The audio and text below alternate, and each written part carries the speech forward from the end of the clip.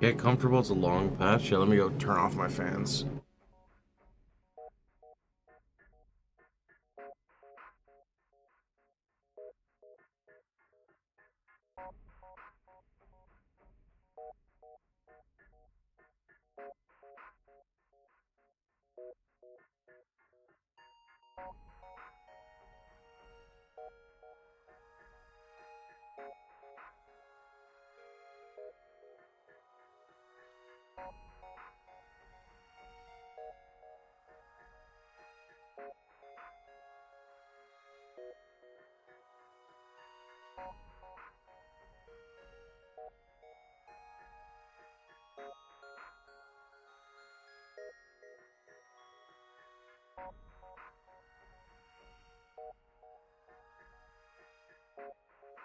Everything's gone. Still saying exile. I mean, I think it's gonna be okay. I think it's gonna be okay. This is what I was talking about, where they probably shouldn't wait 3 months if they're gonna do sweeping changes like this, but I haven't read it yet. I read like 5 minutes of it yesterday when it came out, and I was like, I'll just save this for stream. You're not ready. You think so? I'm gonna play Huntress anyway. Huntress can't be nerfed. It's not even out yet. I expect Pox will try to defend it, and he will slowly lose his sanity over the course of the stream. You are not prepared. I mean, I expect, like, power is reduced by, like, 70%, maybe 80% across the board. Anything that was overpowered is nerfed by, like, 90%. The only thing I'm concerned about is if monster damage was buffed. That's, like, the main issue I have is if monster damage is buffed. Because I think monster damage is already a little difficult to mitigate depending on the build you're playing. Have you looked at the patch notes? Nope, I looked at maybe 5 minutes of it, so not really. Ingenuity got nerfed twice. Good, it should get nerfed thrice. You want my honest opinion? I'm gonna give it to you, and whether people like it or not, it sucks to suck. I think that items that are rare should be very powerful at this stage in the game, and as the game gets more unique and complex, that's when you decide that, oh, well, this unique item is better than this rare item, but, like, you have a choice to make, right? And then later on, when the game becomes, like, way more bloated, you can do whatever you want. But I think at this stage in the game, since it's still in early access, like, rare gear should be powerful. Oftentimes, I think it should be better than a lot of uniques. I don't like it when, like, 85% of builds are uniques in an early access. That's all. 80% for a game that was already slow in the campaign is a bit nuts. I'm talking about normal stuff, not ingenuity. Well, everyone's kind of talking from different points here, so.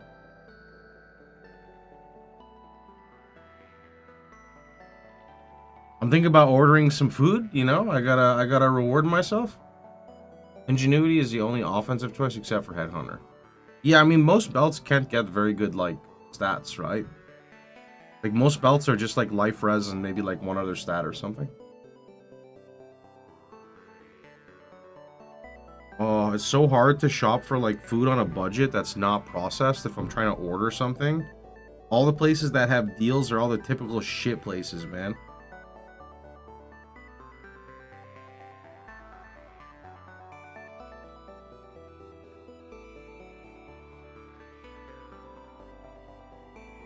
There's no chicken combos? You mean like a grilled chicken or something?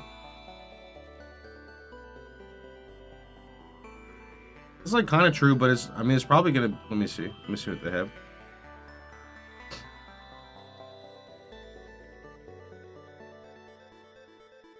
Alright, bro. Jack in the Box's deals are basically classic tiny tacos, so no. Curly fries, which is heart attack in a cup, or sauced and loaded tiny tacos. Sorry, that's heart attack in a cup, so no. No Jack in the Box. Not happening. Not happening, bro. Let's see, what else is there?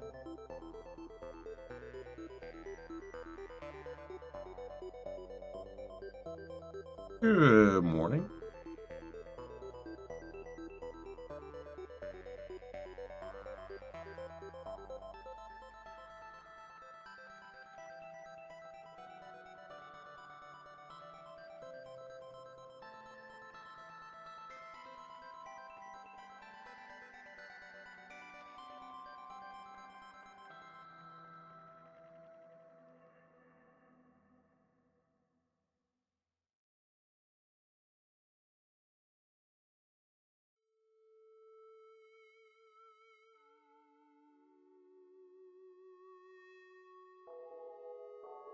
Yeah, it's one of the merc classes.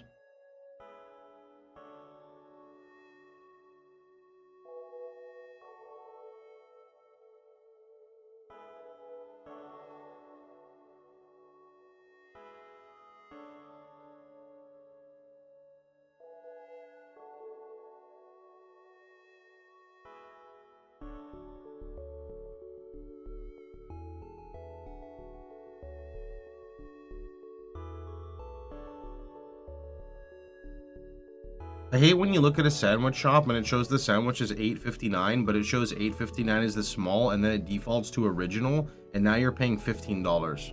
That's fucked.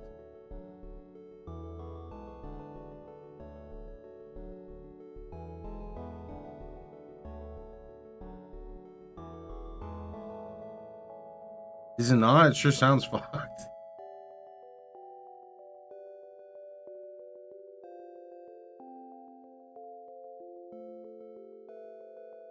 $15 for a sandwich. Yeah. Well, this place is buy one, get one free. So, $15 for two. So that's like more respectable.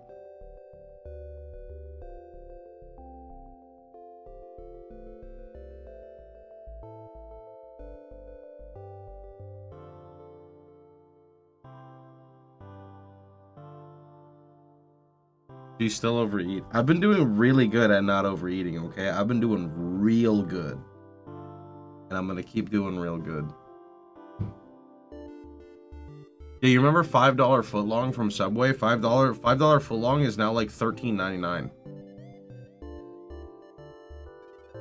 No RF nerf, absolute win. No RF nerf. It's not in the game. It can't be nerfed yet. It's unnerfable at the moment.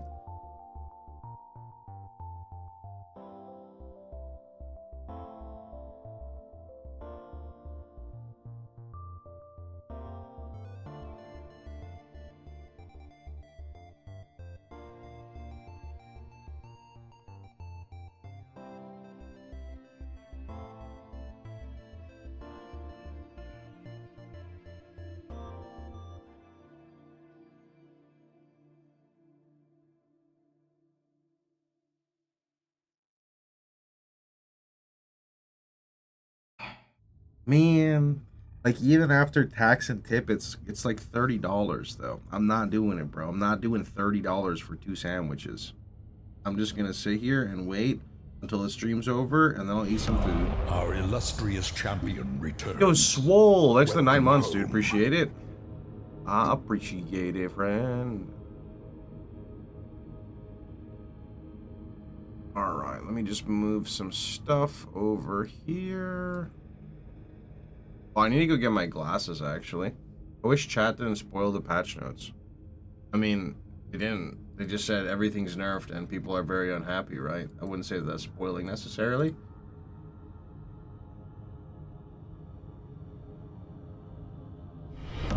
Our illustrious champion returns.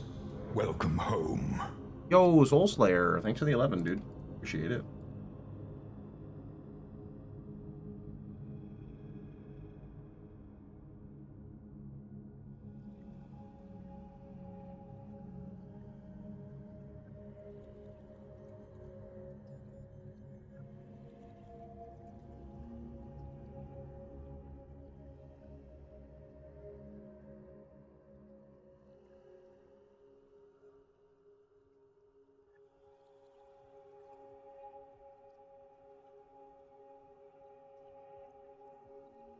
They're not going to give an ETA for POE1 until this, like, patch is established. For sure. No one has any answer to that. They said that, well, a while ago, they said that after this patch releases and is stabilized, then they'll work on POE1 content. Alright, I'm going to go get my glasses. I think we're almost good to go.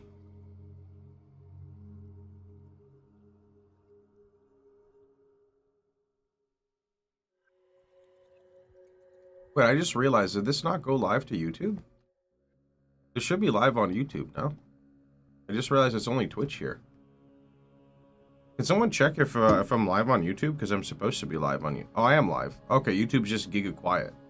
YouTube, what are you guys doing? You're supposed to say hello. Don't you guys know how this works? You're supposed to say hello.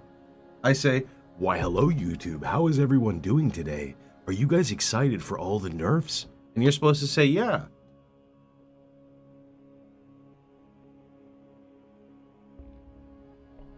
We were typing on YouTube, but you weren't responding. What do you mean I respond to everyone? What do you mean? Nobody typed on YouTube at all. Unless, wait, is my chat not integrated correctly? Is that a thing? Literally, I did twice. Wait! I got an issue. I got an issue with my streamer bot. It said that like I exceeded the expectations on YouTube and they won't work anymore. Wait, that makes no sense. How does that even make fucking sense? Chat is active in YouTube. Okay, I'm gonna close out of my streamer bot and reboot it. Maybe this will fix it. Copium. Hold on.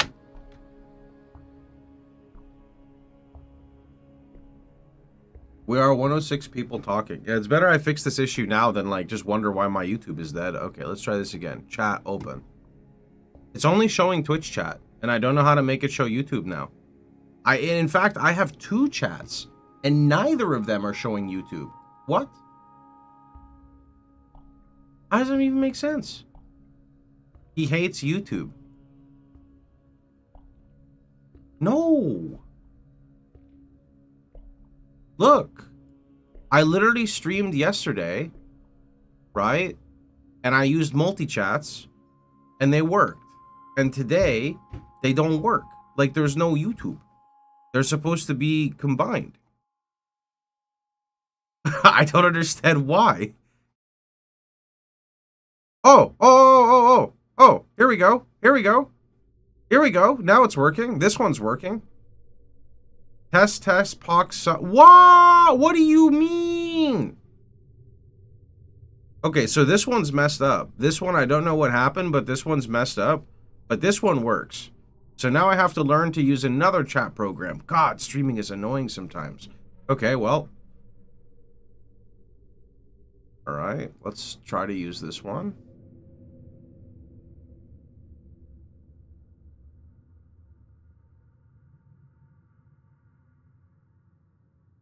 You need a multi-pass. For streamer bot? I need a multi-pass? The heck is this? Nobody cares about YouTube. Wow! You guys want to fight? Right here, chat. Get him. Get him. YouTube chat is taking up my chat space. I think that it's just notifications for Twitch are sent out faster than YouTube. No, I mean, you can literally look. These are just Twitch. This does not, it's not pulling up YouTube. I got an error and it just stopped working. In fact, I'm curious, if I close out of StreamerBot entirely, and then I reboot StreamerBot. Hold on. And then I click the chat button. Will it show YouTube? No. I don't, man, this is so annoying. Bro, YouTube takes from your RAM. Someone's salty, bro. Got some salt, bro. What happened, dude? What happened, dude? They're fighting already. YouTube stole my RAM. How you doing, Lance? Only shows you with Twitch enabled at the top. Shouldn't there be a YouTube tab? No. They're merged together. Like, I literally didn't do... Oh, now it's working! What the fuck? Out of nowhere! It just... Look! It just started working. Oh, wait, no, that's the wrong chat. I'm an idiot. Sorry. False alarm. That's false alarm. That's the wrong chat. Sorry. I was putting the new chat in the spot of the old chat, and I was like, yo, it's working. And then I'm like, oh, wait, it's working. Can't you just use multi-chat? I have multi-chat right now, but I don't like multi-chat because it's not showing me alerts correctly. I can't type to my own chat. I can't ban people. I can't, you know, when someone asks for a song request, I can't post a link. That's like F out of 10. That is not good. So now I have to have 2 chats open so I can just like communicate, and that is scuffed out of 10, but we'll make it work. Okay. Yeah, so we are almost ready. I just wanted to test there. Is StreamerBot showing you logged into YouTube? I had an issue with StreamerBot when I You're came back saying that fucking something exceeded with lazy. YouTube. Kaboom. That's all I saw, but you know, we're kind of too late for that, so.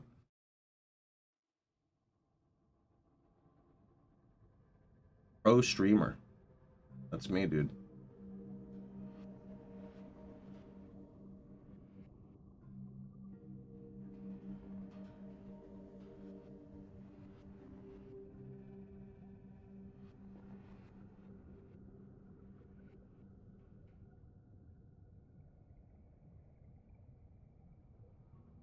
Okay. Yeah, give me 1 minute and I'll be ready.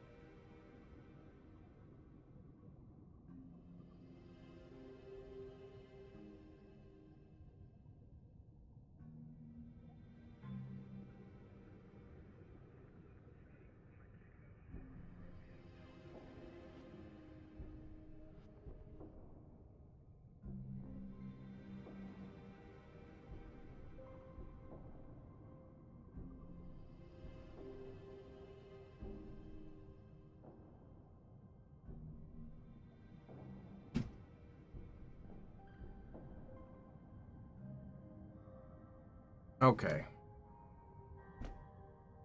I think that we are potentially good to go. Was it YouTube quota has been exceeded? Yeah, that. It was that, I'm pretty sure.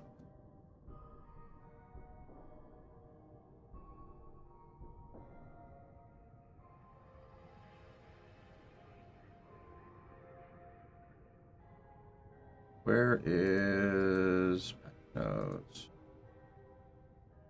POE2 patch notes. It won't refresh until midnight PST. Yeah, why is that a thing? Quite sure you don't have StreamBot connected to YouTube. I'm quite sure I have it connected to YouTube, considering I streamed with it yesterday and responded to YouTube with it, but thank you, friend.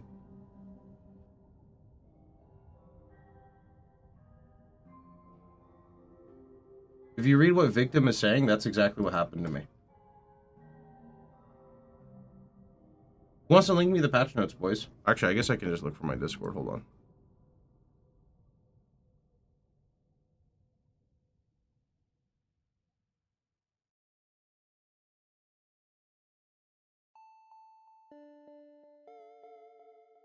There we go.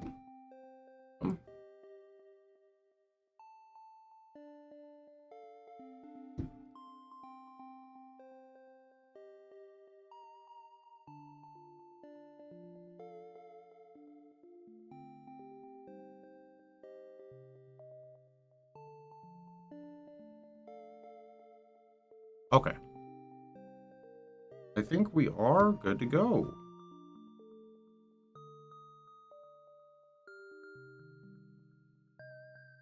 Yeah, I think we're good to go. How you doing, Raj?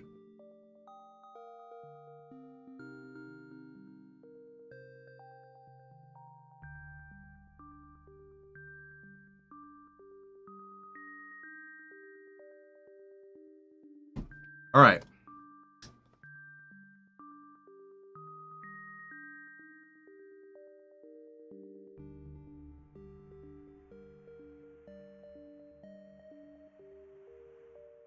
My finger hurts. All right, well, let's get started, shall we? From the beginning. From the beginning. Here we go. Added a new playable class, the Huntress. Added the new Amazon and Ritualist. I mean, we don't really need this. We know this, right? This is like, yeah. Areas of corruption now have a central corrupted nexus that is the source of the affliction in the areas leading to the nexus. Corruption will spill out from slain enemies and amalgamate. I never ever say this word. Amalgamate into powerful monsters. I mean, this is pretty normal though, right? Upon reaching the Nexus, you will begin the task of cleansing the source of corruption. Complete this task and receive crystalline shards that you can use to obtain Alice passive points. I much prefer this than the standard, like, complete 10 maps or complete 15 maps, so that's nice for sure. A boss for each faction has been added. These appear in the Corrupted Nexus. So I'm guessing that's the corruption and the cleanse stuff. Additional corruption monster factions have been introduced. Oh. In POE1, we had, I think, 3 of them, and I only know this because of a note on the tree. There's a note on the tree that said, like certain type drops currency, div card, and then I forgot the other one. Corruption monsters have had their visuals and animation improved and their skills rebalanced. Okay. Corruption areas no longer implicitly have +1 area, but now are much more likely to have modifiers. Like, the rare mobs have modifiers? And the modifiers can be more powerful. Some corruption modifiers have also been added. Cleansing a Nexus will cause surrounding maps to become cleansed, which have their own set of monsters and rewards, including the newly introduced Fracturing Orb. Are you talking about Beyond? Beyond is corruption, right? I think it's the maps have modifiers on them. Okay.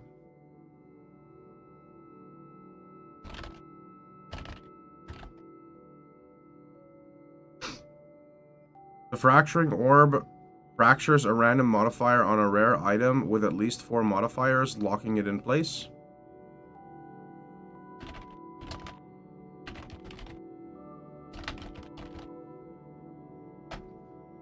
In order to open a corrupted Nexus map, the waystone placed in the map device will need to have at least 4 modifiers.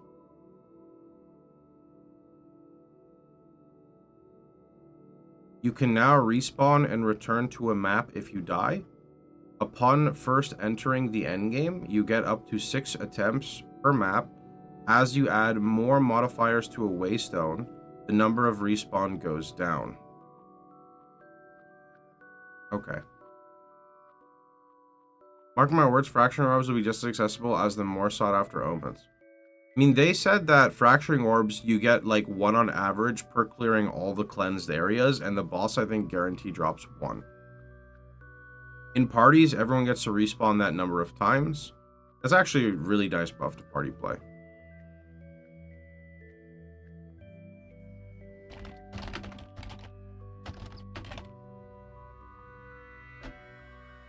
You'll be able to enter and exit maps as much as you'd like, as long as you haven't died. The number of portals is representative to the number of revives. Okay, that makes sense.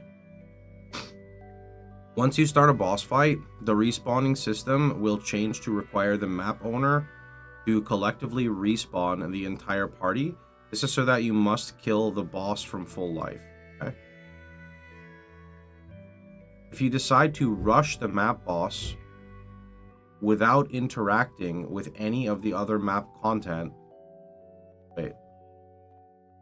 If you decide to rush the map boss without interacting with any of the other map content and then die, you will respawn at the boss checkpoint, and only the map boss will be present. All of the other monsters and content will be removed. This is to prevent cases where players would be able to farm multiple copies of the same rewards by dying on purpose. Wait, I don't understand this.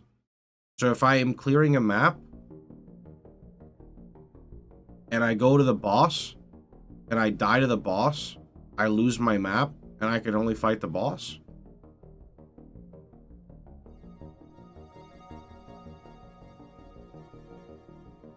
That's terrible.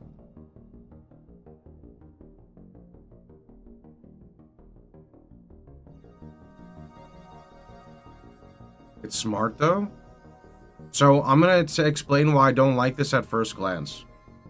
At first glance, my problem is that you already have to like run around the map looking for all the rares. Now I have to delay my boss fight till the very end before you would lose the boss and the map. I guess you know what? You're right. Oh, actually, you're right. No. You're right. Normally, you would just lose everything. Now you just lose the mob. So I guess, yeah, I keep forgetting PoE2 has a different portal system. That's true. That's true. Right? That is true. But I would... You no longer have to kill the rares if there's a boss. Ah, I guess that's also kind of true. Yeah. It's just kind of... It's just weird.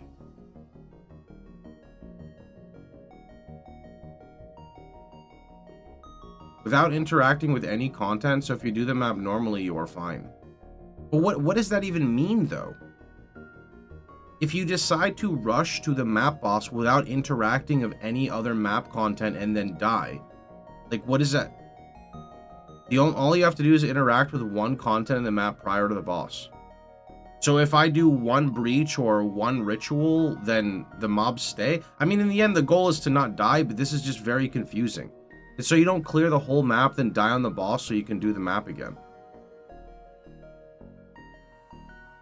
That was never a scenario in my head. Why would all the mobs respawn?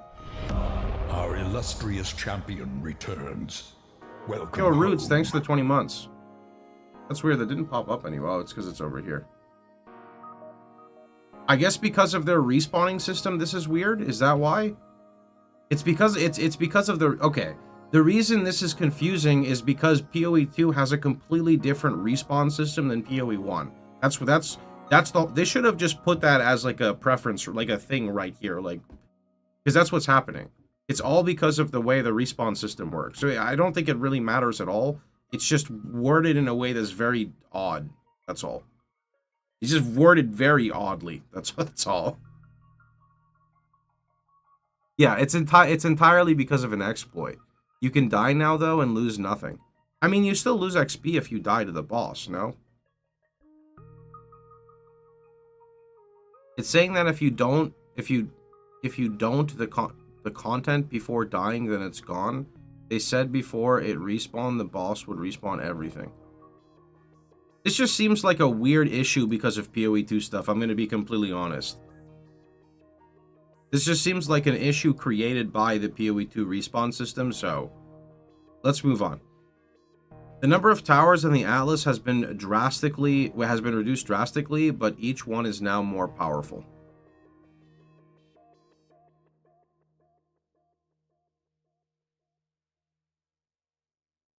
I mean, it's an issue now because you can go back into maps before you couldn't.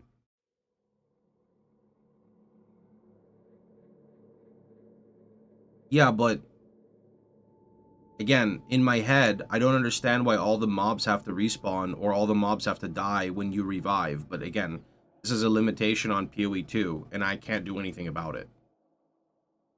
Right? Like, I have no control over that. You're just fundamentally misunderstanding it. They phrased it correctly. I just think that the respawning system in PoE2, if it needs to be worded like this, is confusing as fuck. I don't think I'm wrong for stating that. It's just confusing, man. Let's see. Tablets except Overseer, so Overseer is the boss tablet, inherently adds twice as many mechanics to towers. Using high-tier waystones in towers also increase the number of mechanics applied by tablets. By tier 15, the bonus is double, allowing a single tablet to add 4 times. This is a very good change. Cash, we already talked about that, my dude. Tower maps can now spawn with all extra content mechanics, including bosses. This is nice, too. This is nice. Didn't they say that tower bosses are going to have their own unique bosses as well, or did I misunderstand that? I think they said that.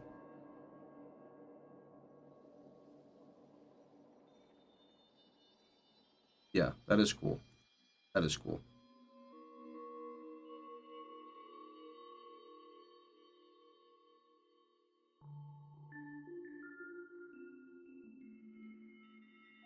The number of maps affected by tablets has been doubled on average and also now scales based on map tier. Killing... Wait, the number of maps affected by tablets... Okay, all scales... Yeah, that's fine, that's fine. Killing a rare monster required for map completion no longer has a chance to grant monster modifiers to the remaining rare monsters. What does that mean? Killing rare monsters required for map completion no longer has a chance to grant monster modifier to the remaining monster. That was a thing? When you kill rare mobs, other mobs would get buffed with modifiers?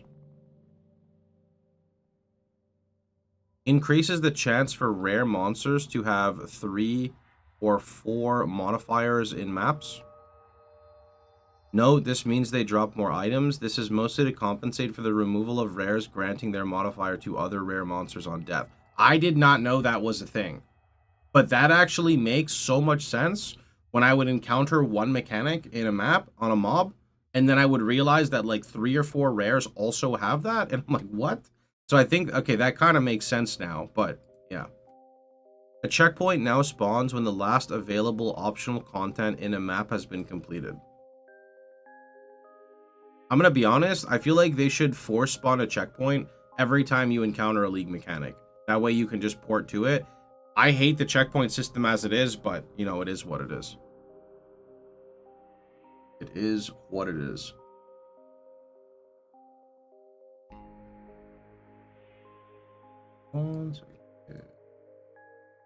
Checkpoints are a band-aid. I think they're okay in the campaign, but I do not like the checkpoint system in maps at all. I just feel like it's really scuffed. Extra content such as Breach, Delirium, Expedition, and Ritual now start spawning further away from the Ziggurat Refuge. I don't think that matters at all. How waystones are obtained in maps have been redesigned. Our intention is to make both sustaining waystone drops much more reliable and less dependent on random elements. They talked about this on the live stream. How like killing the last rare or killing a boss is not going to guarantee. I think it guarantees at low level, but yeah, they're making maps more deterministic and less random. Waystones can no longer drop at lower tier than the map you're in. This is really cool. People asked for this in POE1 a lot. Now we finally have it in POE2. Waystones dropped by final map bosses will now always be 1 tier higher than the map you're in. That's also really cool. Final map boss and the final naturally occurring rare monsters have a 100% chance to drop a waystone. This chance scales down as you get into higher tier maps, but will still be guaranteed with appropriate investment into waystone suffix, right? And through Atlas passive tree. Natural waystone drops have been reduced to compensate. This is good though, because this means when you're in very low tier maps, you're guaranteed to go up in tier as long as you're actually clearing. And I think that's just a good thing.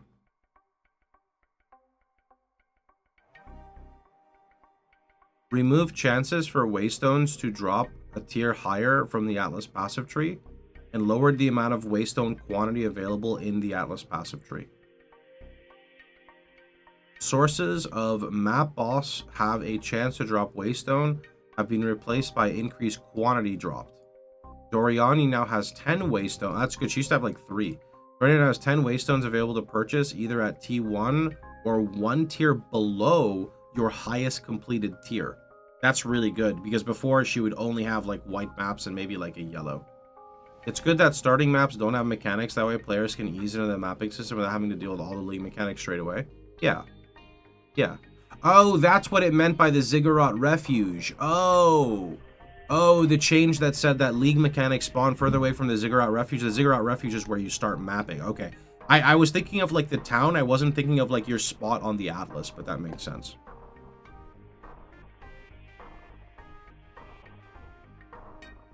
Overseer tablets now cause 2 to 4 maps in range to contain bosses, previously 3 to 7. Ooh, but that's fine. It's fine. I mean, the fact that like all the other tablets get buffed, it's okay if I think one of them gets nerfed. I think that's fine. But doubled. It's also true, actually. You're not wrong. Because, yeah, running it at T16 content is doubled and it can go even higher. I don't understand why they said Overseer can't get scaled. It doesn't say that here. So I don't know. It said it doesn't affect Overseer above.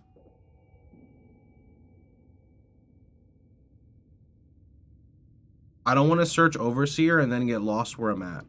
Tablets accept Overseer. You're right. Boo! It's still okay. I mean, I don't mind because, like, you're still going to have a bunch of stuff to do, so I am okay. I mean, we'll see how it actually ends up being. It didn't say it can't get scaled. I mean, it literally just said it right there. Tablets except Overseer inherently add twice as many mechanics to towers. Oh. Oh. Using a higher tier, is it all of this doesn't work for the Overseer? Well, it doesn't really matter. I'll find out in 5 minutes of playing the game, so I guess not 5 minutes when I'm at D16. The waystone chance granted by waystone suffix modifier has been reduced as a result of the new chances to drop waystones. Unidentified waystones now provide 30% increased waystone drop chance instead of 30% quality or quantity. Damn.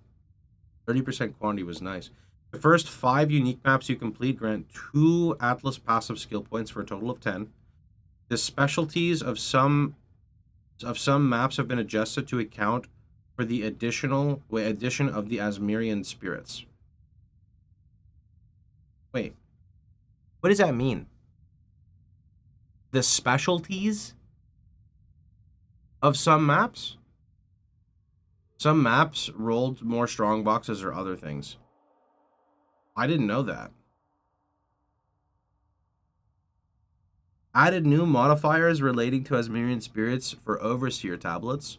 Added new modifiers relating to Asmerian spirits and Rogue Exile for Precursor tablets. The Untainted Paradise now has 200 to 400, previously 150 to 300. Good. A new crafting mechanic called Recombination has been added to Expedition, which allows you to select mods on 2 items, hoping to get the best elements of each on a single item. As you select more mods, when it says select, does that just mean put an item in with more mods? It says select 2 mods on 2 items. As you select more mods, the chance of success, you select mods you want. What the fuck? Wait, that's sick. Well, that's amazing. It's amazing. The chance of success decreases if you are not... Wait. The chance of success decreases if you are not successful, the item will be destroyed. This will be unlocked as you complete your first expedition. And requires artifacts. Okay, so full expedition meta. Full expedition meta. Like 100% full expedition meta. If you're not expedition, you're doing it wrong, sadly.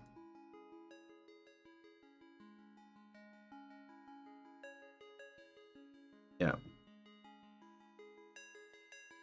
You can still fuck you if you don't get the mod, you get reduced attribute. No, because either it works or it kabooms, no? Either it works or it kabooms. I don't think there's really any mid-ground. If you are not successful, the items will be destroyed. The tablet modifier that causes ritual favors in your maps have increased chance to be omens now has higher values. The Overseer tablet that causes map bosses to have bonus chance to drop a waystone now has values of 5 to 8. Precursor tablets that granted additional base for random extra content now instead grant increased chance. The tablet that provides increased rarity of items found in your maps now has values of 10 to 15, previously 20. Okay.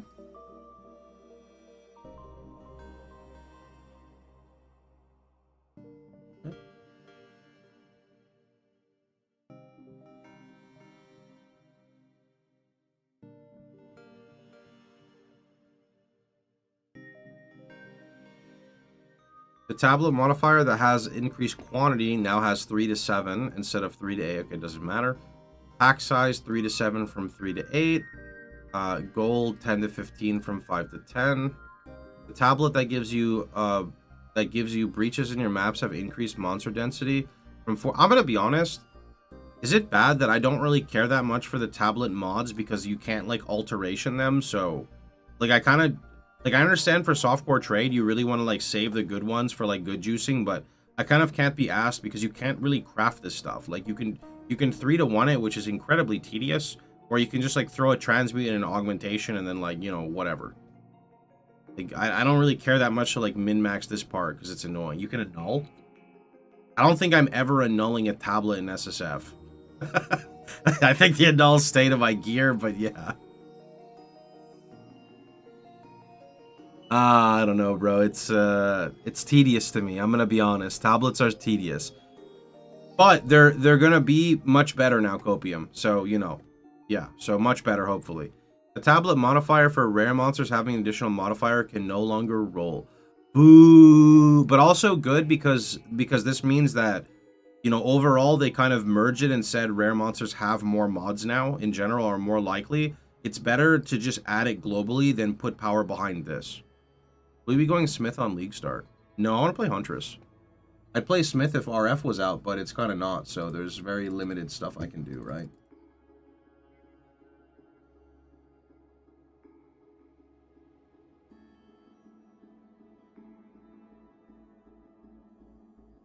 Okay. The modifiers in Simulacrum, I've never even ran Simulacrum. The modifiers in Simulacrum for rare monsters having an additional modifier no longer appears. All monsters that are affected by difficulty and Simulacrum can now drop all of their specific uniques at any difficulty.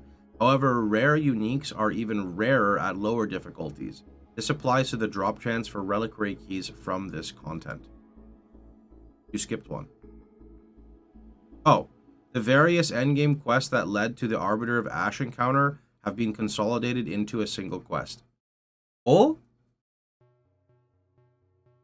Wait, like the one that told you to go to the 3 different places?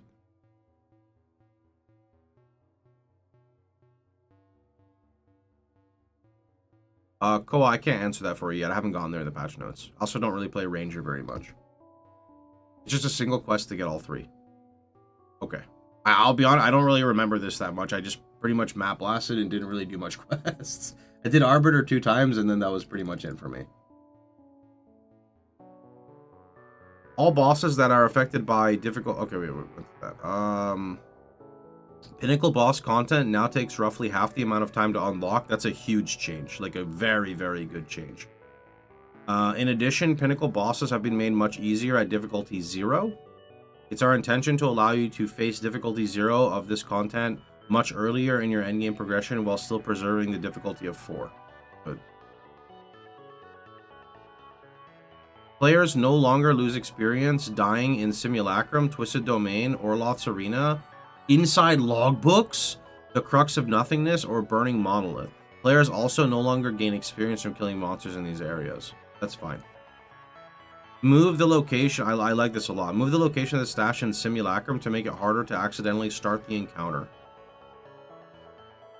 Reduce the power of notables on League-specific Atlas trees for acquiring logbooks, Breach Splinters, Simulacrum Splinters, and an audience with the King.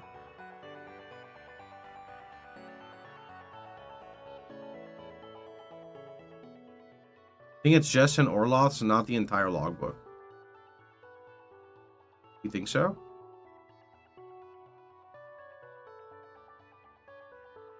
Delirium encounters and maps now reward 1 Simulacrum Splinter for each time a reward is filled. Wait. That's big. It says Orloth's Arena inside logbooks. Got it. Simulacrum Splinters can now be obtained through Delirium encounters in all map tiers, with the amount scaling up per map tier. Good. The base number of monsters spawned in Delirium encounters has been reduced. The number that emerge by touching Fracturing Mirrors has been greatly increased. Do Fracturing Mirrors still push you back? Audience was already hard to get. Yeah, they said it's 2 times as easy to farm though, so I'm curious how we're actually gonna like get buffed by this. No. Okay, that seems fine. That was fixed when they made them non-invulnerable. Okay, cool. Reduce the intensity of the fog. Yes! The number of monsters spawned from Breach has been reduced. No! But I mean, we knew that was gonna happen. A higher percentage of the total number of breach monsters spawned are now spawned earlier. Reduce the number of small breach chests found. Breach splinters can now be obtained from breaches in all map tiers with the amount scaling up. Breach and Delirium encounters are now considered complete when you open the Clasped Hand or Delirium Mirror. Strong boxes now spawn more packs of monsters. Omens now always appear in ritual rewards and map areas. There's a small chance for an additional omen. This is a very big change because not only did they increase omen drop rate by 2.5 to 2.5 times, they also guarantee an omen in every single ritual, which is pretty cool. Even though it's probably going to be a shit omen most of the time, it still like is a guaranteed omen. The vendors in the Ziggurat Refuge and those in your hideout now correctly have 65 items rather than having 60 and the other 70. Is it in the ritual and in the reroll? I don't know if it's in the reroll, maybe.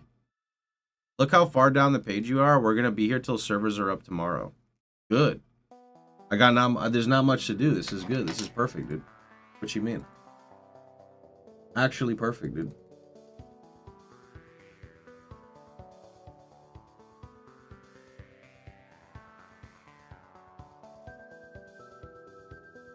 Alright. If you exit the game while in an endgame map area, logging back into the same character will now place you back inside the map instance if it exists. Kind of cool. Added support for Asmirian spirits and rogue exiles on the Atlas tree. Added more notable passives and reworked some existing ones to make the available content choices or available choices more interesting. I had 98, I have nothing else to do. 98's pretty high. I think I only went 96 in SSF. The Deadly Evolution Atlas Keystone has been replaced by a new keystone called Ecological Shift, which causes your maps to have 40% more chance to contain random extra content and 20% less number of monster packs.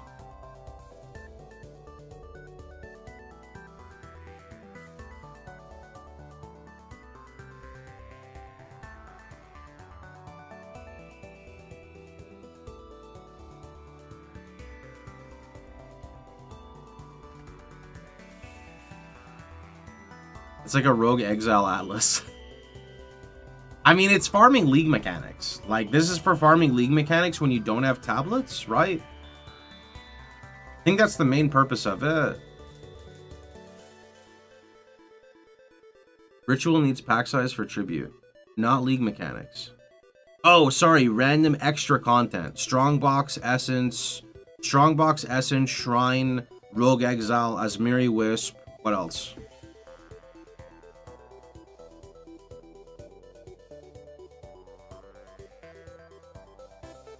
No, Victim, that's what we look at after this, actually. Can now obtain 40 Atlas passives, previously 30. Crumbling Walls Atlas notable passive now has chance for additional breach, previously 15, so nerfed. 3% chance for previously... Okay, so that just got nerfed. The Extreme Archaeology passive no longer causes monsters to spawn with 20% of their life missing. The Frantic Invasion Atlas passive now has 50% increased quantity of breach splinters dropped by breach, previously 75. The Grasping Hands Atlas notable has 30% more clasped hands, previously 50, and clasped hands have 20% chance to be guarded by a pack of monsters, previously 25. The Interdimensional Assault Atlas passive notable now has breaches in your maps have 10% monster density, previously 15. The Ominous Portents Atlas node now causes Ritual to have increased chance of omens, previously 50. Is it going to be a big nerf to loot? Yeah, well, because they're nerfing every single league mechanic notable that spawns more mobs in Breach, while also nerfing Breach, which is, to be fair, Breach was cracked. Like, Breach was cracked. So, we'll see what happens. The Rising Pyre Atlas notable passive now has breaches have increased monster density, previously 40.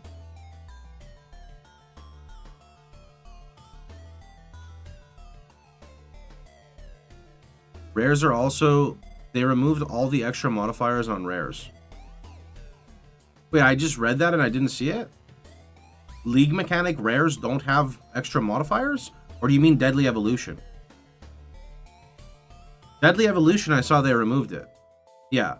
Deadly Evolution they removed, but the first line that they said about and yeah, in the tableau one, but the first line they said about mapping is that mobs, aka rare mobs, have more modifiers on average. So we'll see what happens. In order to work around a common crash that was occurring on NVIDIA hardware with recent drivers, the game can now recover from device removed events when this occurred. Reforging benches in towns have been repositioned for more optimal locations. The stash and guild stashes have been slightly spaced apart to reduce misclicking. Strongboxes can appear in Act 1. Added a stash to the treasure room in Trials of Chaos. Many fire skills now visually burn grass. Improve the performance of summoning and reviving minions. Further improved safety checks preventing using movement skills to skip elevators and trial encounter. Oh.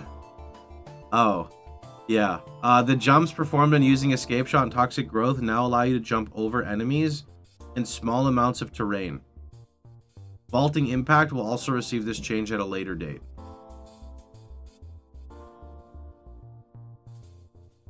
The decay debuff from decaying hex support now uses a more appropriate visual effect and displays below the enemy's life bar.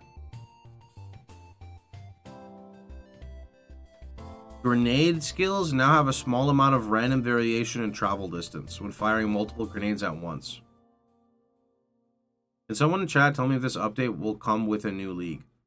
It's not coming with a new league, it's coming with a new reset, so if people want to start fresh, they can play that. This is essentially your league if you're reading this info. Firebolt now uses the same animation as freezing shards instead of generic projectile spell animations. Updated 3D art. Player changes. Our illustrious champion returns. Yo, Spider. Welcome Thanks so much for the home. 35 months. Okay, here we go. Characters are now required to be at least level 25 to enter cruel difficulty areas and 50 to enter endgame areas. The player's base attack speed while unarmed is now 1.4, previously 1.2. Yo, Sandy, thanks so much for the prime. Killing Palm, Shattering Palm, Staggering Palm, and Hand of Chayula now have 25% less attack speed to compensate for this change. Okay. Freeze now builds up 48% slower on enemies. Okay. Player base ailment threshold is now half of maximum life. Ooh.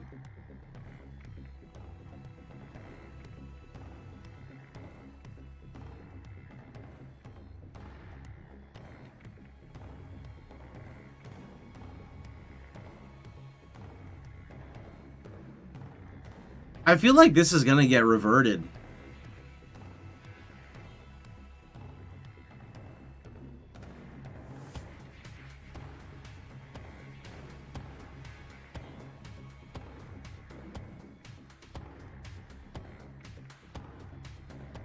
I mean, what this is telling me is they're trying to make people roll additional charms.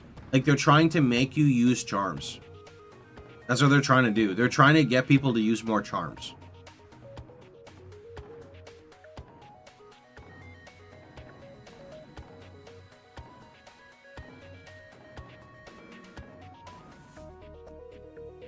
To be fair, charms were useless. I don't think charms were useless. I think that when you one-shot everything in 3 screens, charms are not as important. But when you have more friction, charms are more important. When you have more friction and you can get fucked easier, it's gonna be a bad time. That's all I'm gonna say. Because here's the thing. You know the Prowler ghost? You know you'd run a tower and there'd be like that invis ghost that goes behind you. He like smacks you and you're frozen every single time.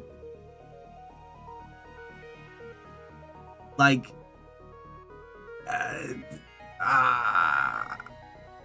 you know what I think would be a great change to this? I think that if belts just got like charm slots naturally as you went higher tier on belts, this would be fine. Because then you could choose like what charms you want to run. But like realistically, you get 1 charm unless you're going out of your way to get more. So you decide, do I want to get stun locked to death or do I want to get frozen to death? At least if you had 2 charms, you could have an anti-freeze and an anti-stun, and then then you could greed for your 3rd charm, but I don't know. We'll see. We'll see what happens. Only time will tell, to be fair. Only time will tell. Presence base radius is now 4, previously 6. Okay. Monster modifiers stolen from rare monsters such as Behead have had the effect they provided players adjusted to be more appropriate. The cruel versions of Candlemass Essence now provides 5% life, previously 8. Wow! Why would you do that? Life is already fucked! What do you mean? Why? Life already has problems unless you're playing like one of the tankier classes. It's not fair, dude. Other people want to stack life too. It's not like it affects anything. It's more of the concept that they want to keep bullying life builds. Like if it doesn't affect anything, why not just give us more life? Why take it away? Right? Why go from 8% to 5 when we go from 8% to 11? Who cares, right, Shiver? I'm just saying that life felt really bad. Like, it really did. I mean, I have a bit of a warped perspective because when I played life, it was in the worst state it could be. And then I played ES after they started nerfing the chaos damage stuff, so. The Worn Sandals Trial of Sekima now grants 30% less movement speed, previously 25. Wow! Blocking a hit by raising your shield or parrying now gives you a chance to avoid accumulating heavy stun buildup, equal to the chance you would have otherwise had to evade a hit. Yeah, this I know. This is good. Talked about this on Huntress. Unified stun mechanics and terminology between player and monsters. Okay. The stagger that players suffer when blocking too much damage with their shield raised is now a heavy stun. Players are still able to heavy stun unless a mechanic specifically states otherwise. Players can no longer be light stunned while their shield is raised. Oh? How you doing, JDon? This is kind of sick. Modifiers to curse effect have been changed to instead apply to curse magnitude. This means that they are additive with any other modifiers to affect the debuff. Wait, to the effect of the debuff. Okay, yeah. Player created objects such as ice crystals no longer have a monster power value. Ice crystals can no longer apply on kill effects such as Herald of Ash and Trample Toe. Ah, okay. Player, I'm gonna be honest, I don't like the whole interacting with terrain that you create to do damage. I don't know, man. Like, I'm cool with comboing, but that doesn't feel like the way to combo. Players have 50% more light stun threshold per time stunned. Oh, so if you get stunned, you get like a little bit of a grace period where you're like, they don't want you to get chain stunned, they just want you to get stunned. That's better though.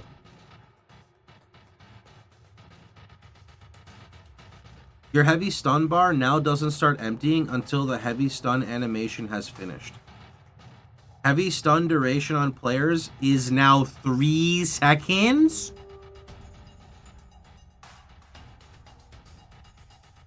What does heavy stun mean? Is heavy stun only when you're blocking? Like, heavy stun is only when you're blocking? Right? Heavy stun is only when blocking or... Right, blocking, parrying, or Roa. Okay, got it. I was gonna say, like, you're telling me some Giga Chad Fizz Mob punches me in the face and I'm disabled for 3 seconds? Like, that would be so bad. Okay. No, I don't think bosses heavy stun you, but I absolutely could be wrong. Damn. That's kind of fucked.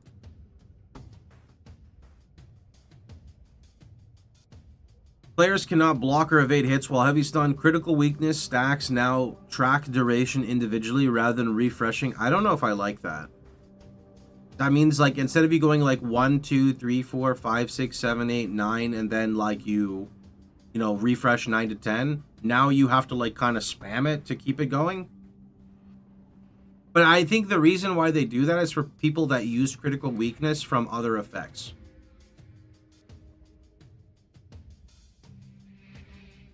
Pinned targets can no longer evade.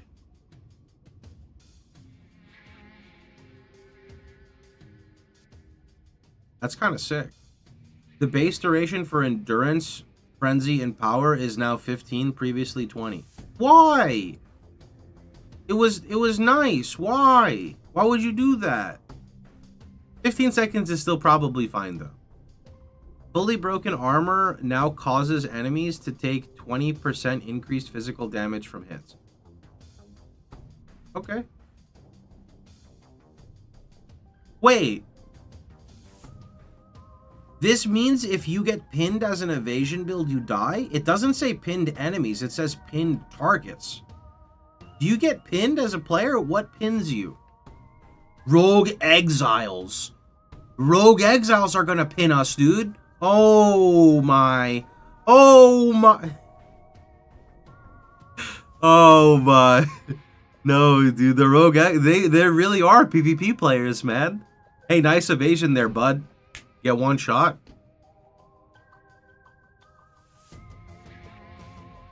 Revivable minions now spawn with their skills on cooldown.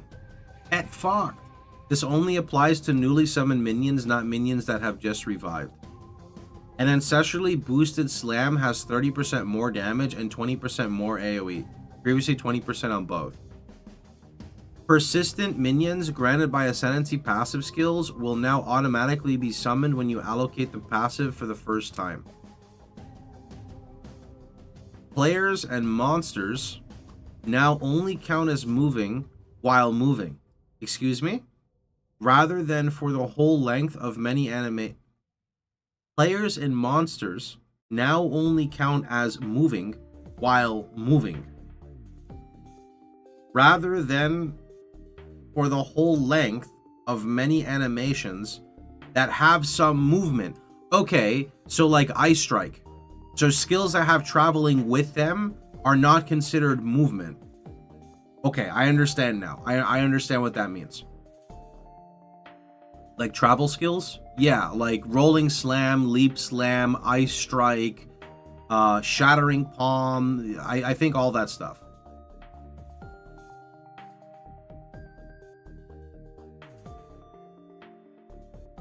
Setting a stat to a specific value, such as Chaos Inoculation, setting your life to 1, or Blood Magic setting your mana to 0, now occurs before conversion is applied. Oh. Oh. Wait. Setting a stat to a specific value, such as Chaos Inoculation setting your life to 1, or Blood Magic, setting your mana to 0, now occur before conversion. So this means life gained is ES. They're specifically talking about life gain as ES, or not life gain as, or like ES converted, sorry, life converted to ES. Yeah, so sets your life, okay. So Ghost Ride CI builds are gone. Okay. Okay, we're on Ascendancy. There you go. Need a juicy POB for the Smithworks? That'll be a future character. We're starting with Huntress. The surprising strength Ascendancy notable now provides 50% more damage against heavy stunned enemies, previously 40. That's Titan. Good. The Earthbreaker Ascendancy node passive provides 25% chance for slams yourself to cause aftershocks, previously 20. Okay. That's still, I mean, that's good. Warbringer. The Warbringer, I actually played this class. The Warbringer Bellow Ascendancy passive now causes war cries to explode corpses, dealing 25% of their life as physical damage. Instead of providing corpses in your presence explode when you war cry, dealing 25% of their life as physical. This allows war cry area to scale corpse explosion? What? They would buff corpse explosion?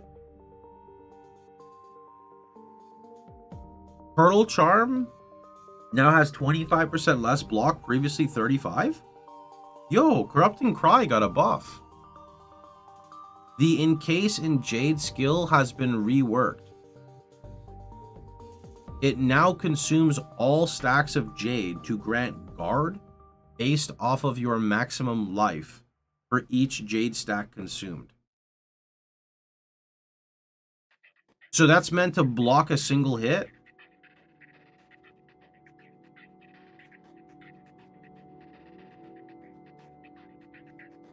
Yeah, guards extra life. Yeah, okay. Interesting.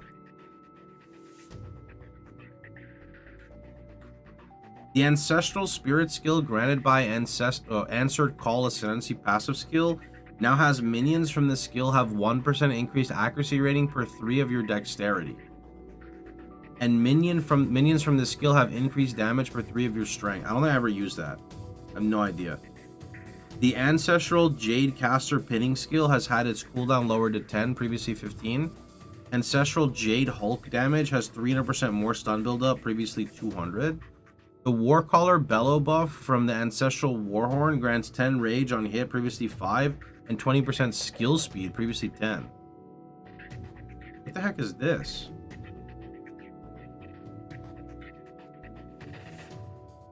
You just made you a statue before? Yeah, you also weren't immune to damage in the statue. They lied about that. You have like a bubble based off of something. When you summon a totem, it summons a minion. Okay. The Puashel Aura from the Ancestral Spirit Turtle now grants 80% increased allied defense and 40% increased block.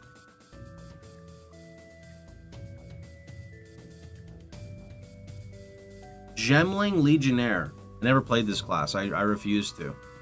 The Enhanced Effectiveness Ascendancy now grants 20% less attributes. Is this the one that made like double the benefit of attributes? Good, fuck that node. The Integrated Efficiency passive has swapped positions with Gem Studded.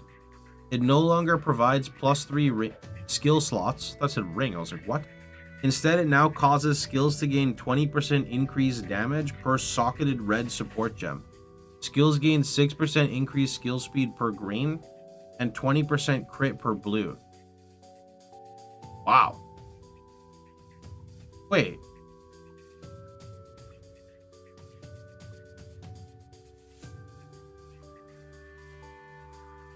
That's like okay.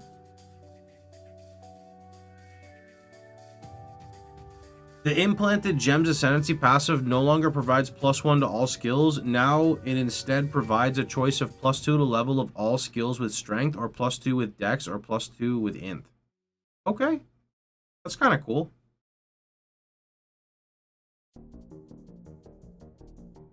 Witch Hunter. The No Mercy Ascendancy passive now causes you to deal 40% more damage to enemies based on their missing concentration, previously 30. The Obsessive Ritual Ascendancy point, or passive, now provides 35% less armor and evasion rating, previously 50. The Sorcery Ward Barrier Recharge Delay has been reduced to 2 levels, or reduced by 2. This is actually really good. This is good, because I wanted to play this so bad, and this just hurt. Like, instead of me doing this, I could have just went ES Evasion and would have had a permanent bubble. So I really like this. I think this is a good change.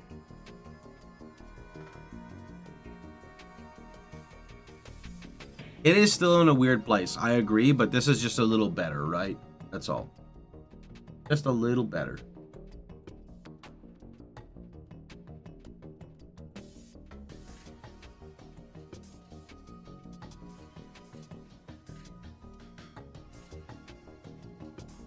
Deadeye. The Thrilling Chase Ascendancy passive skill now provides when you consume a frenzy charge, you count as having consumed twice as many, previously 50%. Okay. I see Blood Mage, I'm not reading it yet, but I feel like I'm already triggered just by looking at it. Is that bad?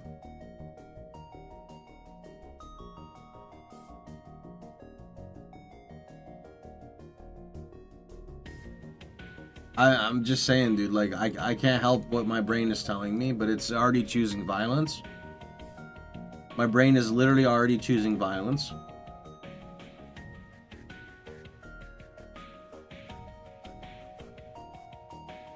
Here.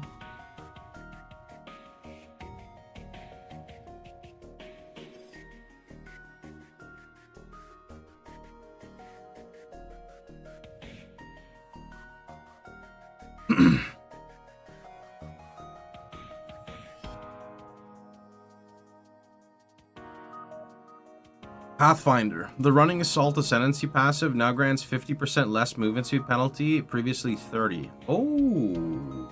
The location of this has been swapped with relentless pursuit. I don't know where that is. I haven't played Pathfinder. The connected chemistry ascendancy passive has been removed. Enduring elixir no longer has a prerequisite.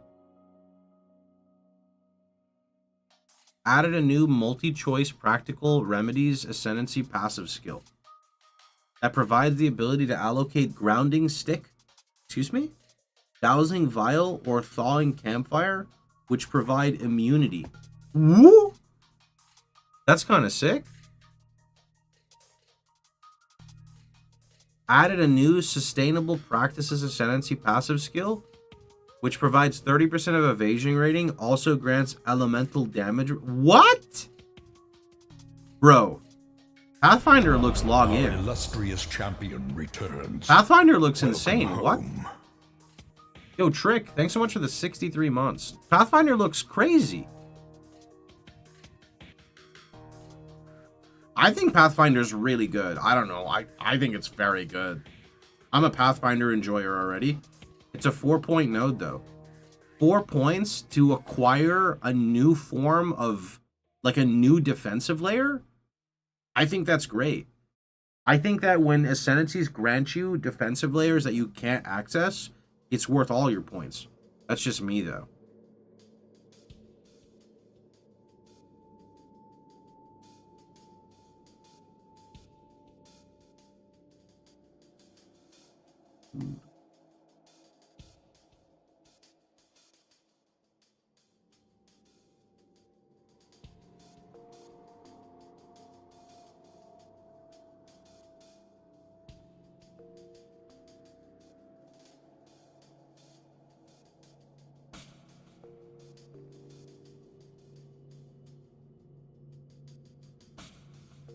I mean, I think any form of LE damage reduction is really good.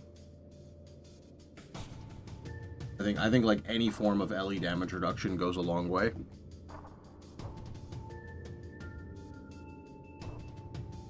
The Embrace, I didn't play Acolyte of Chalupa.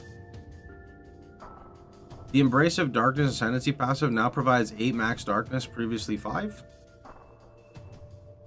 The Ravenous Doubts Ascendancy passive skill no longer provides Monoleech's instant. Instead, now provides Monoleech recovers based on damage, other damage types as well as physical. Oh, that's nice. No? Honor lost during Trial of Sekima is now taken before darkness.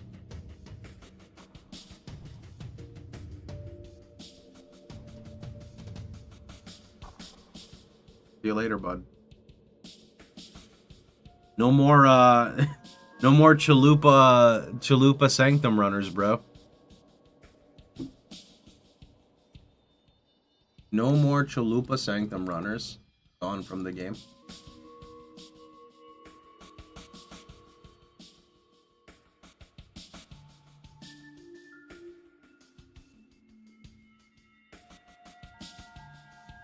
Invoker. The and Protect Me from Harm Ascendancy now provides 50% less evasion rating, previously 40. I still think this is pretty good. To dodge like AoE attacks, or not dodge, to mitigate AoE attacks while you're mapping. And Lead Me Through Grace now provides 1 spirit for every 8, previously 6. And 1 spirit for every 20, previously 15. The Elemental Expression skill granted by the and Scatter Them now deals 40% more damage at all gem levels. Well, that's cool. That's the caster version, basically. Blood Mage. Alright, I have high hopes for Blood Mage changes. The Blood Barb's Ascendancy passive skill no longer provides 10% of damage gained as extra physical. It now causes bleeding you inflict on and cursed targets to be aggravated. Okay, so now I have to press another button just to play Blood Mage? I mean, it's kind of cool, though. It's actually, I'll be honest, being able to aggravate bleeds on the opposite side of the tree is actually cool. I'm going to be honest, that's cool. Added a new Between the Cracks Ascendancy passive that causes critical hits to ignore monster armor. Requires Sanguimancy. What do you mean requires Sanguimancy? Everything requires Sanguimancy. To play a Blood Mage, you have to take Sanguimancy. You want my honest opinion? Of all the things I've read in the patch notes, this is the worst. This shows me that nobody in the... I'm sorry. I'm not trying to be like a rage bait streamer or like fucking crybaby, but this tells me that nobody actually played Blood Mage in the campaign. Like, I don't believe they did. I just don't believe it. Like, I just genuinely don't believe it. I think that they just, like, used an AI, printed themselves items, and said, okay, this seems good at endgame. Which is fine, but...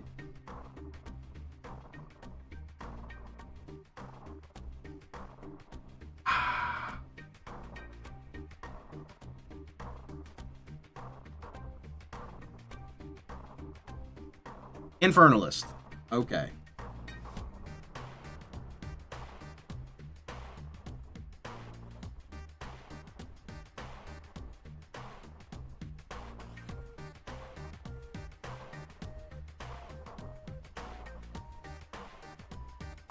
We're not even at the bad stuff? I mean, that's a bad thing for me, because I played Blood Mage. So to me, it's a bad thing. But that's just me, you know?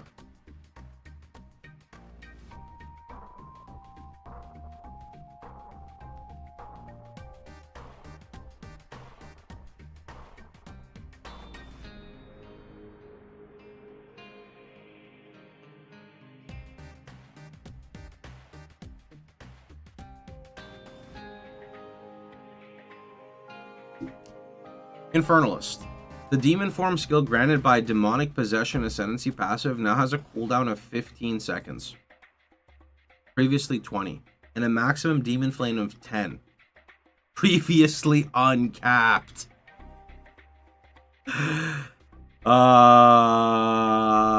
Get fucked. You now lose a flat amount of life per second, so that, okay, scaling with level rather than a percentage of your maximum life. The dodge roll while in demon form has had its distance reduced.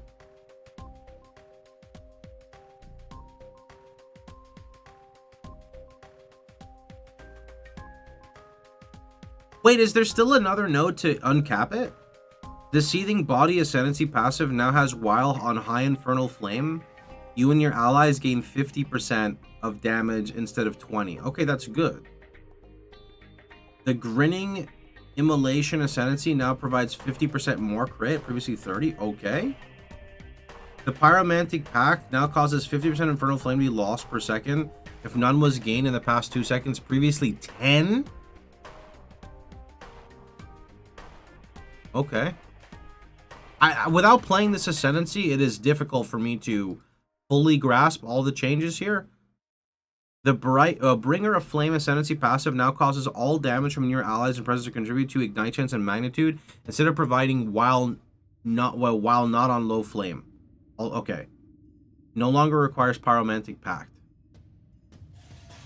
The Loyal Hellhound Ascendancy no longer causes 20% of damage taken from hits to be taken from Hellhound's life. Well, the Master Darkness Ascendancy passive skill now grants Demon Flame has no maximum. Okay, so they still have it. So it just makes it easier to get started, though. That's good now. The Small Mana Ascendancy passive now provides 3% increased mana, previously 4. After allocating Pyromantic Pact Ascendancy passive, you will now have at least one maximum Infernal Flame, even with 100% reduced maximum mana. Using Blink while in demon form now plays an appropriate animation.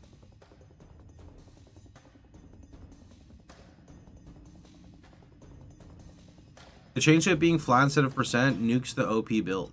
Good. I think that it's dumb.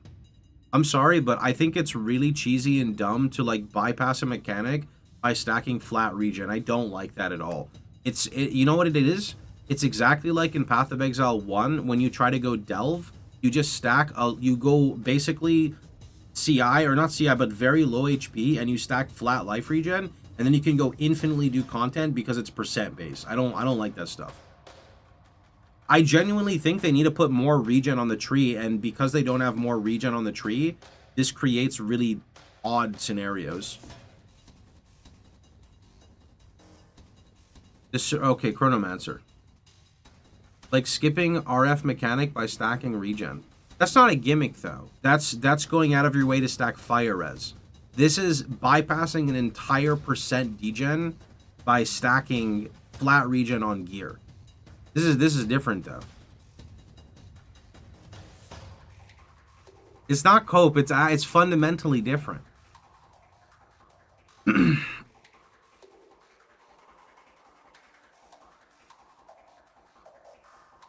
There's no cope, dude. It's different, bro.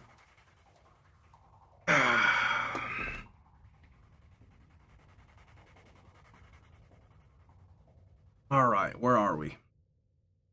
The circular heartbeat ascendancy passive has been removed. Rapid river no longer has a prerequisite. The quicksand hourglass ascendancy passive now grants every 10 seconds gain 50% more cast speed for 5 seconds. Previously, every 12 gained 50% more for 4. Okay. Added a new Flood of Echoes ascendancy passive skill that grants the Unleash skill.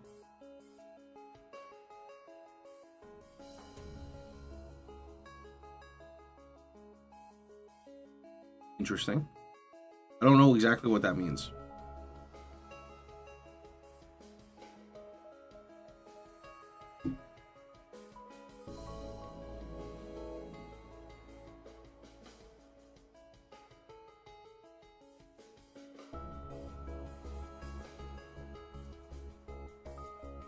Unleash support already exists. Yeah, but like, what does it mean? Without playing the class, it's confusing. I guess it's new anyway.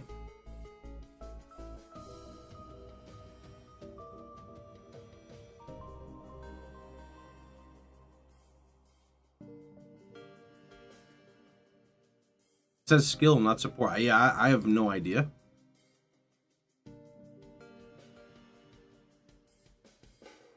The Force of Will Ascendancy passive now provides 1% Arcane Surge effect for 25, previously 15. Good. Fuck mana. Even though I love mana builds, it was too strong. And the reason it was too strong, I'll be honest, if they just made life better, I wouldn't complain as much about mana. But I hated that Mind Over Matter builds can get crazy sustain, and life builds could not. It bothered me. It bothered me so much. The Scouring Winds Ascendancy passive now causes exposure to lower the affected res by an additional 12, previously 20. The Strike Twice Ascendancy no longer provides less shock duration, instead now provides 25% less magnitude. Ah, okay. The Small Mana Ascendancy no longer provides 4% increased mana, now provides 12% mana regen.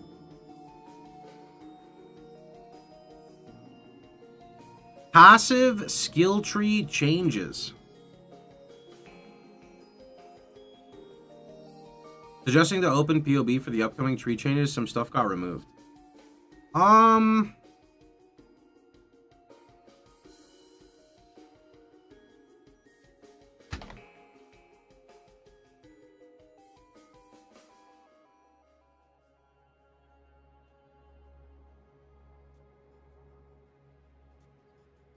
With the addition of the Huntress and other new game mechanics... Who's playing Huntress? Put your hand up. With the addition of Huntress and other new game mechanics, we've added passive support for these throughout the passive tree. There are many new clusters, mostly in the Huntress Ranger area of the tree. Good.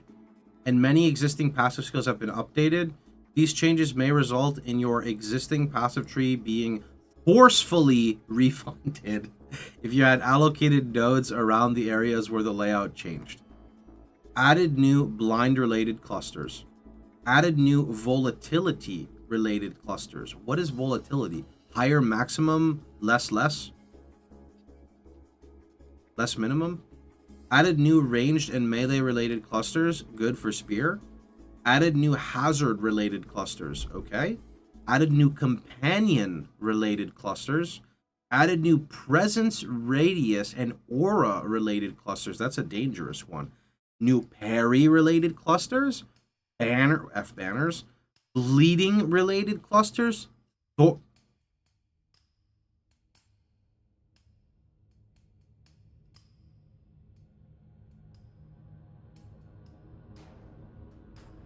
Thorns related clusters? Caltrops. Caltrops have thorns. Yeah, caltrops.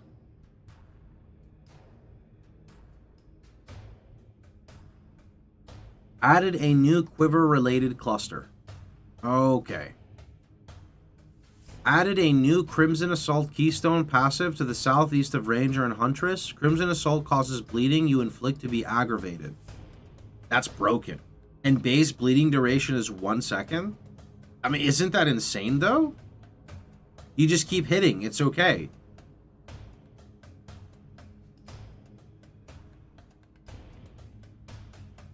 Added a new Trusted Kinship Keystone passive to the southeast of Ranger.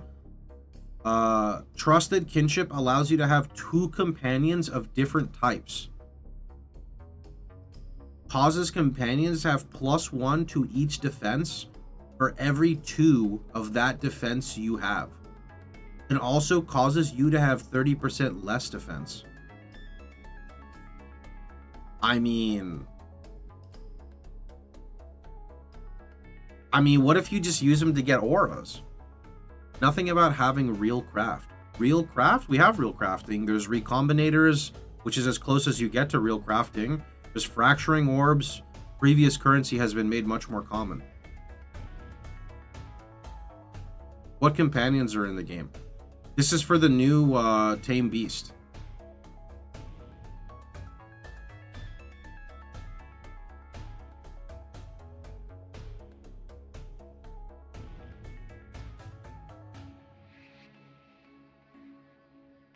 Yeah, I think this is primarily for Tame Beast.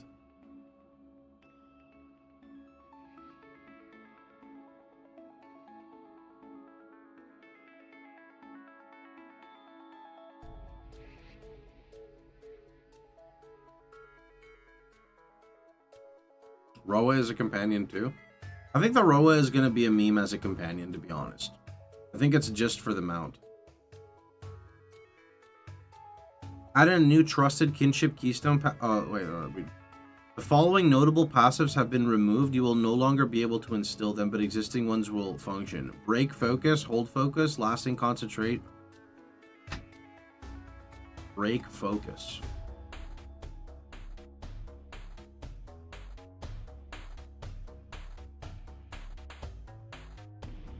Hold Focus.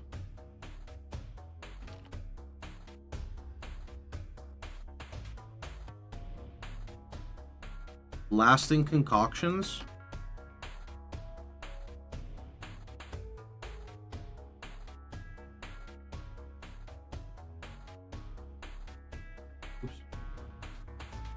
Oops. No Escape, Pin Down, Potent Concoction. That's potent.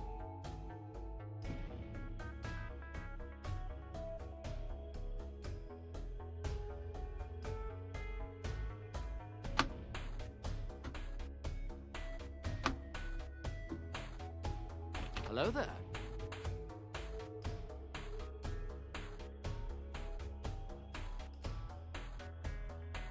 Hello there.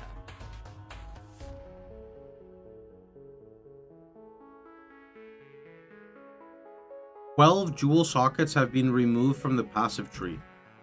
Hello there. Hello there.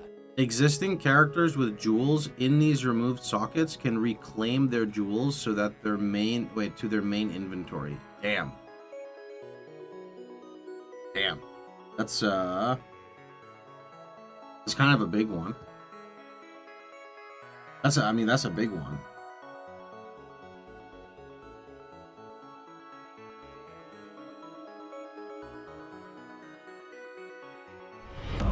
Our illustrious champion returns. Welcome home. Yo, Milky, thanks so much for the 5 months. Appreciate it.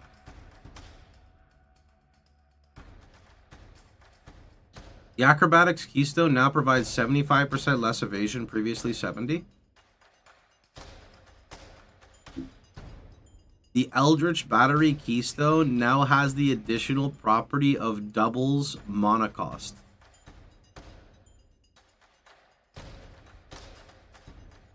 Good thing I never play Eldritch Battery. Holy, that's rough.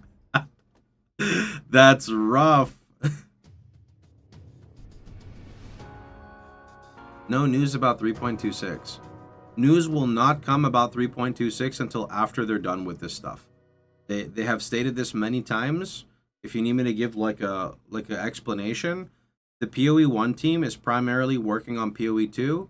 They stated after 0.2 goes out, which is this patch here, they will still hold the team for X amount of weeks until most of that shit is completed, like the game-breaking bugs.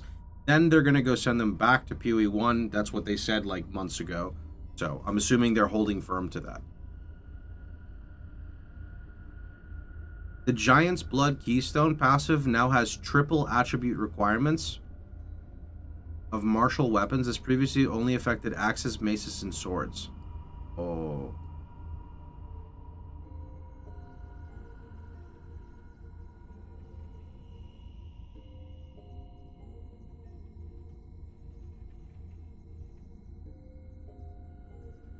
The cat-like agility notable passive now provides 40% evasion rating if you've dodged recently, previously 25. The falconry technique notable passive now provides 1% attack speed per 25 dex. The freedom of movement provides 10% reduced movement speed from using... Wait. Freedom of movement provides reduced movement speed penalty. Oh, from using movement skills. I see. Good morning. How are we holding up? I'm doing alright. I'm going to play something new anyway, so... I don't think a lot of this stuff affects me.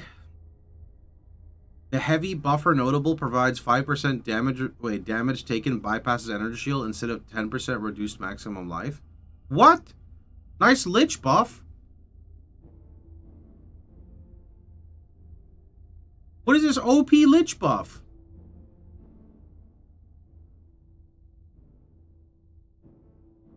The Icebreaker notable Ascendancy notable passive skill now grants additional freeze threshold equal to 50% of maximum energy shield, previously 100. The Mana Blessing notable passive skill no longer has 5% increased maximum mana, now provides mana regen. The Master Fletching notable passive skill now provides 20% increased bonus from equipped quiver, previously 30. The two small passives now have values of 6, previously 10, while the two passive skills after provide 20% chance to inflict ailments or 15% increased projectile stun buildup. The Pile on notable passive skill now grants 30% armor break debuff effect instead of its previous effects.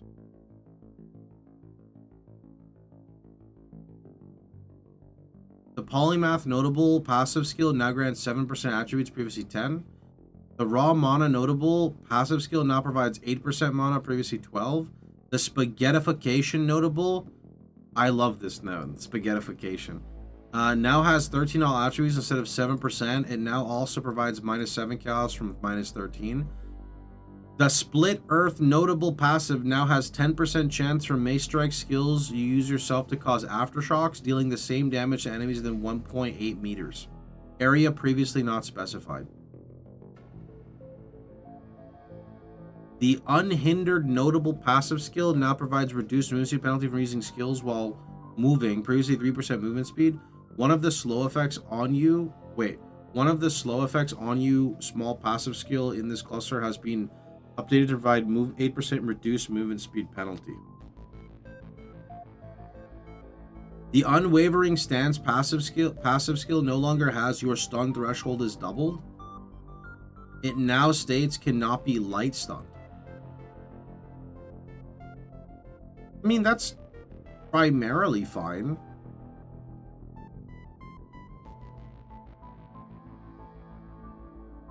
They have to do this. Because if they don't do this, then you have no downside of just holding block. Unwavering Stance prevents dodge rolls.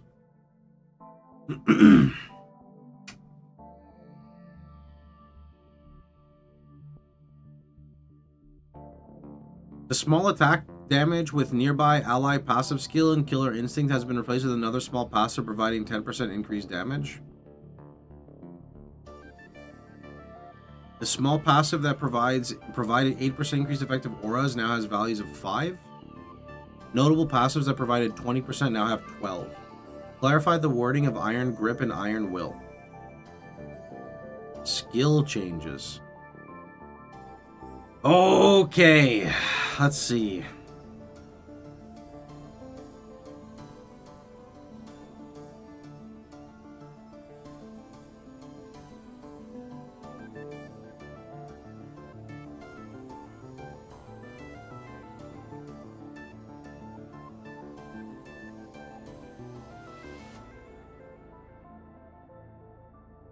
Time for a skill nerf section. You think so? Time for skill nerf section?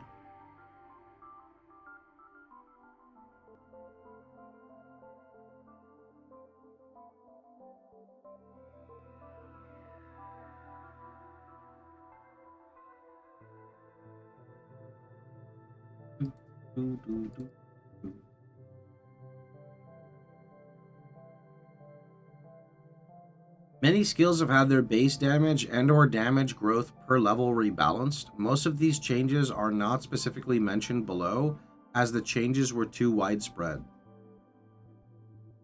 Oh. Okay, that's kind of, okay. Well, so that means we're just going to read a bunch of nerfs. The mana cost for all attacks, marks, and war cries has been reduced. Oh, we start with a buff. Okay. So is it we start with one buff and then all nerfs? Adjusted minion damage and life scaling. General damage and life is the same in early game, but lower than before at high levels, especially past 20. Adjusted the target's life threshold for Skeletal Arsonist Explosion. I don't play minions, so. Adjusted Skeletal Cleric's Heal. Arc no longer deals more damage for each remaining chain. Yikes. Wait, did people use Arc? And chain 6 to 8 times at gem levels 5 to 20, previously 2 to 5. Yo!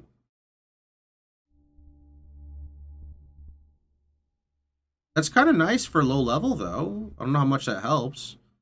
Quality now provides more damage for each remaining chain, previously 0 to 5. I mean, the thing is, here's the thing. We need to assume, okay, that most of these skills are buffs for skills that are underused, right? This is what we should assume, is that most skills that were underused are getting a damage buff. They won't be. Why not? That's a nerf. That's a nerf, but what if it gets like 2 times damage scaling?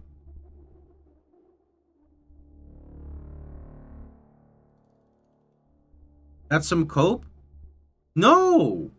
I remember, bro. Listen, in the Q&A with Ziggy D, right?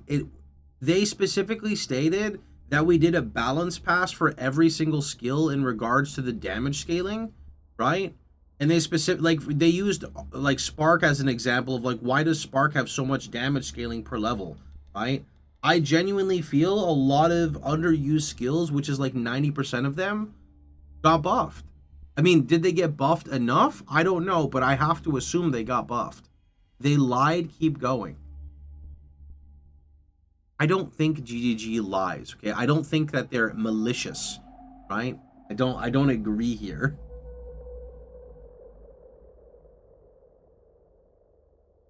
Just wait. Don't assume, read the book. I mean, the book said that we don't have all the information. Archmage now causes non-channeling spells to gain 3% damage extra lightning for each 100 maximum mana at all gem levels. Previously 5 to 6. Okay, so that's like half damage. Non-channeling spells now cost an additional. Wait, cost an additional. An additional? Additional? So like it's 10% or it's 6%? Sorry. I thought they meant an additional onto the previous. So I thought, like, when they say an additional, I thought they meant like it previously costed 5%. Now it's 6.7 to 6.1 plus the base. I'm really bad at English, so you know. Quality now provides 0 to 10% reduce instead of granting non-challenge skills gain 2%. Damn. That is a big hit to the damage. That's like a big hit to the damage. Because now it's 3% instead of 5 to 6. And then it also gains 0 to 2. So the top end was 8 and the new top end is 3. English is not his first language. Exactly. My first word was in Arabic. That means English is my second language.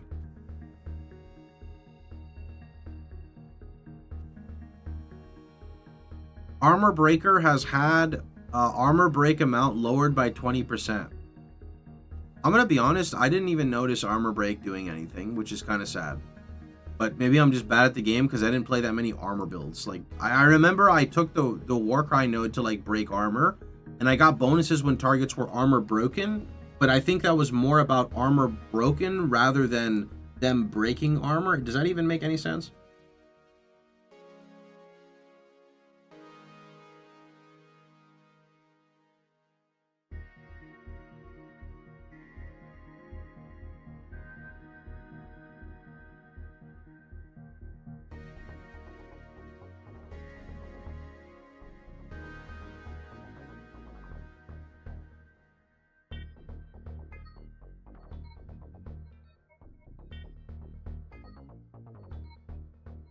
They added extra damage when you hit an armor broken enemy. Yeah, I saw that somewhere up below. You do like 20% more damage to targets who are, is it fully armor broken?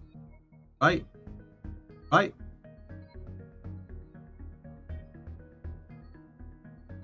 Yeah, that's a nice one. I think that's a nice one.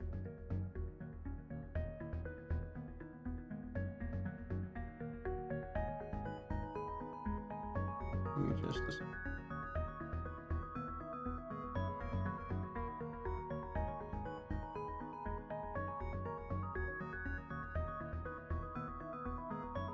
Artillery ballista base physical damage scaling now matches that of other totems like Shockwave.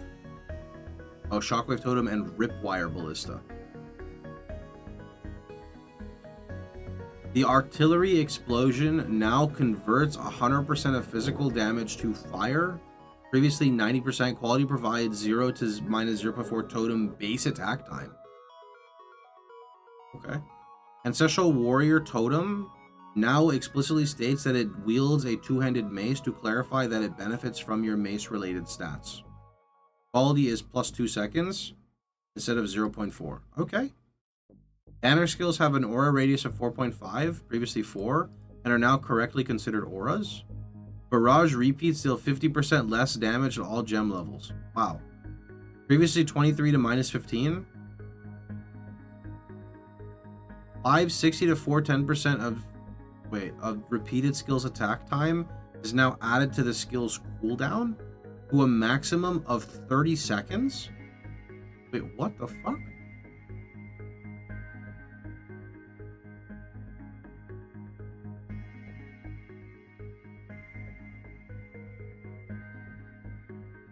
Okay.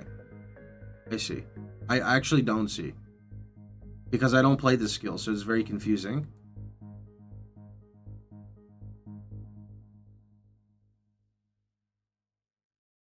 Barrier Invocation now only builds energy from enemy hits to energy shield, rather than all hits to energy shield. Barrier Invocation gains 1 energy for each 10 energy shield lost to damage taken, previously 5. Okay. Bleeding Concoction has 200% more magnitude, previously 100%. No self damage. Yeah, what were people doing with self damage there, out of curiosity? Yeah, what were people doing?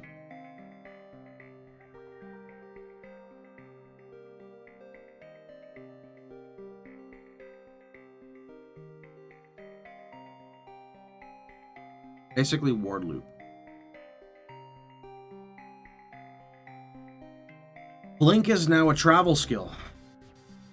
Bone Blast now has 40% chance to inflict bleeding from 20. Bone Storm's Shrapnel has become a general mechanic called Impale, similar to the Impale mechanic from POE1.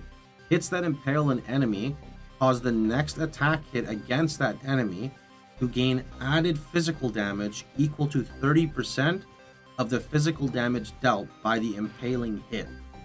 Bone Storm now impales on hit instead of applying a specialized debuff, and has 200% impale magnitude.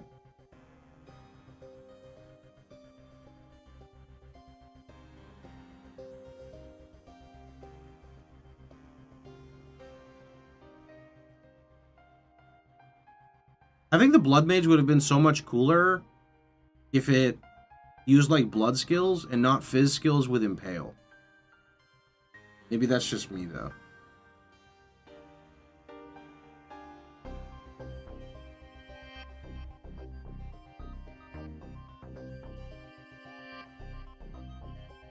Cast on minion death now only gains energy when persistent minions are killed. Additionally, minions that are created by very underleveled minion skills now grant less energy when killed.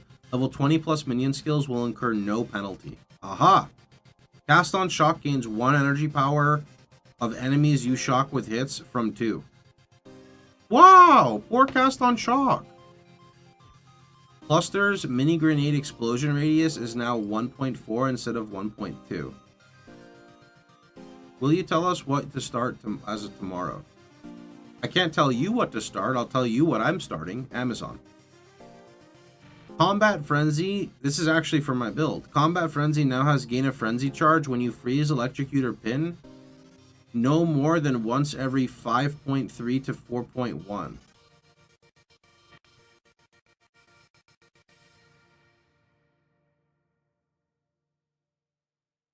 Previously 2.48 to 1.58.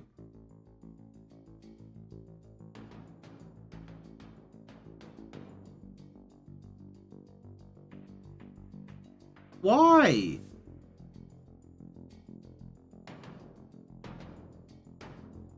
But why? Because it was OP. What do you mean? It's setting up fucking combo gameplay. That's what they want. They want us to build charges into expend charges. Why nerf charge generation?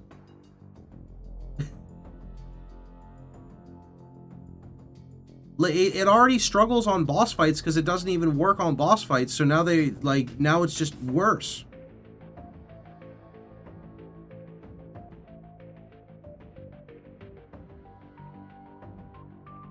I mean, it's still fine because they want you to generate charges with non-passive stuff. No, that's dumb design. The only time I think that's okay is when you have like a tough fight and you can actually reliably generate them efficiently, but there's a point where it's too much, and I suspect this will still be okay. Like, I suspect this will be okay. You literally said combo, and now you say no. What do you mean combo and say no? Why are you playing devil's advocate, Shiver? You're sounding like a Redditor right now. What are you talking about? I use a skill to kill the pack of mobs. I generate a frenzy charge. Now I use another skill. That's 2 skills. Without using combat frenzy, I have to use 3 skills. I don't want to use 3 skills to kill a pack of, like a white pack of mobs. The combo generation should be for meaningful combat. Meaningful combat is like tough rares and bosses. Combat frenzy doesn't help on tough rares, and combat frenzy doesn't help on bosses. So all they're doing is nerfing your white map clear, which I think is not good. But again, 4.1 seconds probably is enough. I just am confused by the change.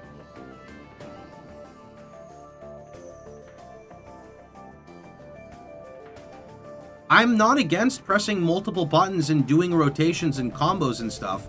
It's just the point of, like, it just comes down to, is it fun to play? Does it actually make sense? Is it intuitive?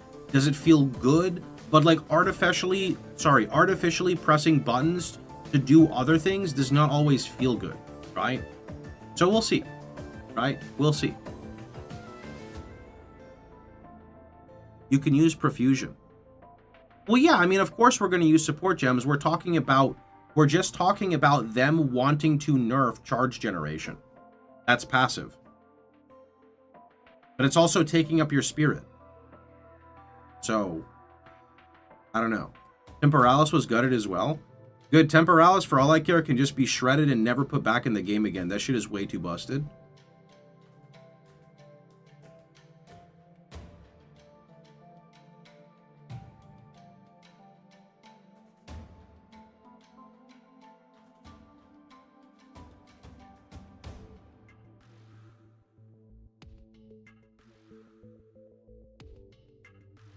Personally, as a monk, I always had 3 stacks of power charges and never used them because the duration of my charge staff is so long. Yeah, but as a monk, you're not expending your charges when you attack. As an Amazon, they want you to expend your charges as you attack. Also, monk is skewed here, and let me explain why. Combat Frenzy applies on monk's bell because you apply ailments to the bell, meaning Combat Frenzy allows you to generate charges in a boss fight because of your bell. Not every class has that luxury, so we'll just see what happens. Again, I think 4.1 seconds is probably fine. Like, I think that that's probably fine, right? Like that because again, with support gems, 1 power charge can be 2, or 1 frenzy charge can be 2. Then I think you have chance to not consume the charge. So yeah, bell is not a staff skill. That's even worse. I don't want to have to drop a bell just for the sake of generating a charge. I just don't like that. I would rather it be like in part of a rotation, not create a skill just for the sake of creating a skill.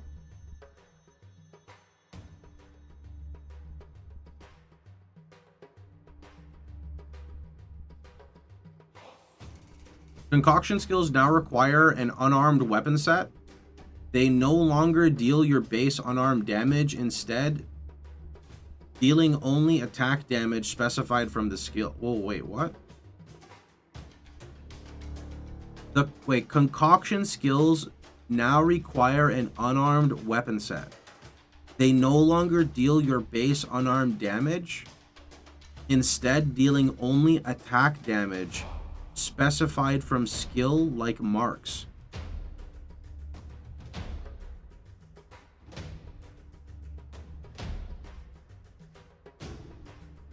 So they consume more charges and they do a lot less damage. No bow, quiver, damage from rings, etc. Yeah. So it's like a leveling skill. More than anything. Conductivity now causes cursed enemies to have minus 25% to lightning res at gem level 7. Previously 32. Scaling up to minus 29. Previously 36. Cold Snap has an explosion radius of 1 point.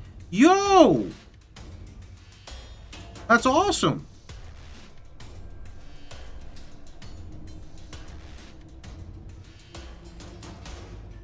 That's nice.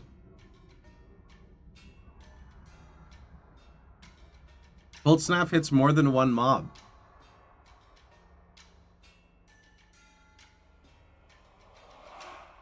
Curse skills now apply their curse after a 1.5 second delay, previous 1 second. Why?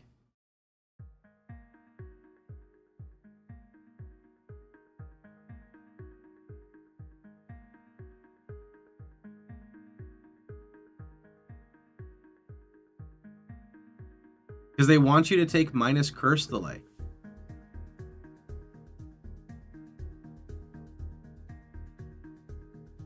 Why? You want me to press more buttons? I'll press more buttons, but not when it has a 1.5 second delay. It's supposed to be a debuff. I guess I have more of an issue with it because in POE1 you like run a curse on every build, but I'm gonna be honest, it's just strange to me, that's all. Delay was 0 anyway if you don't take the delay nodes. Delay was 0 if you... delay was 0 if you take delay nodes. It's just weird because in POE1, everyone gets a curse.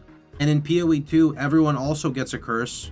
But it has a 1.5 second delay. Which... I feel like the reasoning for this is to nerf Hex Blast. Or what skill scales off curses? Hex Blast, right? I feel like that's the problem. I feel like they're targeting Hex Blast. And everyone else gets fucked by it. Or maybe I'm wrong.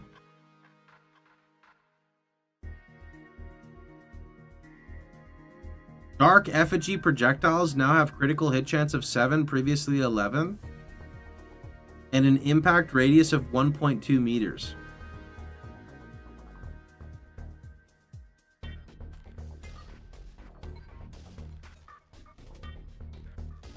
don't even know what this is.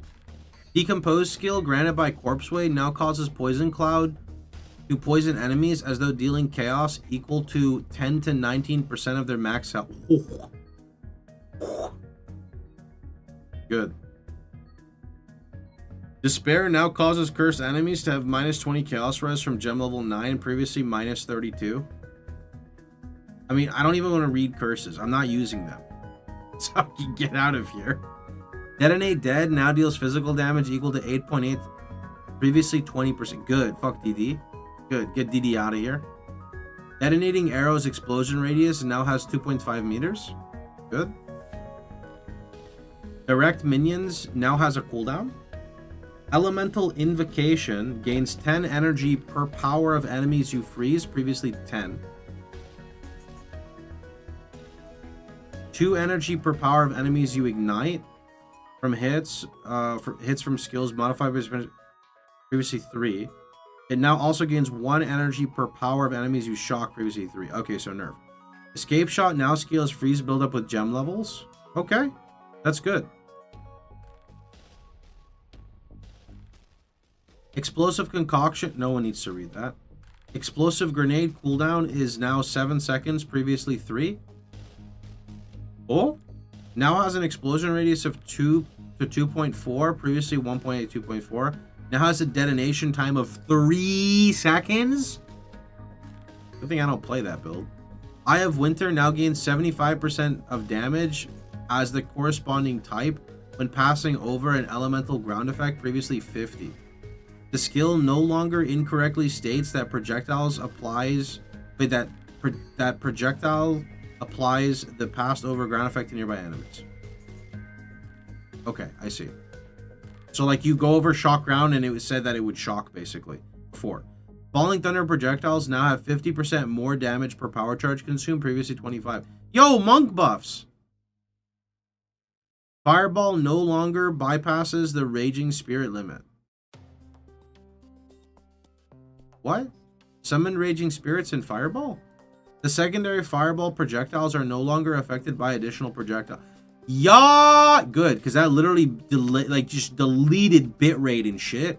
This was mostly to prevent performance issues when used with Wild Shard support. Yes.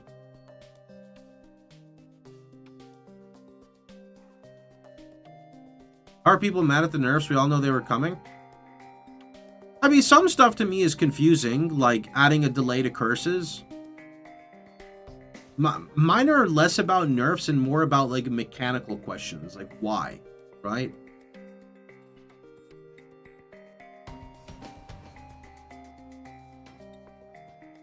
Firebolt now has, like, another one is like, why remove the charges from 20 seconds to 15?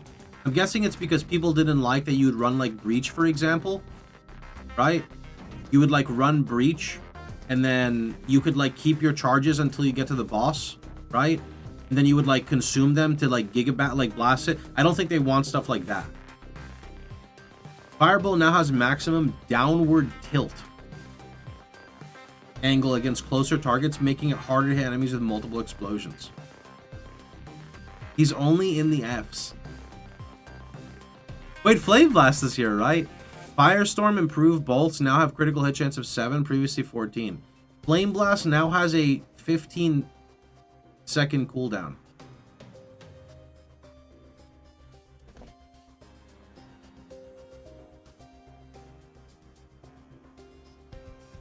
Why?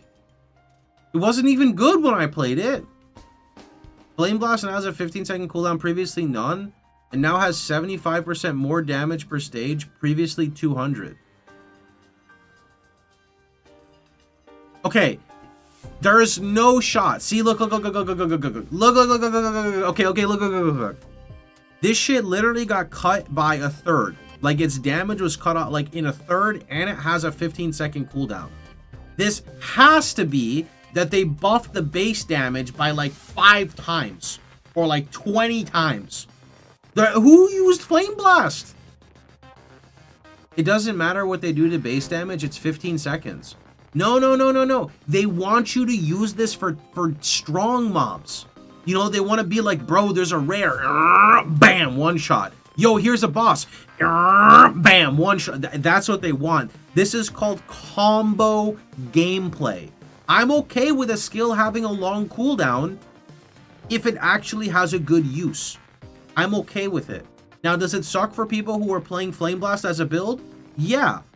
If you see a Rogue Exile using Flame Blast, are you going to get one shot?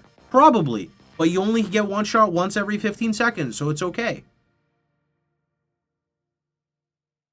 It now has an explosion radius of 0.6 meters per stage, previously 0.4. Okay, so get ready to dodge because it's even bigger AoE. And now quality provides more cast speed. Do Rogue Exiles get quality gems? That should be a question. That should actually be a question. What if they actually respond to that and they're like, so Rogue Exiles actually get gem level scaling on their gems every time they go through map tier progression? So like white maps, they have none. Yellow maps, they have 10%. And in red maps, Rogue Exiles have 20% GCP on all their gems. Flammable causes projectiles which pass through to deal 33 to 48 added fire, previously 64 to 91, while gem level 1 values are unchanged. Good. I didn't like Flammable. Get a little nerf to it. Flammability, move on. Flash Grenade now has 500% more stun buildup from 4. Wait, isn't Flash Grenade insane for leveling? It is.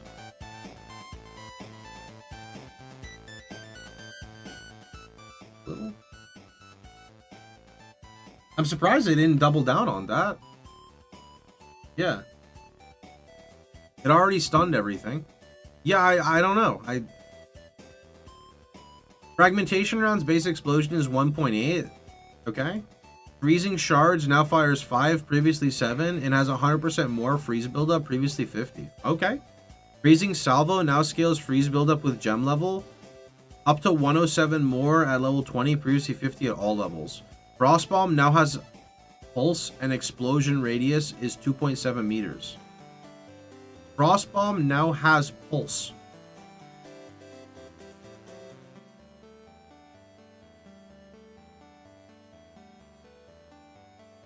And they buffed the explosion radius. Oh, it's a tag. Pulse is a tag. Okay. Pulse is a tag. Okay. Yeah, I know what pulsing is. I just was confused in POE text. Frostwall now has a cooldown of 5 seconds. Make it 50. Frozen Locust Explosion now deals 6 to 9 base quarterstaff cold damage at gem level 1 unchanged. Scaling up to 141 to 212 at gem level 20. The damage past 20 has been adjusted. Explosion radius is now 2.4 meters. Nice. Fulminating skip concoctions. Galvanic Shards now has 60% conversion instead of 40. Gas Arrow, Gas Grenades, and Decompose have a limit of 6 poison clouds. Get fucked. Glacial Bolt Walls now last 8 seconds. No one likes that skill. Glacial Cascade quality now gains physical as cold instead of increased attack speed. Okay. Grim Feast can no longer be engraved in gem cutting menu. So you can't put GCPs.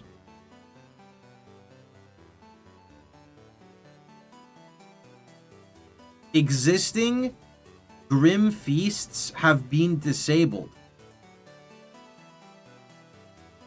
Wait. Am I reading this incorrectly?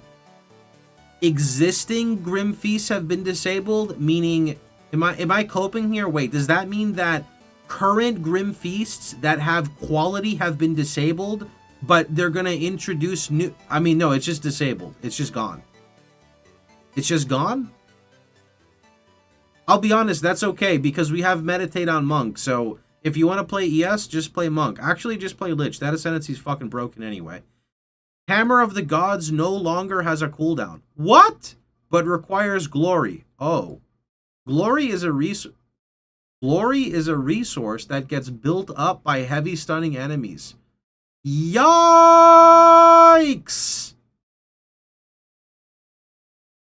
I mean, that's cool for some builds. It's just not cool for all builds. That's all. Please rate your ad experience on YouTube. Awful.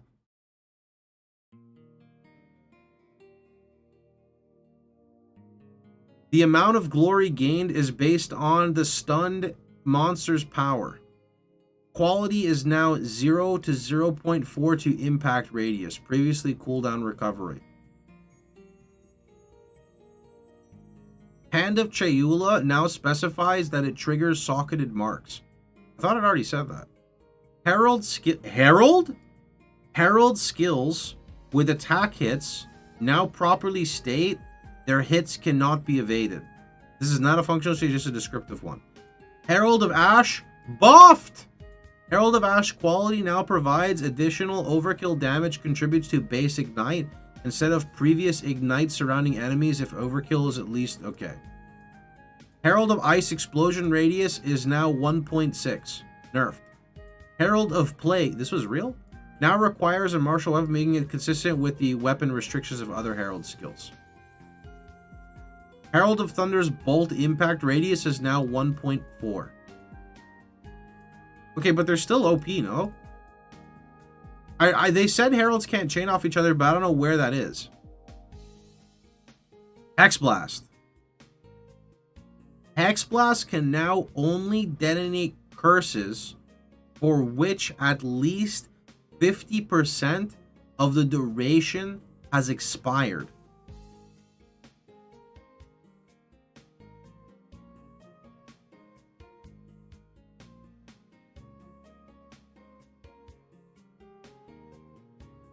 This means it can never explode curses that have an infinite duration. Curse orbs will be visually different when 50% of the curse duration has expired, if you have Hexblast equipped. The explosion radius of Hexblast has been increased by 2 meters, and it now has a maximum of 3 explosions per cast, previously 9. I mean, surely the base damage gets buffed by like 8 times to compensate for this, no?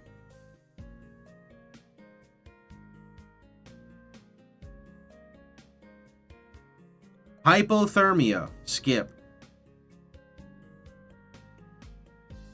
I mean, maybe it's good for bosses. You know, because you want to apply a curse to a boss anyway, and then when you see the glow that it's below 50%, you press Hexblast. Maybe they just want to make it a bossing skill. Right, Copium? What about clearing? You don't clear with that skill. Sorry, bud. They took away that ability. They took that away. You can't do that anymore. That's illegal.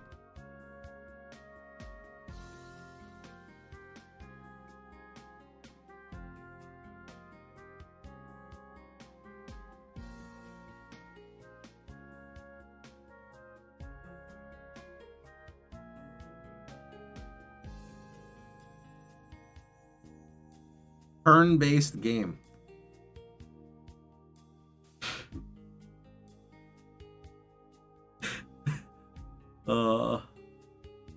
You miss if you're using Hexblast, you automatically add 10 minutes to your maps.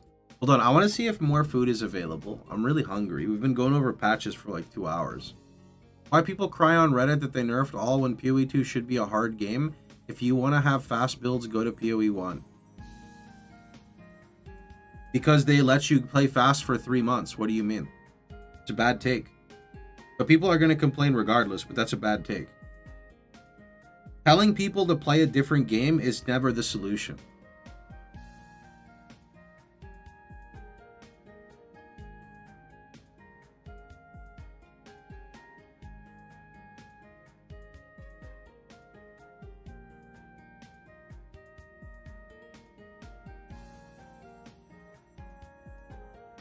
It is?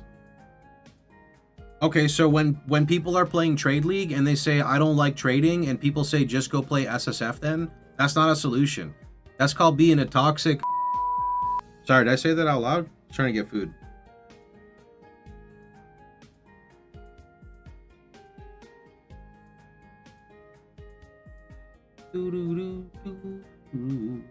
Is it finally time to get Firehouse subs? I can't, bro. I can't pay $30 for sandwiches, though. It's illegal. KFC? Nope, don't want to get fat. Some jokes on you, I'm already fat. Hello there. Hello there. I'm thinking Hello Lich there. Chaos Dots. I think Lich will be really good.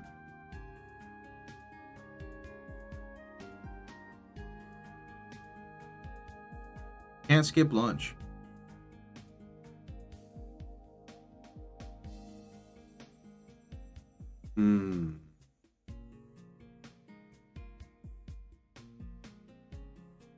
I mean, there are burgers at this place, but I always feel bad about buying a burger. But I mean, I haven't eaten anything today, so I could just get some burgers. Let me see.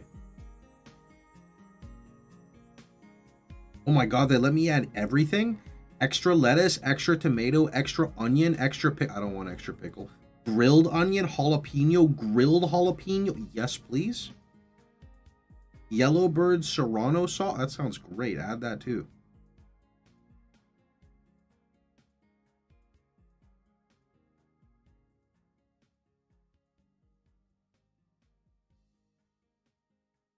Hey chat, what is happy sauce?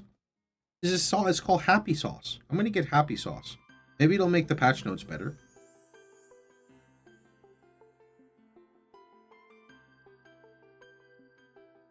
You know what it is? It's sugar and ketchup, ranch and ketchup. Excuse me? I gotta go edit that. Hold on.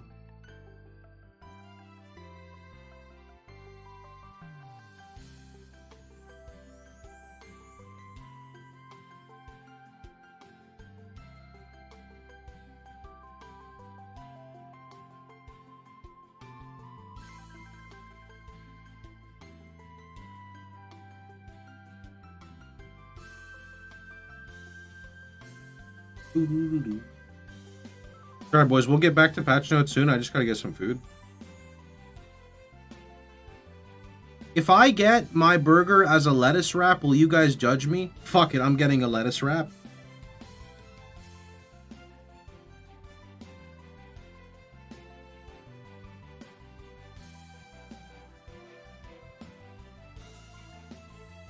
A lettuce wrap with extra lettuce. Let's go.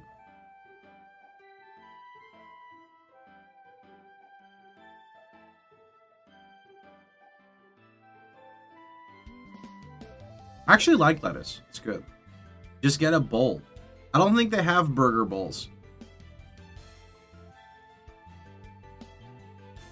Instead of normal bread? Brother, no bread is normal here in the US. It's classified as cake in the UK because of how much sugar they have in white bread.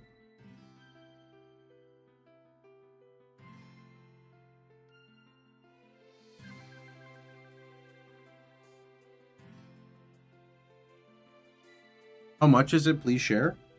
Well, we'll see at the end. Let me see. Oh, this is so cheap. Here we go. 2 burgers and some fries. Total $12 before tip. I gotta give him a nice tip.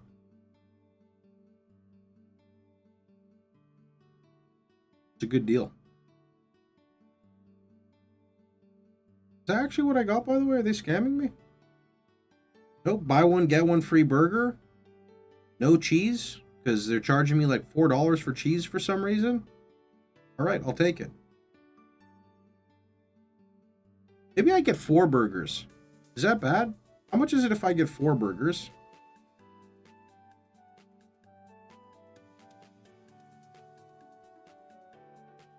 $20. I mean, I'll just have 2 burgers tomorrow and 2 burgers today.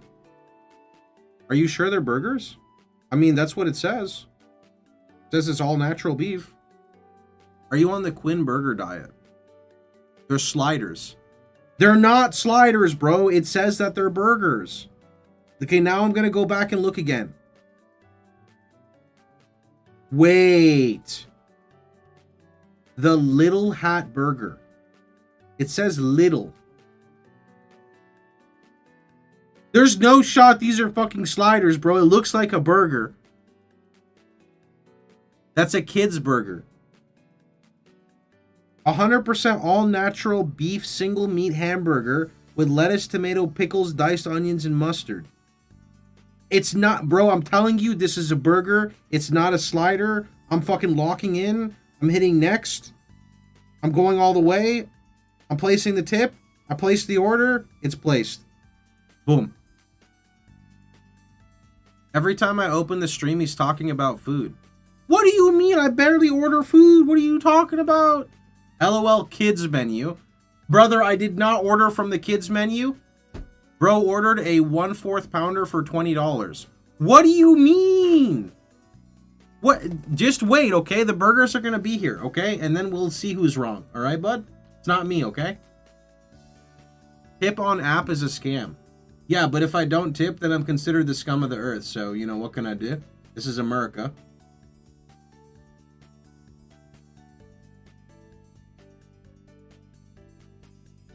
Make sure you ask for senior discount.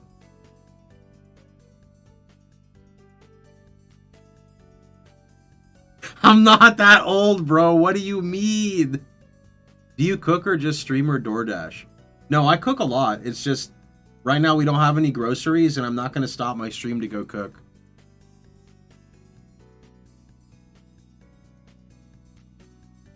I cook a lot, but it's also important to, it's important to treat yourself. You're fucking lazy.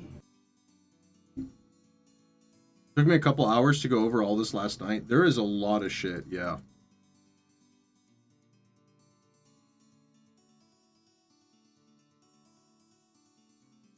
Aren't you 40? I'm not 40. Go to Costco. Why? So I can buy way too much food, fill up my freezer that can't hold it, and then inevitably eat 4,000 calories a day because there's so much food? No, thank you. You ever get that croissant pack at Costco and then you realize you don't have anyone to share it with and then you eat like 6,000 calories in a day? Never been me before.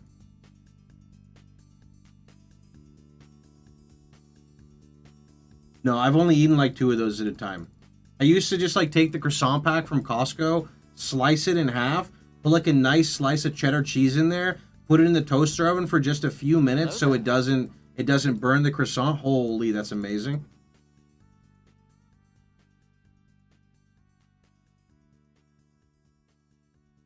Why are you just here lying to us? I'm not lying. What do you mean? What kind of cheese? I eat all types of cheese, so it doesn't matter to me, really. How many burgers did you order? Be honest. Okay, well, honesty comes in many different shades here in this stream. So when we talk about being honest, what you have to be very specific with your parameters here. I bought 2 burgers, okay? But that doesn't mean I'm not getting 4 because I paid for 2. It just so happens that 2 of them are coming for free. I'm just saying I only bought 2, okay? Look, I'm just saying, bro. You guys said that they're sliders. So 4 sliders is basically a meal. So by that logic, I'm not doing anything wrong. So you bought 2 burgers for $10 each. I bought 2 burgers and some fries for like 24 bucks or 25 bucks after tip. I thought you were on a diet for burgers. I'm not on a burger diet. I need some food. No sides. I got fries, which are definitely not healthy, absolutely deep fried, and it's going to be terrible. But that's beside the point as well. Burger Stunlock. Yeah, pretty much have been stomached by burgers. Chat, I can't find burgers in the patch notes. 4 times fries. No, I only got 1 side of fries. I did not get 4 sides of fries. Thank you very much. Trying to paint me as the bad guy here.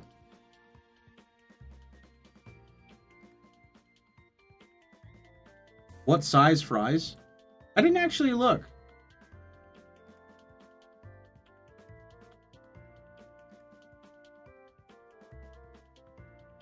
Okay. Ice Crystal created by Glacial Blow and Frostwall have lowered life scaling past gem level 20. Are we almost done with skills? Ice Shard explosion radius is 1.4 meters. Previously 1.2 has a max out of 16 active shards. Previously 12 and now has 16 bolts loaded per clip. I don't care about that skill. If you have multiple travel skills with cooldowns, their cooldowns are now shared. Ooh, that's why they added the travel tag. I see. Improve ball lightning's description to clarify that the ball itself does not hit enemies. Can you imagine someone emailing them about that and saying, hey, I'm playing ball lightning and I used like the ball lightning, but the ball didn't like collide into the enemies?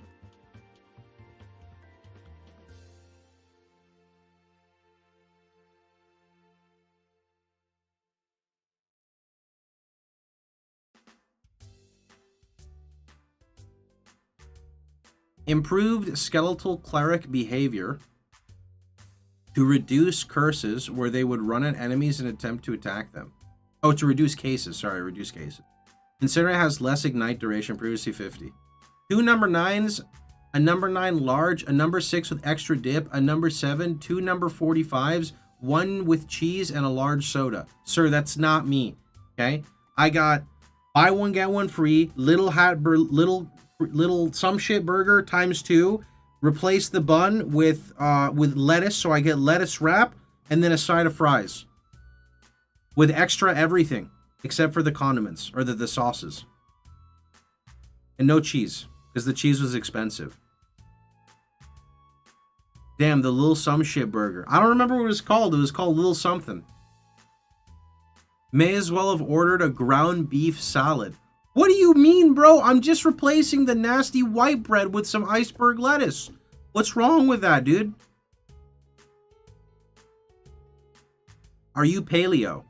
I'm not paleo, bro, but eating 4 buns is like 800 calories and it doesn't even taste good. I don't want that.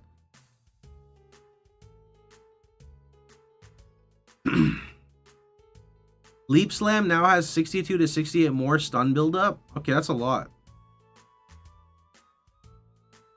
Lightning Conduit now performs an extra lightning bolt if it consumes shock from an enemy. These bolts are distributed among targets in the skill's area but can hit the same target multiple times. Lightning Bolt now has 200% more shock chance, previously 100. Lightning Conduit has 20% more damage with hits per 5%, previously 100. Oh.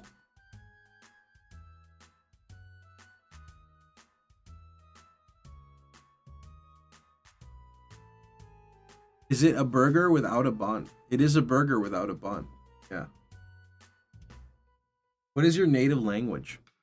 I mean, I speak English, but I can understand Arabic because my name is Ahmed. So I grew up in South Florida, but I was born in Saudi Arabia in Riyadh. And I only know Arabic because whenever I would do something bad and I would get in trouble and I would try to like sneak up on my mom and dad talking shit, they would switch to Arabic, you know? So like I know like a little bit of Arabic, so if someone speaks it to me, I can like translate in like broken English. Would they yell at you in Arabic? Yeah, I mean like here's the common one, like, you know, like we have to go somewhere and I'm upstairs playing video games and my mom would be like, Aywa, yalla habibi, yalla. You know, that's like a very common thing in Middle Eastern culture. Yalla, yalla habibi.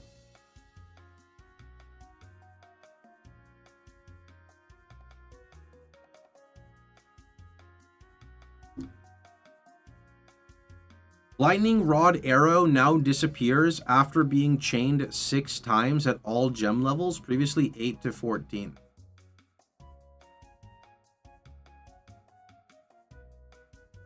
Well, Habibti is for a female. Habibi is for a male, no?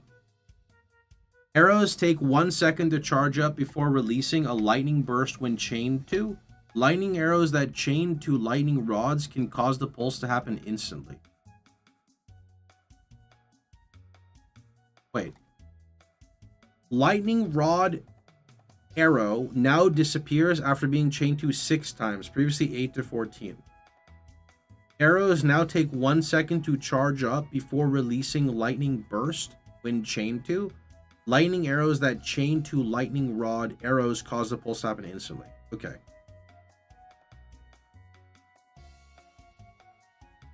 Yeah, so it cuts the damage of the Orbistorms thing by half, right? Because it's like 6 when it could be... I mean, I guess for leveling, you're not going to have 14, but it does hurt it. And then there's like the delay. Oh, is this a delay per pulse? So like instead of it all happening instantly, it happens and then you wait a second and then it happens and then it waits a second and then it happens and then it waits a second and then it happens? Oh, good. Fuck that interaction. I like just shooting lightning arrow into it. They just don't want you leveling with it. It's still fine to use lightning arrow because I'm playing a ranger and I didn't do the Orbistorm stuff and it was okay, I'll be honest. I don't know, I didn't like the Orbistorm stuff. It just felt gimmicky because you're just using an orb. This is my problem, I'm going to be honest. My problem with a lot of combo gameplay is it never gets used as intended and then just kind of gets exploited in a dumb way to the point where it's just confusing. Our illustrious champion We want combos, returns. but not these combos. Welcome home. Yeah, exactly. Because it's like, what is the best way to like do damage with it is to drop a level 1 Orbistorms. My name is DM and I'm a recovering patchaholic. Yo, DM. How are you doing, man? Thanks for the 9 months, bro. There's a lot of stuff in here, bro. I'm going through it my first time here. Bro, warrior only thing that didn't get cucked. I mean, Huntress is fine, right? I genuinely feel that 90% of these skills, life got nerfed. Yeah, that's weird that they nerfed the thing from the reward. What is it? Instead of 8%, it's 5%. Was that the real Darth Micro? Yeah, Darth and I are buddies.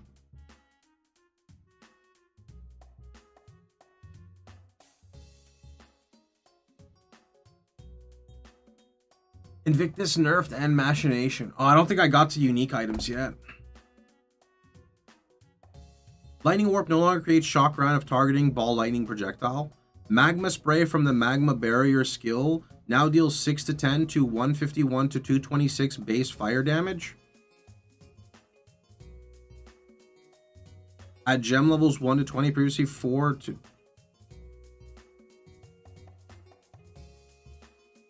Oh, they nerfed it a lot. Oh, but it now has 6 to 8 added fire per 15 armor on shield. Previously 2 to 4. Okay, so the fire went up. It now has damage effect. Okay, so it got nerfed. Magma Barrier got nerfed. Hey, Darth, I have a question for you. Would you ever get a lettuce wrap burger? I know what Darth's gonna say. Darth's absolutely not. He's gonna say no, bro. He's 100% no, dude. Darth is gonna be like, why are you trying to feed me rabbit food?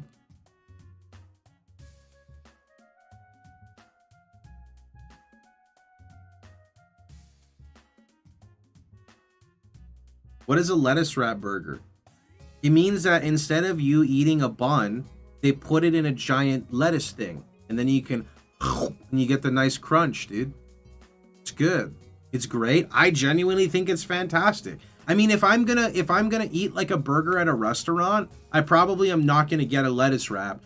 But if I'm getting something more like fast food style, I'm just gonna get like a lettuce wrap. Why not? Just as I was about to subscribe, you say something outrageous like that. There's nothing wrong with it. Just get a salad. You guys are wild. I don't understand how you call a lettuce wrap a salad. It still has the hunk of meat in it with all the other stuff. You're just replacing arguably the worst part of a burger if it's done like it's just a shitty bun. The bun that's coming from a place that's being traveled for 20 minutes, by the time it gets here, it's going to be like salad, or it's, fuck. Now I'm saying salad. It's going to be soggy and I don't know, dude. I don't know, bro. No bread, no burger. What do you mean? You know it's not a salad, bro. Do you eat a salad like this? You ordered 4 salads. What do you mean? No bread, no burger. Just so you guys, I'm actually really curious if they're going to be sliders. They're definitely not, right? What's the ETA? Oh my god, it's not here for like an hour. Shit. Okay, well. A new subscriber arrives. It fills you with determination. Yo, King, thanks so much for the Prime, dude. I like how he reads 5 lines and fights about salads again. That's because it's more fun than reading all these okay, let's see. Magnetic Salvo now deals 100 to 140% of attack damage with impact at gem levels 13 to 20. I mean, to be fair, a lot of this stuff I don't care about because I don't use any of this stuff.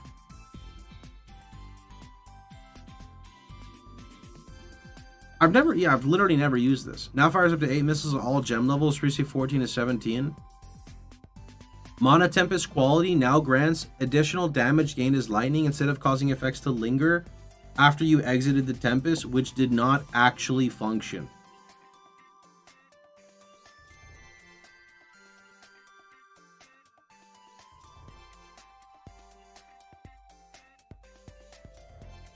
Mana Tempest is actually going to be good.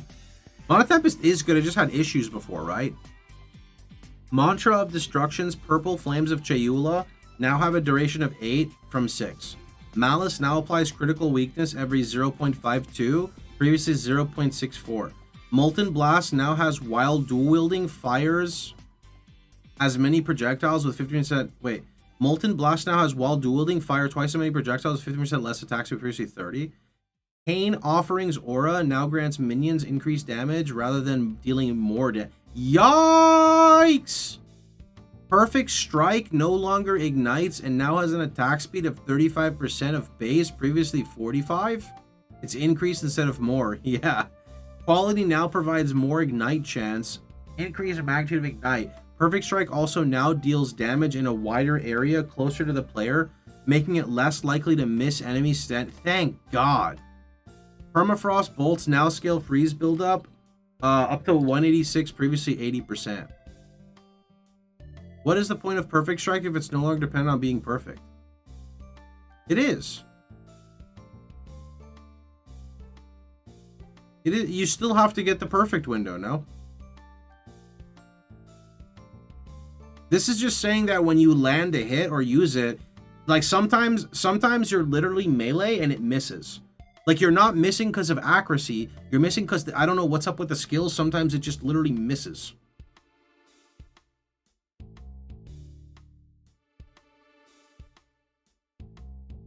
They kind of crap. They stopped it from igniting. I mean, it can still ignite if it hits really hard, no? Plague Bear now stores additional poison damage. The damage... Okay, so a little bit. The gem at level 20... Wait. The damage past gem level 20 has been reduced. Lettuce wraps are generally a good option, but okay, kids menu burgers just to make your hands look bigger is kind of cringe. What? You're saying I ordered sliders to make my hands look... What are you talking about, YouTube friend? What are you talking about, bro? I thought YouTube was supposed to be nice to you.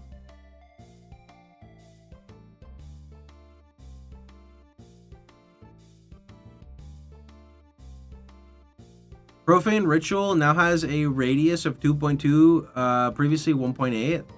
Raging Spirits duration... summon Raging Spirit... Raging Spirits now has spirit duration of 5, previously 4, and maximum 2 spirits summoned per cast, previously 5. Holy. Exposed.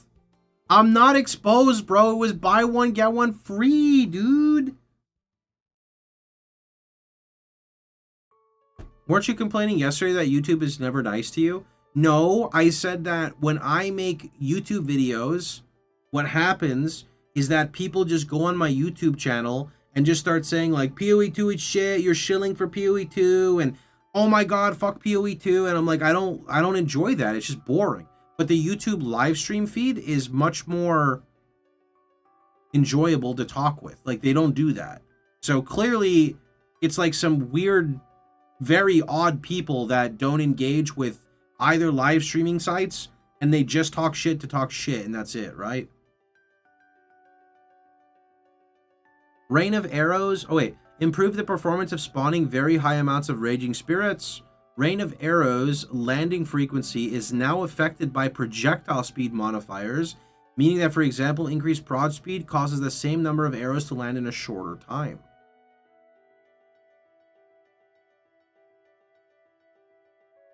Does this guy read YouTube chat? Yeah, I read all of it, dude. Look, I have a multi-chat. If you're from YouTube, it has the YouTube one. If you're from Twitch, it has a Twitch one. So I read all of it.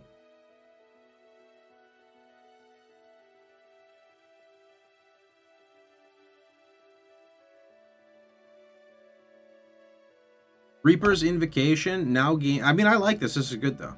Reaper's Invocation now gains 15 energy per power of enemies you kill with melee attacks, previously 10. That's what Ziz says, but he ignores the YouTube ones.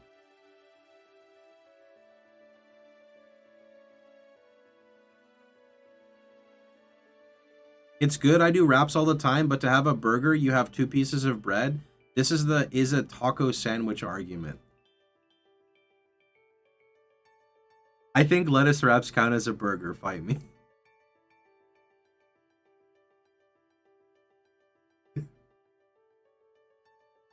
Ripwire ballista bolts now pin enemies as though dealing 400% more damage. Previously 250. Rolling Slam now has +1 second total attack time. Previously 1.5. Rolling Slam buffed! Bro, his hands are huge. I'm going to be honest, I actually have really small hands. I do. I actually like it though. I call them gamer hands because they're never too big for a keyboard. Sacrifice now has minions revive 66% slowly, more slowly, at gem level 14. Scaling to 60% more slowly. Yikes. Seismic Cry no longer has increased Warcry speed. Rude. Shard Scavenger now instantly reloads your crossbow upon consuming free shock or ignite fully broken. No more than once every... Okay, good buff. Shattering Concuss... We skipped that. Shattering Palm explosions now have additional random delay. What? What do you mean additional random delay? I actually like this a lot. This was like what you would use to shatter packs. Is it like connect the dots? Like...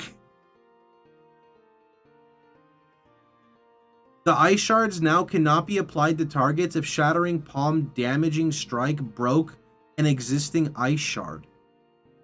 Huh?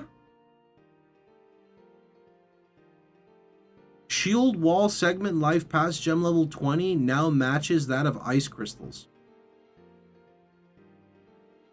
Lettuce wraps are good. Hashtag rabbits united.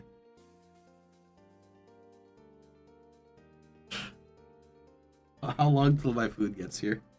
Fuck, they're still preparing.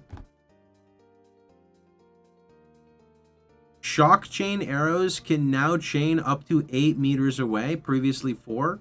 Siphoning strike shockwave radius is now 2 meters.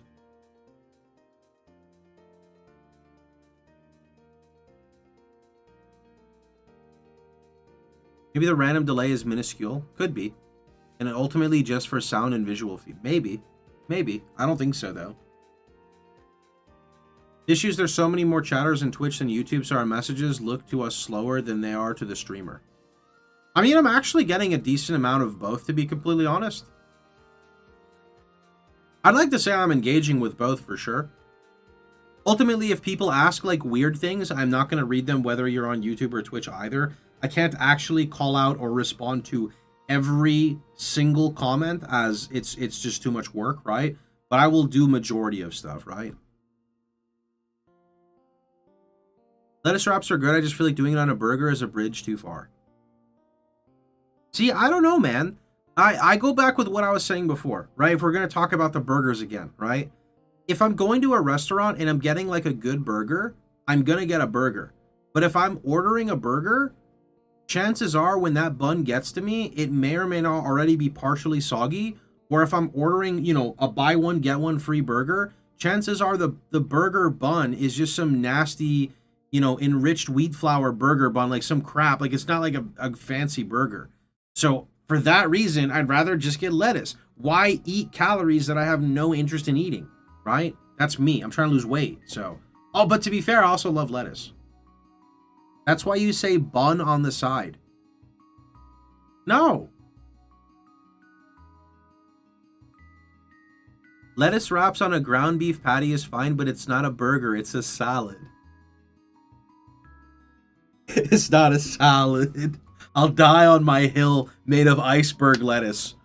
Skeleton Arsonist explosive demise skill deal. I'm not. What do you mean? I'm reading 82 pages of patch notes. Skeleton Arsonist explosive demise skill deals additional fire damage equal to 12% maximum life. Previously 15%, now has 2.4 meter explosion. Skeletal Brute quality now causes brutes to inflict more stun buildup instead of max life. Skeletal Frost Mage's Ice Bomb has an 8-second cooldown, previously 6. Skeletal Reavers now correctly gain rage on hit while their command and rage skill is active. Returns. Welcome home. Yo, Brew, thanks so much for the 5 months.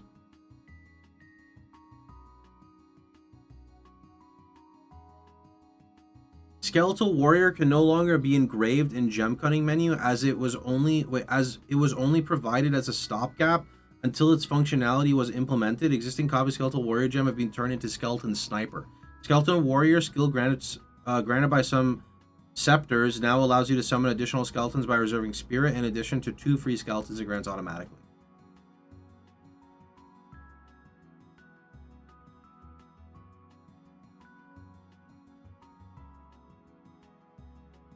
Stormwave has 100% more shock chance. You skipped Storm Mage. Skeletal Storm Mage chain count now scales up to minion, up to +4 chains, previously +2 at all levels. Okay, that's good. Soul Offering now grants increased spell damage rather than 32 to 39% more spell damage. Spark now fire. Oh, this should be a big one. Spark now fires 4 to 9 projectiles at gem levels 1 to 20, previously 6 to 14. Our illustrious champion returns. So Shaft, thanks for the 5 months. Home. And no longer has 0 to 90% increased prod speed. Quality now provides increased prod speed. Previously fired +4 prod. Wow. So they dumpstered the amount of prod on there for sure.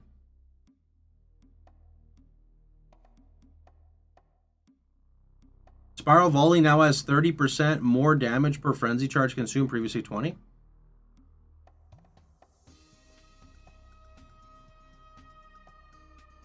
Sunder now has +1 seconds to total attack time, previously 1.4. And Mana Cost has been ejected, or adjusted. Stampede quality is chance to cause an aftershock, previously 30. Okay. Stormblast bolts no longer have less reload. Stormcaller Arrow Bolt now has 500% more shock, previously 800. Tempest Bell. Tempest Bell's impact now deals 146 to 490 attack damage. Okay, so dropping the bell got buffed. It now requires 10 combo to use, previously 4. Fair. Fair. And the bell is destroyed after 10 hits at all gem levels. Fair. Previously 10 to 19, right? Okay. Quality now causes the bell to be destroyed after 2 hits, previously 6. Okay. Sure. It's still strong. Tempest Bell Shock... Oh... Tempest Bell's Shockwave. This was the strong part, actually. Deals 30% more damage per ailment affecting the bell. Or 60%... Wait, oh, no longer has 30% more or 60% array of physical damage converted to corresponding element. It now instead has gains 30% of physical damage as extra damage of each type. It now also deals 60 to 132 instead. Okay. Okay. Another one? Tempest spell can also only trigger a shockwave every 250 milliseconds. This value is a strict limit, not a cooldown. Another one? Tempest Bell's limit on number of bells placed is now shared between different copies. Okay, to be fair, I never used this, and this was mandatory because the stupid cast on free the basically the whenever you trigger the Eye of Winter, it was way too broken. This is way too broken before.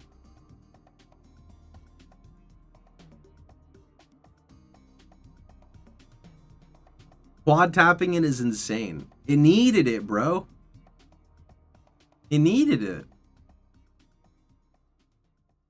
My son was born 2 weeks ago. I'm starting him early on POE so he can farm for me.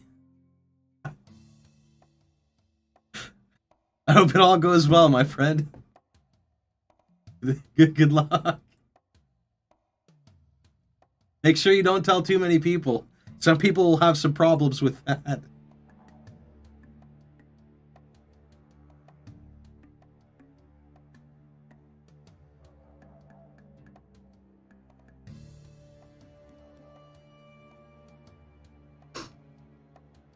The on-kill effects of Herald skills can no longer trigger skills caused by Heralds.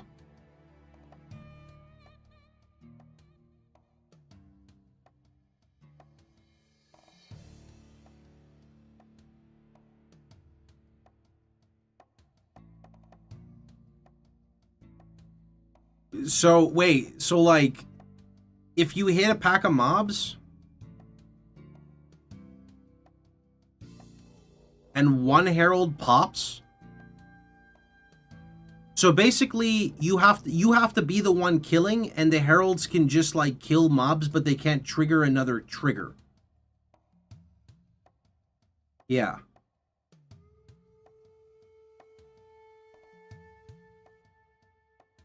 I mean, Herald chaining was way too broken. Herald chaining was way too broken, but I still want it to be like if you put on a Herald, you can slap a pack and the pack explodes.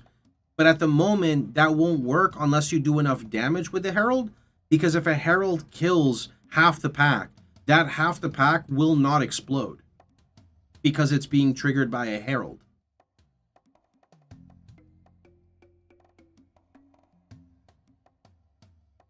It also kills the Cold Ring? I think so. I'm okay with a change like this as long as you're still like clearing a pack. Otherwise, the Herald has no use. I think it's fine for like generic gameplay, but I'll have to go see and like actually play it. I don't want it to be the point where it's just useless. I want it to still elevate your clear, but elevate your clear in the sense of you can kill a pack evenly versus like just having no use. Karn said that he can still chain.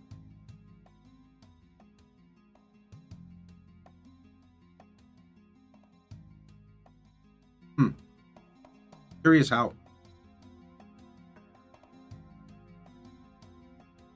If you're clearing with an AoE skill, it's redundant. It might help still. We'll see. We'll see.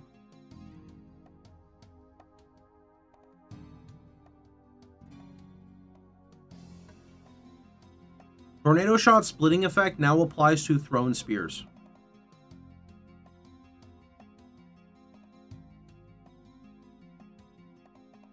Toxic Growth now requires more stored poison to reach maximum radius and damage, and more stored poison to expire faster.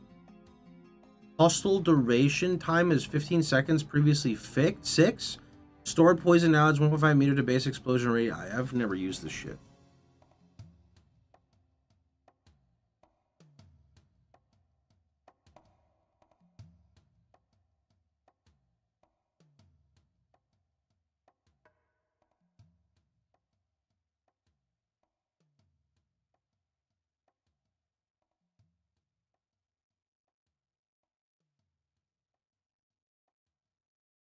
Seriously, still on stale. Still on sale. I don't know. Good question, actually. Unearth's bone construct duration is now 15 seconds. Quality now provides 0.5 seconds of bone construct duration. Vaulting impact has more stun buildup. Vine arrow now has a limit of 1 plant, but can be increased to 2 with overabundance. Volcanic fissure has a limit of 8 concurrent fissures on the ground, and the aftershocks no longer erupt fissures. Other fissures. Voltaic grenade cooldown is now 6 seconds, previously 3. Now has an explosion radius of 2 to 2.4, previously 1.8 to 2.4. Now has a detonation time of 2.5. Wave of Frost now has a lot more freeze buildup. Wind Dancer. Wind Dancer now grants 10% more evasion rating at all gem levels, previously double that. And gains a stage every 1.4 to 1.1. Okay, so it builds faster than before. Gale Force, that's the effect when you get hit. I don't really care about Gale Force, but Gale Force now does 163 attack damage. Okay, and now uses the critical hit chance of your main hand weapon instead of having a baseline 5. Okay. Wind Dancer stages are now consumed on being hit by an enemy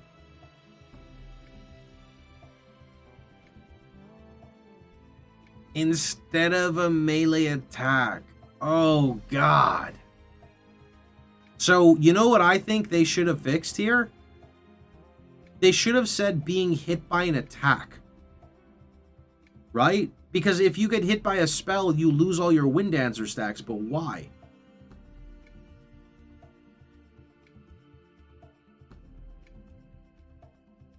Keep reading.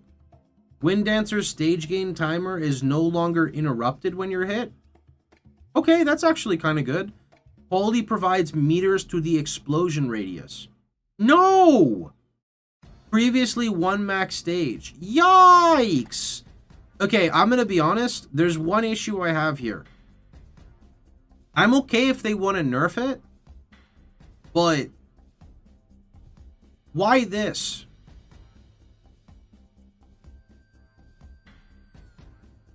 Because the problem with this is you don't play Wind Dancer for explosion. You get Wind Dancer for evasion. Enemies don't cast spells in POE2, it's all attacks.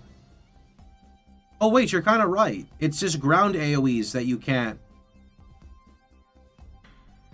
Wait, no. Enemies cast spells? What do you mean? Right? Like, mobs use, like, Eye of Winter and stuff. Am I confused now? Is my brain, like, confused? You can dodge everything, though? Can you? There's no difference between attacks and spells. Dodge isn't divided into attack and spell. Oh, okay, so technically it's technically fine then. I see. Maybe they want to make the explosion more impactful so it's not just percent evasion. Yeah, maybe.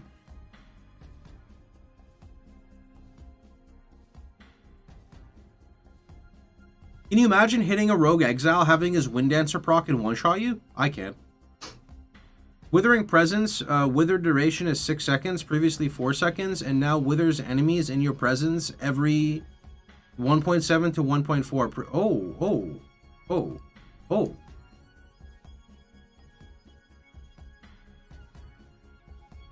Skills with expanding ground effects were unintentionally scaling radius over time instead of area of effect. They still scale with radius, though we have updated the descriptions and lowered the values on many of the affected skills. Okay?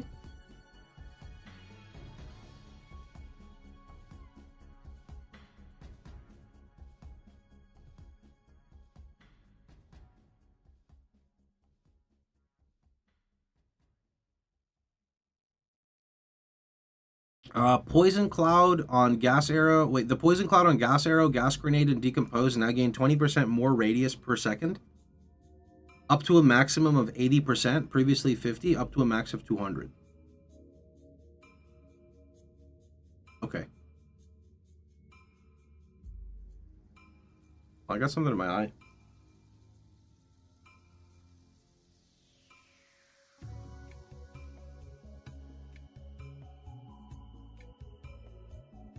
Actually, hold on. I'm gonna go rinse my face really fast. Give me like 2 minutes.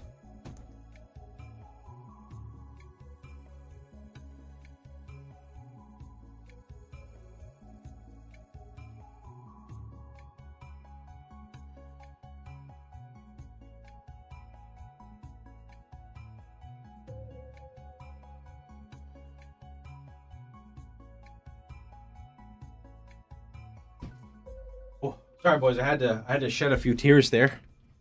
Had to go clean it up off stream. Okay.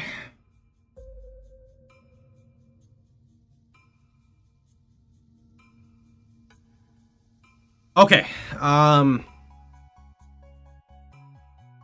Poison Cloud from Skeletal Sniper now grants more radius per second up to 80%.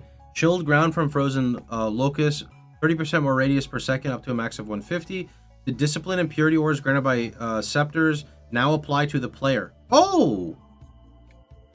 That's actually nice. I remember reading this and it was so weird because it's like, oh, I got a Scepter and I got an Aura, but it doesn't work for me, only my minions. The spread of grenade skills with more than one projectile, such as when using Scattershot support, has been reduced by 40%, except for Cluster Grenade. Releasing Ray's Shield immediately after blocking a skill now performs a shield bash that damages and stuns enemies in front of you, and also daze them if you're using a tower shield.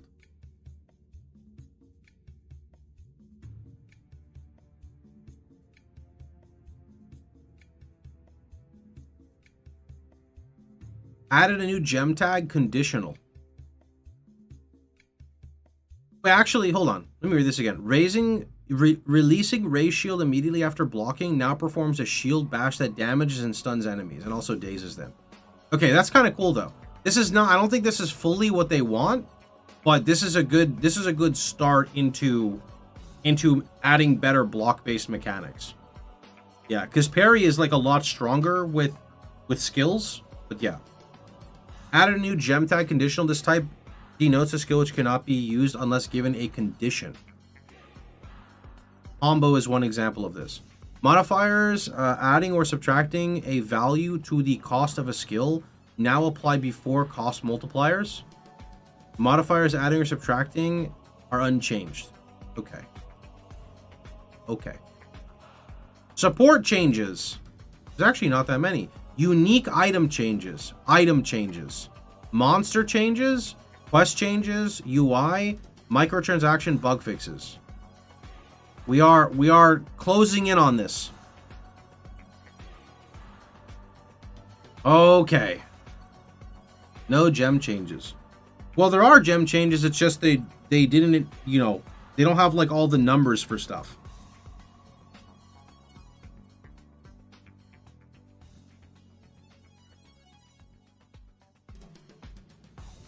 "20 minutes, boys. My food gets here." Are we getting them tonight? No idea. Elite stalling. What do you mean elite stalling, dude? We're having fun playing the game, bro. You're not having fun playing the game, bro?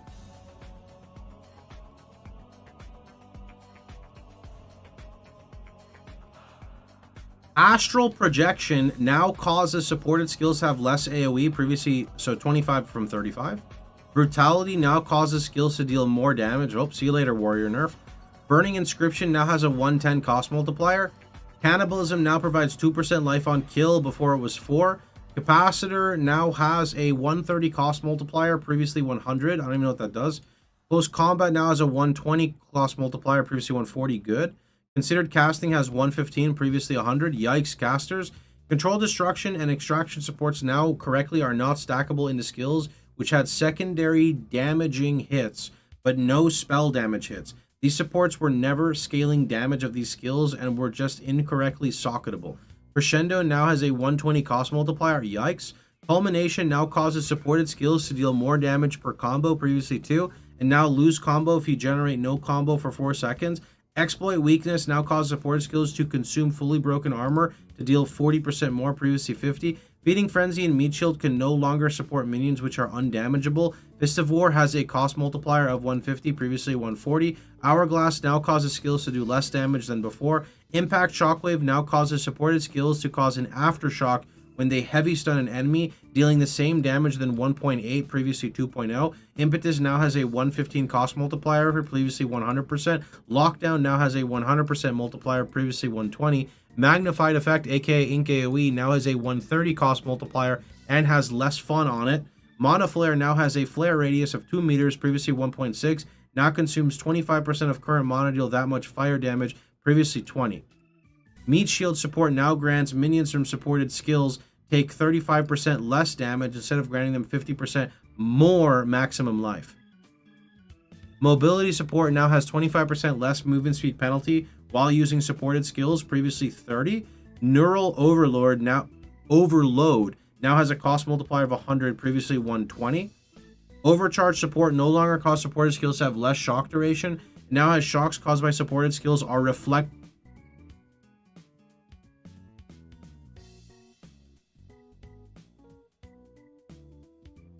Wow, that one's pretty fucked.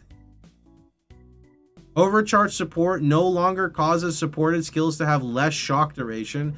It now has shocks caused by supported skills are reflected back to you. That's the one that gives you like giga shock ability. Potential now causes supported skills to have 40% more chance to critically hit when consuming power charge, previously 30. Scattershot support now has supported skills deal 35% less damage. Wow. That sucks. Shock Siphon can no longer be engraved in the gem cutting menu. Spell Echo can no longer support triggered skills. Spiral Volley now fires directly forward with the first arrow instead of the final. Maybe you use it with something that buffs you when shocked. Yeah, I mean, I think that's the purpose. Well, number one, I think they're making it so you can't just get free shocks, because I remember people were just putting overcharge on random skills to generate high shock values. They want to punish that. And number two, it may end up weaving into something that activates when you're shocked, right? Strip Away now causes exposure applied by skills to have 20% increased effect, previously 30. Unbreakable now has different stun threshold multiplier values for incoming light stuns as opposed to heavy. Window of Opportunity now causes support skills deal 35% more damage with perfect timing, previously 50%, and have 35% shorter perfect timing window, previously 25. They're making it harder to use with less damage. That's fucked. Withering Touch now has a chance to apply withered base on the amount of chaos damage dealt by the hit from applying a single stack, and allows that chance to roll over.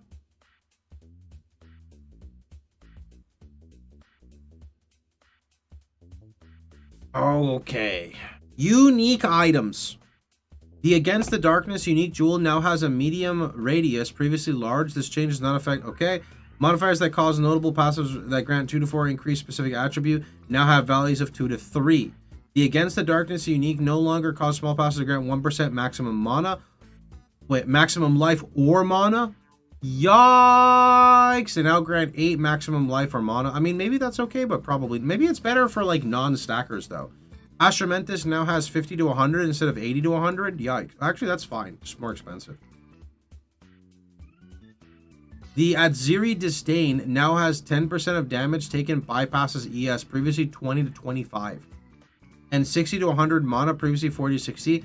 And now has gain maximum life as maximum energy shield, previously 25. Okay, got it. But does gain maximum life as ES work with CI anymore? Or is it gaining off the 1? Or is it only conversion that fucked that over? It doesn't. Yeah. Not anymore. Okay. Yeah. The Choir of the Storm amulet once again triggers Lightning Bolt, previously Greater Lightning Bolt. Crown of the Victor now grants increased rarity from items, previously okay, so nerf rarity. Dream Fragments now has maximum mana, previously 20, so nerf by 10%. The Everlasting Gaze unique amulet causes you to gain 46 max mana as extra energy shield, previously wow. Okay, that's a big nerf. Provides 40 to 60% mana regen, previously 50, and 40 to 60 mana, previously 50. Existing versions can be updated. The Eye of Cheula no longer provides 2500 stun threshold, it now provides cannot be light stunned. Stun immune amulet. The Fireflower unique amulet grants increased rarity. Ghost Ride unique body armor now provides 25% maximum life converted, previously 50. The existing versions of this unique can be nerfed by using a divine orb. The Hand of Wisdom in Action unique glove now adds 1 to 10 lightning damage to attacks per 20 intelligence, previously 10, and now provides 1% increased attack speed per 20 dexterity, previously 3% per 25. The per attribute changes will affect existing items, while a divine orb can be used to obtain these nerfed values. This actually no, these are This unique is also now found as the Spiral Wraps base instead of Furtive Wrap. Furtive? This change does not affect existing items. The Riker jump scare. Sorry, I had to pull it out there for a second. What just happened? What just happened is sometimes I decide to talk like this and Sometimes I just don't. so for example, the Ingenuity unique belt Can no longer roll 40 to 80% increased bonus gain from equipped rings. Instead, it now grants 20 to 30% increased bonuses gained from equipped left ring, and 20 to 30% increased bonuses gained from equipped right ring. It also now has 1 to 2 charm slots, minus 20% to 20% increased charm charges gained, And minus 10 to minus 10 to 10 reduced charms. reduced charm charges used.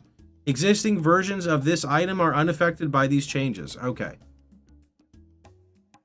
That was a weird thing to say. No, so it's basically 20 to 30%. 20 to 30%. And it's specifically for left and right ring. Yeah. I mean, it's meant for damage, right? Like, it's meant for damage. I mean, I'm going to be honest, bro. People who thought you could use Ingenuity with that Ascendancy with the extra ring, there's no way, bro. Like, get out of here, bro. No way. The last Flame unique relic now has damage taken cannot be absorbed.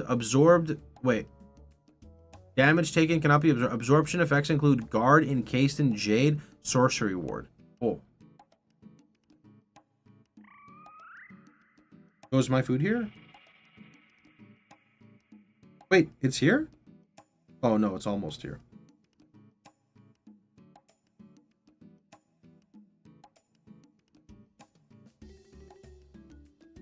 Mahawaxel's Machination unique shield has 100% increased effective socketed soul cores from 333 to 666. Now has the additional property of Everlasting Sacrifice. What is this? This on the passive tree?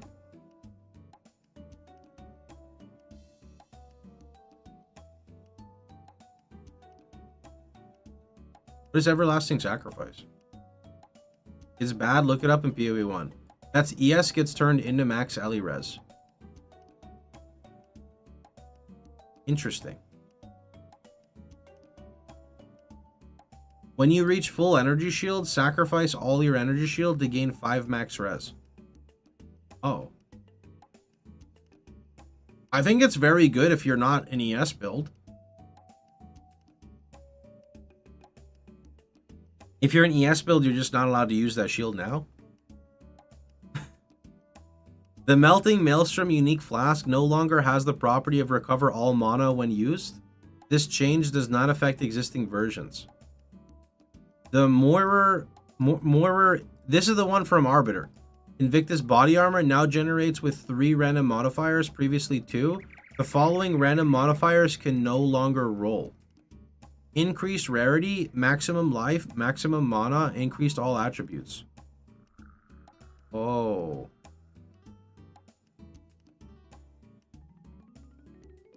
The following random modifiers have been adjusted. Wait. I don't know what else it rolls, because this is all I ever saw on people. The following random modifiers have been adjusted. 6 to 10 spirit. Is it these here? 6 to 10 spirit per socketed rune or soul core. Increase global defenses and ally res. There are 7 new ones. Okay. Oh, added. Okay, I see here. Added 7 new random per socketed rune or soul core. The Oaksworn unique shield no longer provides 50 spirit, now provides 50% increased life regen rate. Cool story, but if you don't have any life regen to scale, then this doesn't do anything. There's like no life regen on the tree. The Pillar of the Cage God unique quarterstaff now provides 1% increased attack speed per 10 dex and 1% AoE per 10 in, previously 2%. It now also provides 10% weapon damage per 10 strength, previously 5. The per attribute change, okay, so halved across the board. The Queen of the Forest unique body armor now grants 1% MS per 800 instead of 500. The Sandstorm Visage unique helm now causes enemies in your presence to gain critical weakness once per second for 15. Previously 1 second. This is just good, no? The Temporalis unique body armor now causes skills to have -2 to -1 second cooldown. Previously -4 to -2. Existing versions of this item can be updated to new values, but why would you? I like how they say that there. That's good. That's good.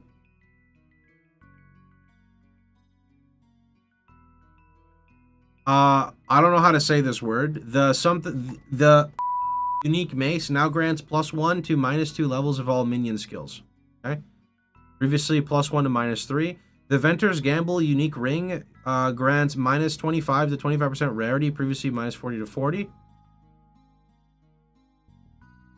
Oh, it's just trench timber. Oh, that's a lot easier to say when you look at it like that. I didn't see the words within there, you know? I just like looked at it and I'm like, how do you pronounce that? Updated the text of the Solus Ips unique helmet and the Gemming Legionnaire's gem-studded Ascendancy passive skill to reflect the fact that they stack with each other. Corrected the wording of the Black Scythe training, circular teachings, and nightly tenants timeless jewel keystones, so they no longer incorrectly imply the alternate bonuses. Bro has been reading patch notes for too long. I mean, it's only been 3 hours.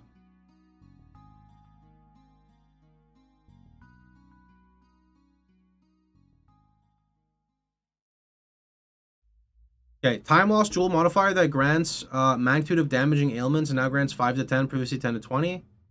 Faster ailments got nerfed. Energy shield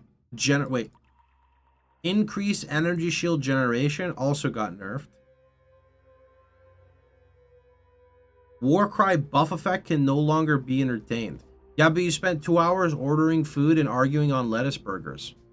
Not ES meta skills. Oh, sorry, energy gain, not energy shield. Energy generation for meta yeah, I understand now. Got you. Cast on freeze, cast on shock, etc., etc. The 4 salads should arrive soon. I think they're actually here in like 2 to 3 minutes. Track order. 4 minutes.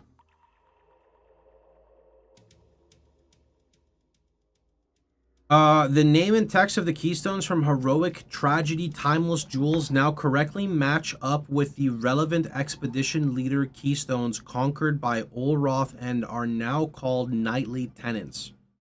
Keystone conquered by whatever are now called Circular Teachings, and keystones conquered by Verana are now called Black Scythe Training.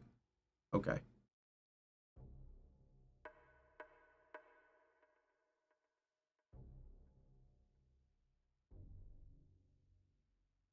My head hurts. Anyone else's head hurt from reading all this?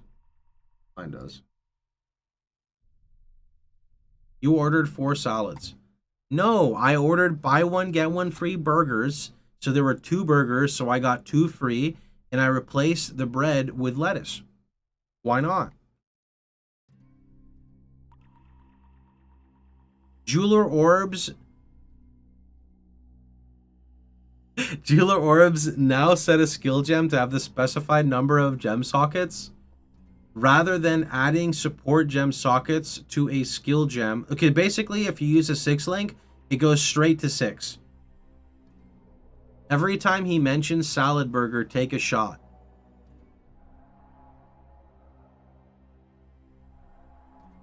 No, chat. Why must you be this way? He ordered 4 wraps.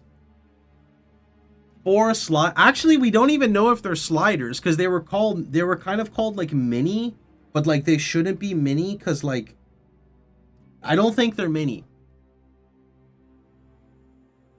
4 slider salads. I did not just pay like $25 for 4 slider salads. Get out of here. Advanced and expert item bases now have distinct names. Good. Runes now have 3... Oh, wait, what are we on? Item changes. Runes now have 3 tiers. For example, Storm Rune has been split into Lesser Storm Rune, and Greater. You are able to reforge 3 Lessers. Oh, that's nice. Doubled the drop rate of runes. You can no longer reforge 3 runes to obtain a random rune. I didn't even know you could do that.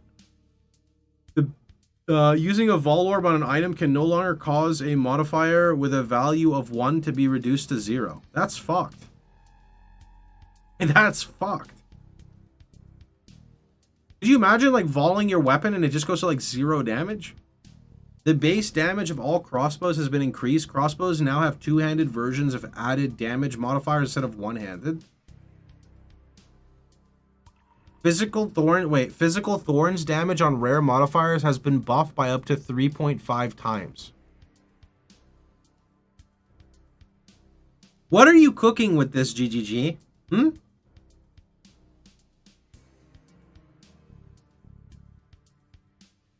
Crossbows did get big, like giga buffed. Yeah, their damage literally, they went from 1-handed damage mods to 2-handed, which is like pretty huge. Problem is when I played crossbows, the playstyle of comboing did not feel super intuitive for me, so we will see. We will see. Increased rarity of items found. Modifiers on items have been lowered at the top end. The suffix modifier goes up to 25% at the highest tier, previously 30%. While prefix modifier now goes up to 25%, previously 32%. Golden Charm now grants 15 rarity. Breach Rings now have the implicit modifier of max quality as 40 instead of 50. The chance for Breach Rings to drop has been greatly reduced. Oh. Notable passive skills in the starting areas of each class can no longer be instilled or found on unique items. Oh. This does not fix existing items where instilled notables were in Sork and Witch starting area. Could be incorrect. Okay. Add new jewel modifiers that provide similar benefits to passive trees. Or passive skills to the... Okay. Added new jewel modifiers that provide similar benefits to new passive skills added to the passive trees, such as companions have increased max life. Okay. My food's here. I'm going to go grab it real fast.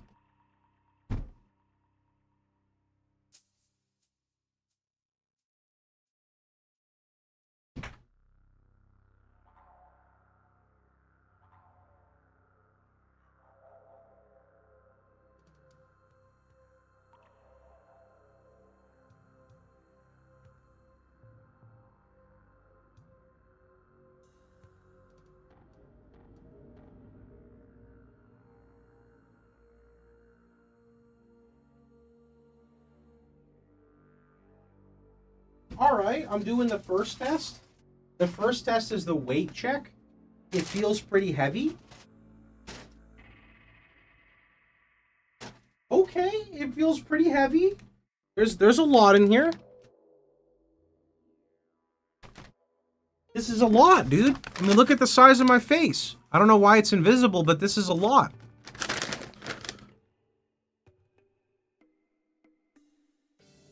You are the burgers? What do you mean?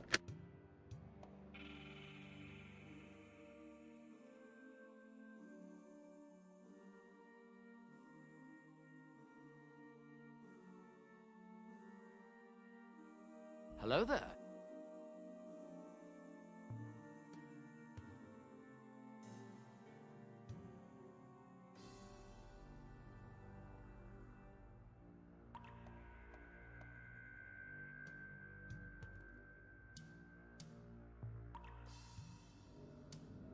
Hello there.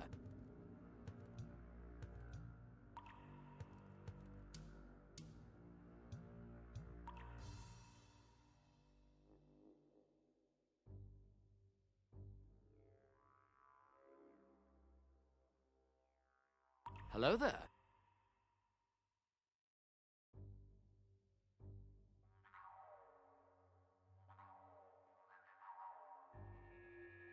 Ambush!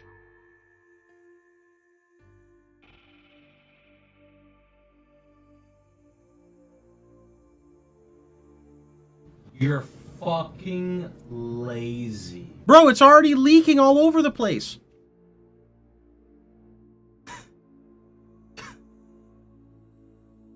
Okay. Sorry, chat. I had to go get some napkins. It started leaking all over me, dude. Because there's no bun. Shut up.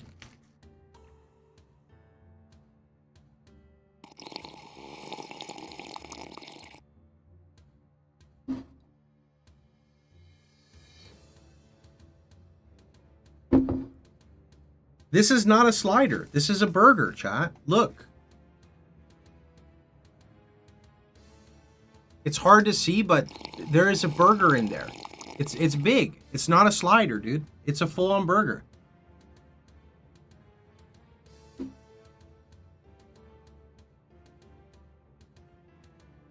It's a compact salad. It's just lettuce.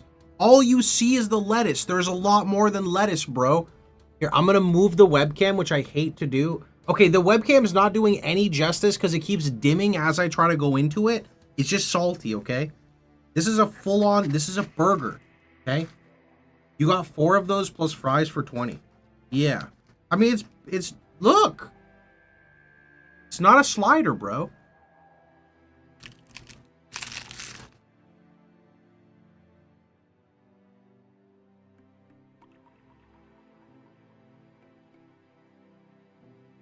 Okay, that bite was only lettuce, but that's beside the point.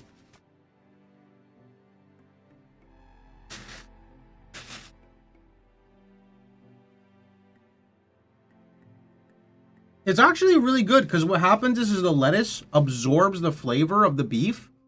You could kind of call it like a beef salad. 4 lettuce for $20. No, bro, there's a burger in there, dude. You just can't see it because the camera doesn't do good justice. There's a burger in there. It doesn't absorb shit. You guys are just salty. You know what flavor absorbs the flavor better? A bun. A bun would be so soggy with this, dude.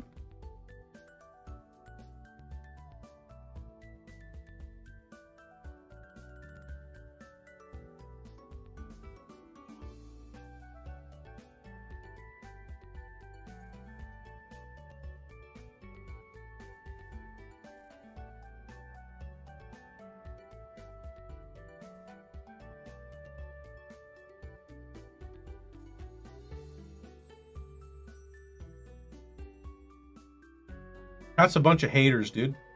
I prefer a soggy bun over than... I don't know what that word is. I mean, it's crunchy lettuce, bro. Crunchy lettuce is good.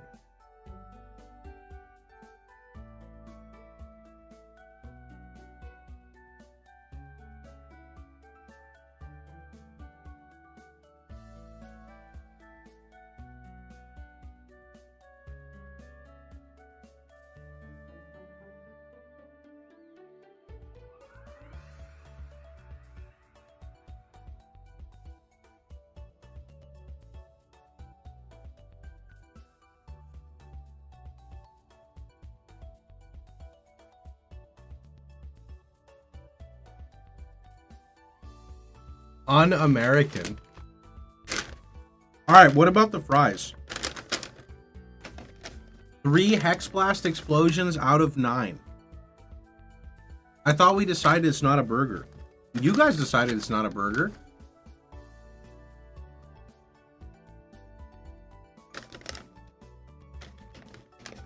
Are the fries made out of bamboo? What? Check Mike. Wait, what do you mean check Mike?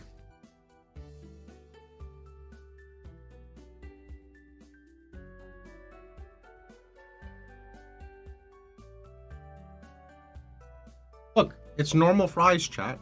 Okay? They're not replaced with cucumbers or asparagus or whatever you guys want to call it. Okay? It's just fries. Haters.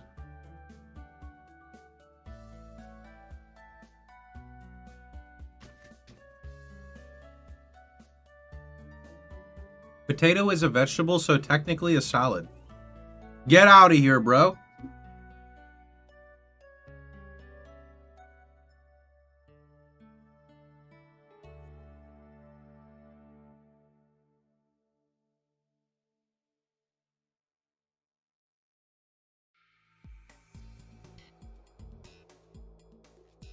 What do you mean it's carrot fries? So for my own curiosity, you decided to forego a bun, but you still got fries. Yeah. I mean, real talk, I know a lot of you guys don't seem to share my same interest, which I think is crazy. Why would I spend money to get a bun that is garbage quality, is going to be so soggy by the time it gets here, and then I'm just eating calories that I don't enjoy? Why not eat the parts of the burger I enjoy, get it in a lettuce wrap, which I enjoy lettuce. The lettuce is going to add like 5 calories to the bun. The lettuce is not going to get soggy. It's still going to stay crunchy. It's going to store better the next day, right? I don't know. I like it. And then if I'm going to eat something unhealthy, I'll just eat my fries. This is why you make your own burger. You cannot use this argument when I'm streaming. This is my job, okay? Even though I'm sitting here doing absolutely nothing, playing video games and eating my lunch, this is what I get paid for, okay?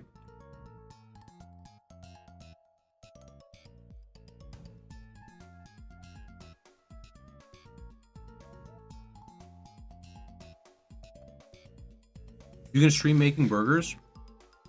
Nah. Our illustrious I think most of us champion agree it's just funny to returns. meme on the salad wrap. Welcome home. Oh, for sure. Well, no, I mean, genuinely, I think some people don't get it. I don't know. Like I said, if I go to a restaurant, I'm not getting a lettuce wrap. Cooking stream equal boom roasted. Rude.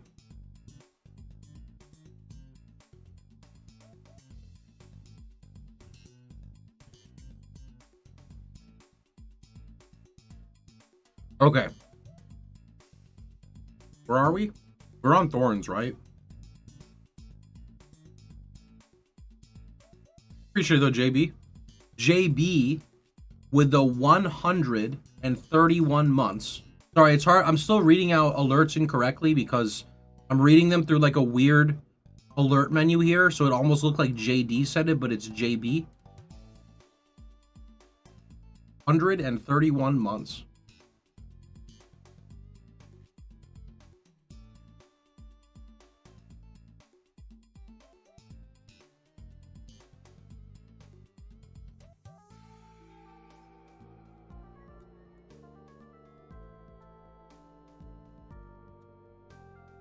Wait, where are we? Here. Jewels and time loss jewel modifiers that provided stats scarcely located on the passive skill tree, such as increased blind. 1 month away from 11 Our years. illustrious champion returns. Yeah, that's pretty crazy. Welcome home. And then JD Valencia with the 62 months. Don't get rage baited. It's not rage baited. We're just having fun, bro. Generally speaking, the minimum range has stayed the same, but the maximum value provided is lower than before. Increased effective auras from your aura skills can no longer roll on time loss jewels. The fletching and jewel, the fletching jewel and time loss jewel modifiers that provide increased bonuses gained from equipped quiver now have values of 4 to 6 and 2 to 3. The jewel modifier that grants increased energy generation now grants 2 to 6, previously 3 to 7. The soul core of 5% quantity of gold is, 5% from 10%. The corruption modifiers on jewels that provide 5 to 10 of a specific attribute now have 4 to 6. Unlucky. The corrupt modifier on helmets and rings that provide life regen can no longer roll. It has been replaced with a new corrupted modifier that grants life regen rate.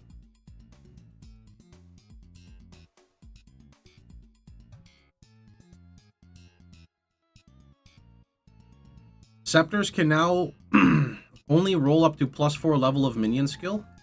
Yeah, this is just to confirm here. Life regen and life regen rate. Regen rate is a multiplier to your life regen. I feel like there's very little life regen in POE2, and I think they're scared to add it.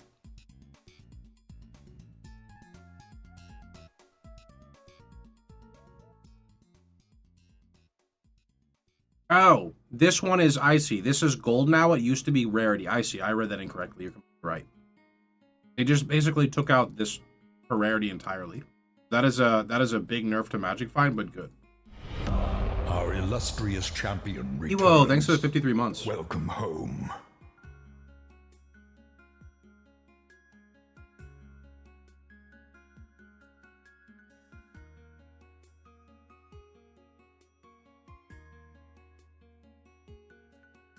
Scepters can now roll 80% increased presence, previously 30%. Amulet modifiers that grant 5, 6, 7, 8, 10% max mana now have less values. Okay. Belts, gloves, boots can now only roll up to 105 mana or 124 mana. So basically, mana across the board has also gotten nerfed. Rings could that's already so much mana though.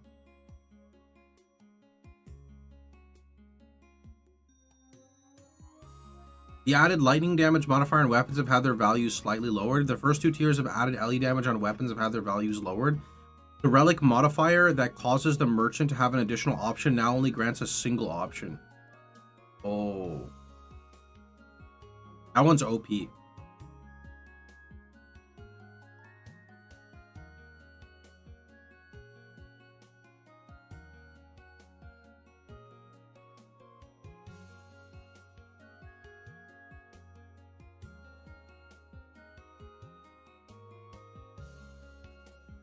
I can't wait to play the new Tears and Spears League tomorrow. Tears and Spears.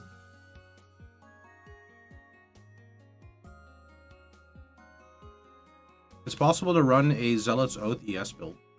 With Lich, I think so.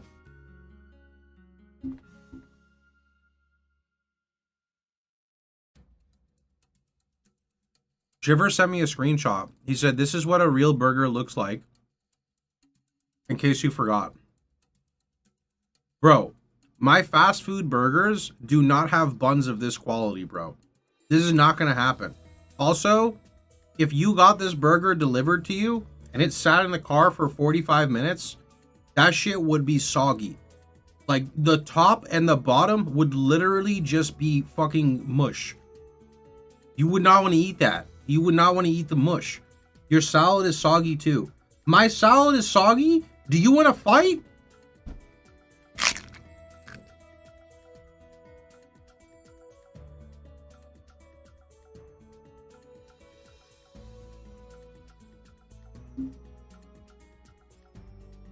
That's what I thought.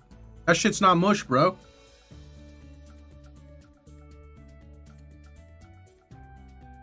No sound from the bite?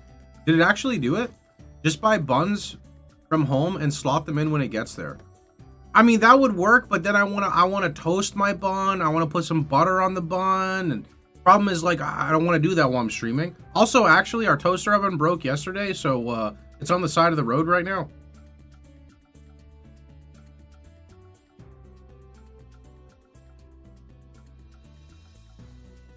I got actual burgers.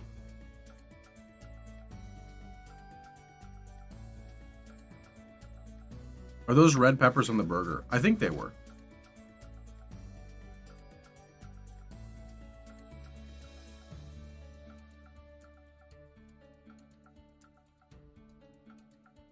We're almost done, guys. Bosses that needed to perform certain actions to progress their fight will now become immune to damage if their life is brought significantly past the point at which the action should be used. This should have no noticeable effect to most players. Did you read the last line from the relic modifier? Existing items can be ruined using a divine orb. Oh, I did not actually read that part, no. Usually it's not. Usually it's just like can be altered. But okay, right. So this should have no noticeable impact to most players, but will prevent cases where bosses could get semi-permanently crowd controlled and prevent the fight from progressing. Armor on all monsters has been reduced by 30%. Soul Eater, oh, this is a big one. Soul Eater on monsters grants 1% skill beat and 1% less damage taken. Previously 5 and 2. Wow, Soul Eater on monsters got nerfed a lot. Okay, now stacks to a maximum of 50, previously 45.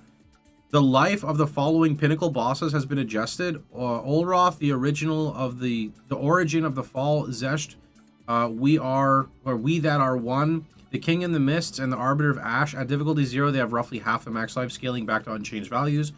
The life of the Trial Master and the Temporal have been reduced. The following bosses no longer have armor penetration. They had armor penetration? That's fucked. Armor was already garbage and you gave the guys penetration? How was that even fair? Olroth, the original... Olroth... Basically, all the bosses had armor pen. Okay. Lowered the damage conversion to other elements for some skills used by Arbiter of Ash. Arbiter of Ash now has a tapering less damage taken buff for the correct amount of time. Arbiter of Ash now deals increased damage with a select few abilities. The Scourge of the Skies now deals increased damage on its Vomit ability. The Chimera now deals increased damage with Leap Slam. The Trial Master has increased damage with his Channel Blood Slam. Rafik, the Frozen, now deals increased damage with their Multi Slam. Stoneclad Gorillas now deal reduced damage, thank God. Mighty Silverfist dodge roll damage. Good. Fuck that guy who spawn camps you in Act 3. Olroth now deals increase with his dash. Ashar, the Sand Mother, now deals less with their poison spray. Is that that's not the Chimera that you fight in... Who is the Chimera you fight when you're doing like the Trial Master encounter when you're trying to ascend? And it does that like wing thing and you just die if you're standing there.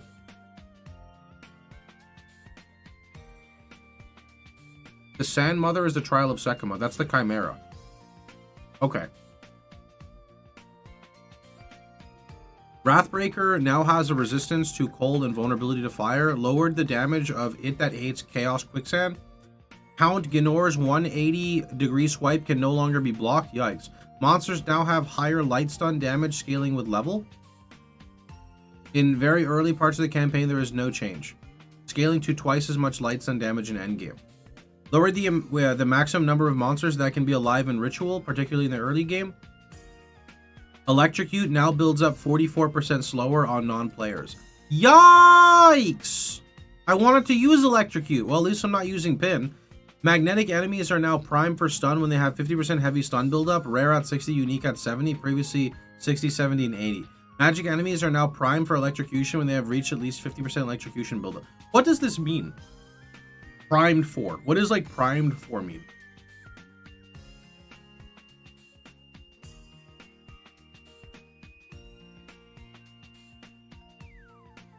Does anyone know? It's a support that is culling, but for the ailment. So it's specifically for the ailment. Okay.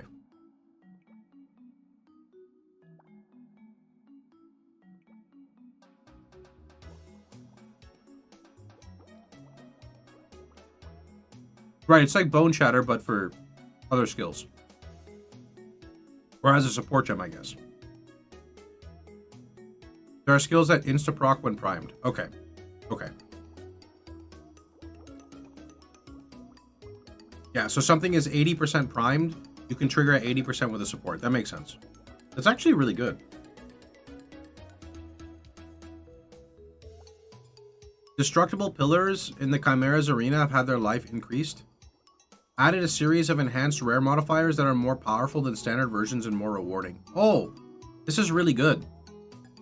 This is really good because they pulled back some power on the rare mobs, which means less drops.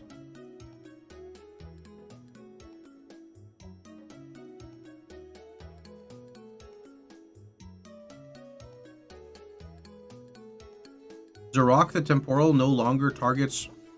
No. Some rare monsters modifier now scale at later levels, providing better rewards. This is Arc Nemesis. It is Arc Nemesis, yeah.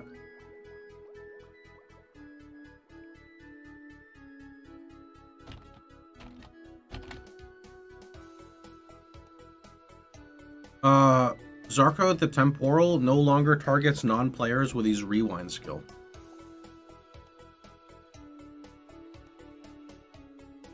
What is Arc Nemesis for POE1, non-POE1 Andes? Arc Nemesis is basically a mechanic where they redid all rare monster affixes. And when they put them back, they were like obscenely broken, but gave really good rewards. But the modifiers were like kind of game breaking with how they affected you.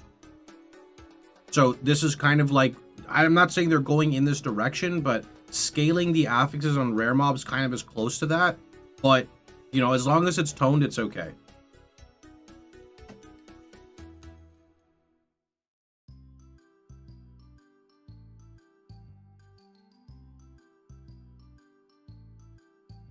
The bloated Miller's charge now pushes players sideways instead of carrying them along.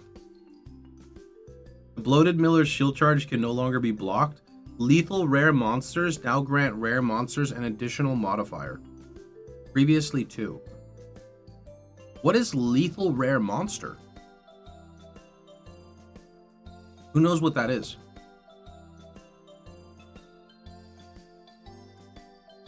Arch Nemesis, the trial thing. Oh, this is the when you're ascending. Yeah, Chaos Trials. Okay.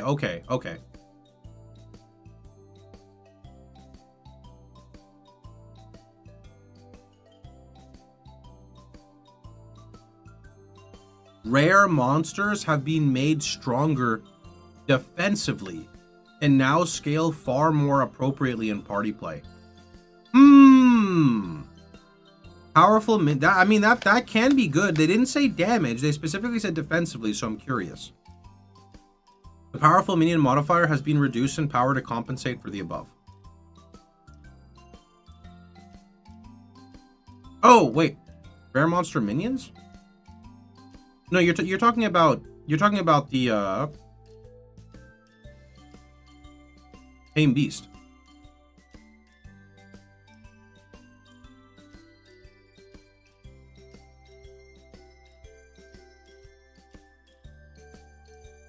The guaranteed magic monsters near the exit of Dreadnought will no longer respawn when you respawn at the checkpoint. The various fungal... It is the defenses of rare monster minions that was buffed, not the rare monster themselves. You're right. I keep reading this incorrectly. Rare monsters minions. I don't know how I keep skipping the minion part. Okay, so rare monster minions have been made stronger. Okay. Never mind. Literally, never mind. Ignore me. Even though I have glasses, I'm still blind because I'm a POE player, you know?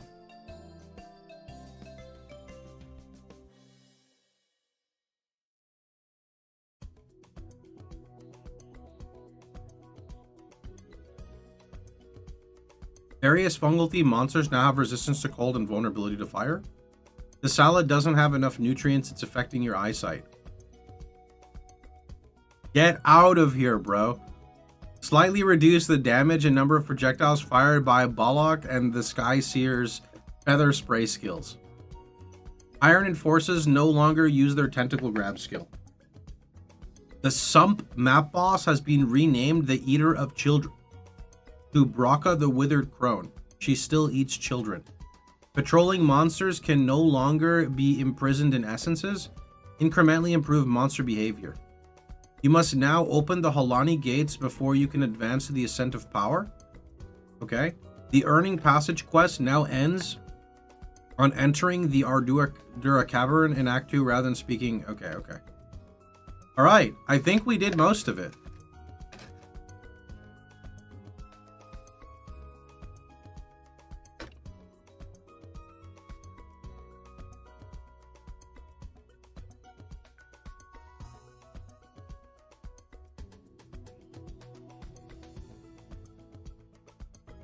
Dad, after seeing the patch notes, what are you playing?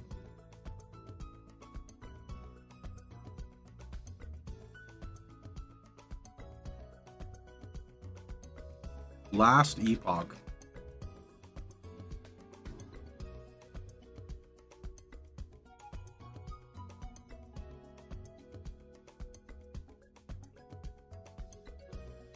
You think the gem cost changes will make Blood Mage playable?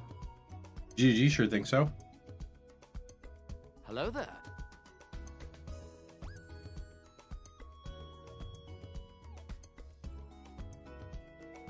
Added the ability to spectate party members if you died in combat. Added the ability to pan the minimap overlay when using the controller. Added the hovering over any instance of the presence keyword will now show an indicator around your character. Oh, that's actually really nice. That's a nice change.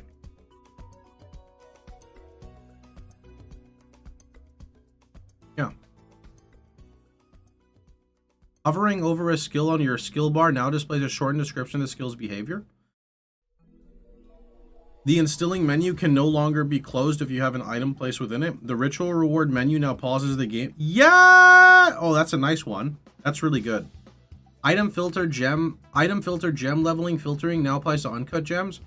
When leveling up gems, changes are now highlighted more obviously. Good. Improve the visibility and readability of text icons under monster life bars. Okay. Made a number of improvements to the stats displayed on the character panel and skill information panels. For example, the character panel now displays your modified energy shield recharge delay and ailment threshold. And skill panels show more detailed ailment and hit chance information. An HUD icon is now displayed if you are using controller and have turned them off item labels. Improved many cases in couch co-op where the second player cannot interact with mechanics. Relics can now quickly be moved to the... Okay, good. Oh, that's with controller, never mind. Added functionality to set targeting mode per skill when using a controller. Improve UI couch co-op. When using a controller, picking up items will no longer fail due to skills in progress. Added an optional bindable action when using a controller that allows players to cycle through socketed crossbow ammo. Added an optional bindable when using controller that reloads your current crossbow ammo type. When using controller, quick swapping an equipped weapon will now place any support gem socketed in the skill in your inventory. When using a controller, detonating arrow freezing salvo target enemies if not manually aimed. Redesigned cosmetic equipment interface. You can now open the chat while in the cosmetic panel. Okay. What do you think on the possibility of viable Invoker Spear Tornado build? Sure. I don't see why not.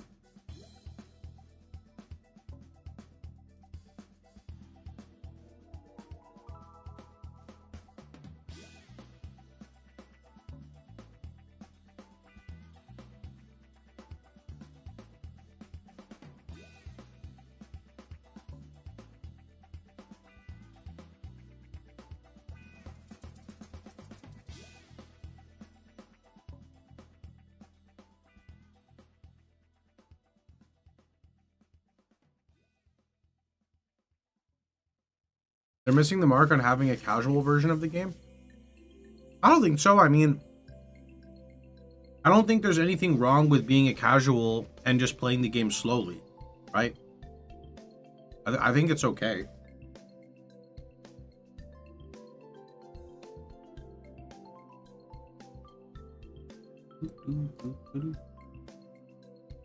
No RF yet in POE2. Nope.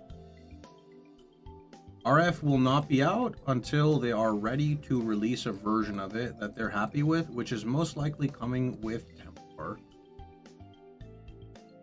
Casual means stop comparing yourself to other people.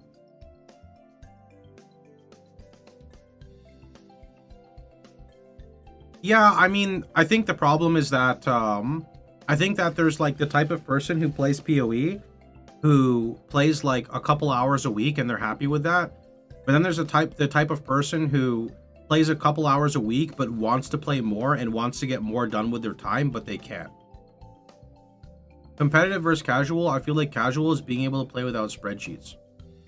I don't think you need a spreadsheet to play PoE2. I'd say with PoE1, you're more likely to need a spreadsheet, but I don't see why you can't play PoE2 without a spreadsheet. Am I like cooked or something here? What am I missing? It's still too punishing. In what regard?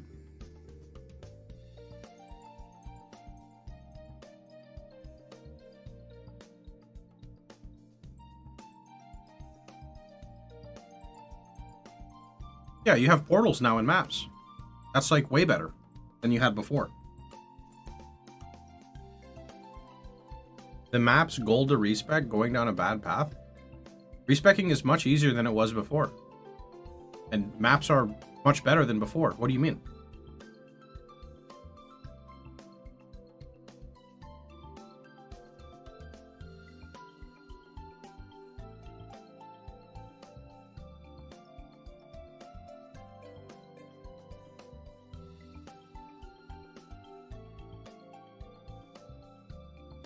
Not a few juice? You can't put juicers and casual in the same sentence. Those are like exact opposites.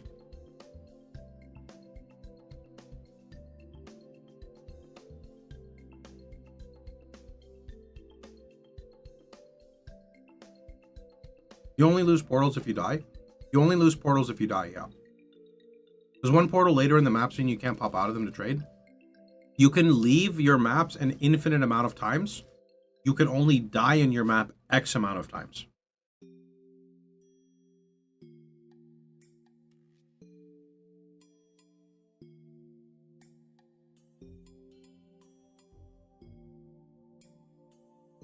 No portals are lives. No. They specifically stated that you can portal as much as you want in a map for loot. If you die, that consumes a different, whatever you want to call it. Portals and lives are separate. They're not the same. That's new to this patch.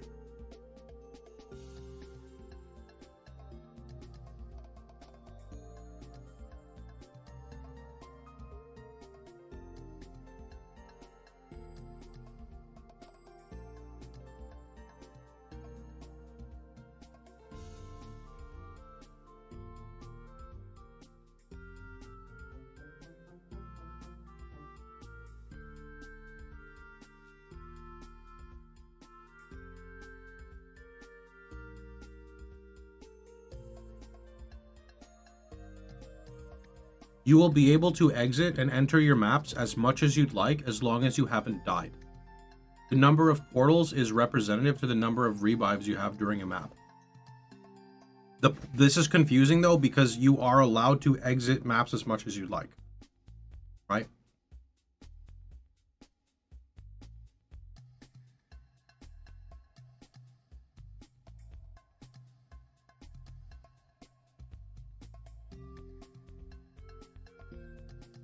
Do you think by full release the game will be turn-based?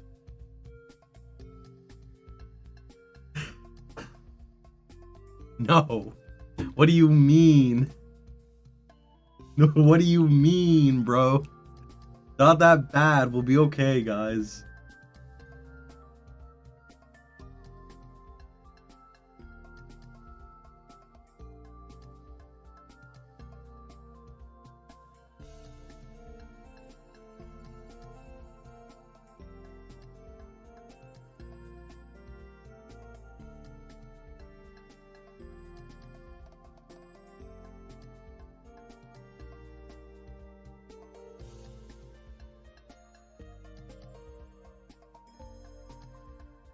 They said they don't want you to blow up bosses unless they're like giga geared.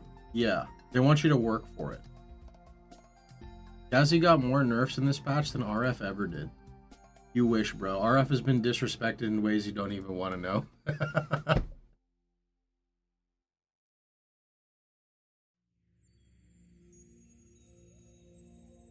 RF is so nerfed right now, it doesn't even exist in POE2. How do you feel about that? A Ru2 plus Steel Mage clip is on LSF, POE getting big. Livestream fails? What is it about? Spark Archmage went to like 1/10 damage, maybe less. Check it, it's funny. Is it U2? Is it Ru2 screaming?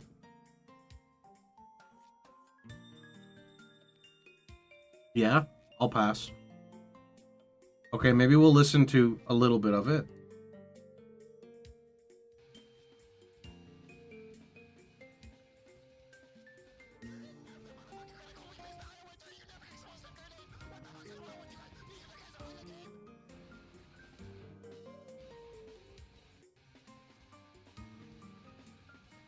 But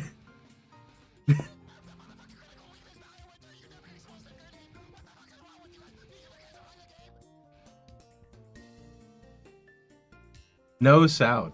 Do you really want to hear that? Bring up the sound? You guys can play it. Just post the link. We couldn't hear it. I couldn't hear it either, and I'm going to keep it that way. That's all you. You could just post the link, and you could just click it. And there you go, dude. It's good. I'll watch it another time.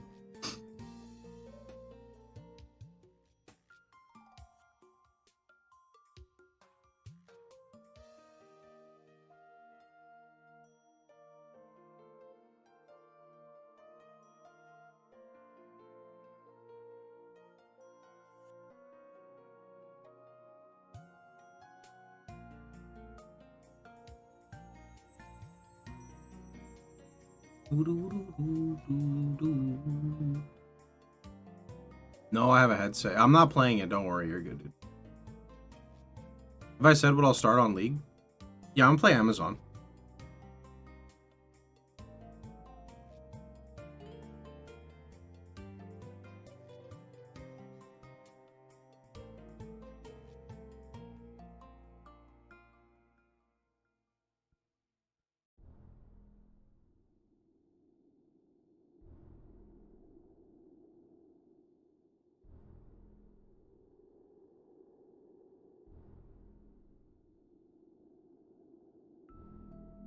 God damn.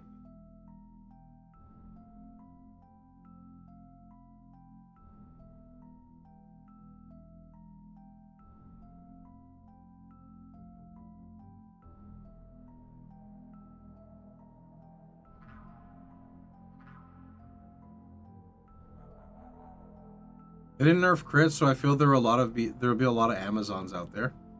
I mean, a lot of builds go crit late game anyway, right? Like Blood Mage, for example, even though I hate Blood Mage's progression.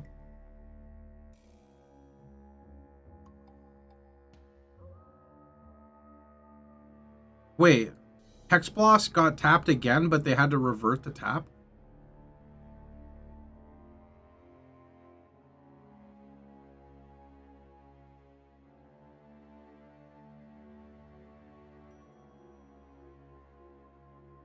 You don't go crit late game, what are you even doing? Yeah, right now it's a bit questionable, especially with it being multiplicative on gear versus your tree, right? Spears are one-handed, unless there are two-handed spears, which I don't know if there will be. I mean, thematically, it wouldn't make sense to throw a two-handed spear, would it? I mean, I have no idea. No idea. I didn't expect them to disable Grim Feast. Grim Feast is broken, dude. Well, shit, boys. I was going to do a summary, but I don't even know how to make a summary for the patch notes, because it's just... there's a lot of nerfs, man. I mean... there's a lot of nerfs, and there's not really... I don't have the... I don't know. Crossbows are up, so I'm happy. A two-handed spear would be a polearm. Ah. No summary, just say good luck.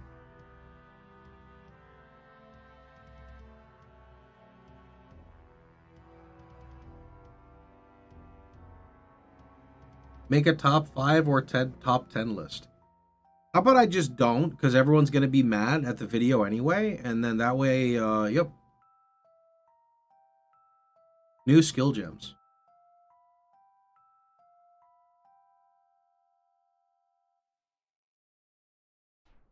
I don't know. I think I'd rather just wait and then just make my... I don't know. We'll see. We'll see. Just cry in a corner, we get it. GG doesn't seem like very fond of the one button build. What happened to Hexblast? Please tell me, did it get saved? Yeah, it did not get saved. But now I'm upset that you didn't make one. Wow. Hexblast got blasted. Yeah, pretty much. I love Heralds are nerfed. Heralds should be nerfed, for sure. Like, Heralds should not have ever been the way they are at all. Whatsoever. I still don't see why they waited 3 months to do this, because, like, the community's reaction now, I think, would have been much better if it was trickled a little bit, like, over time. But that's just me.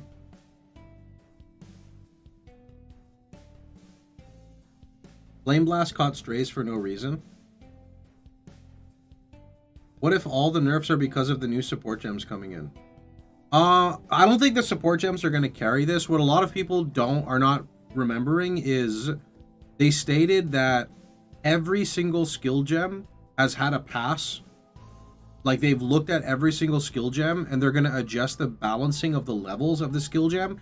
None of that is reflected in any of the skills here, right? So, like, if we use a prime example,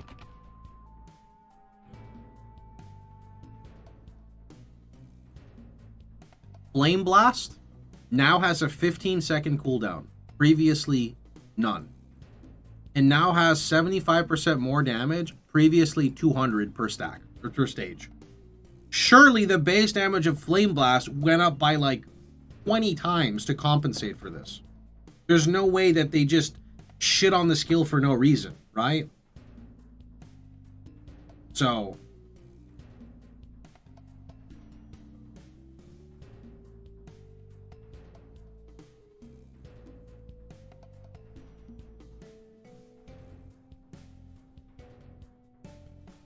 the ailment threshold change is going to be so painful.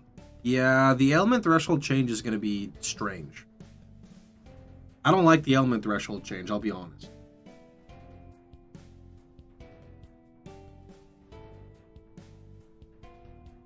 Why not be happy now? We get to look for all new OP builds. Oh, I'm happy. I just don't want to make a video on it because it's going to be all negative. Harry will carry the game. Yeah, dude. To be honest, I was hoping for Ignite buffs. Yeah, but they're too scared to ignite it. Sorry, they're too scared to buff Ignite, 100%.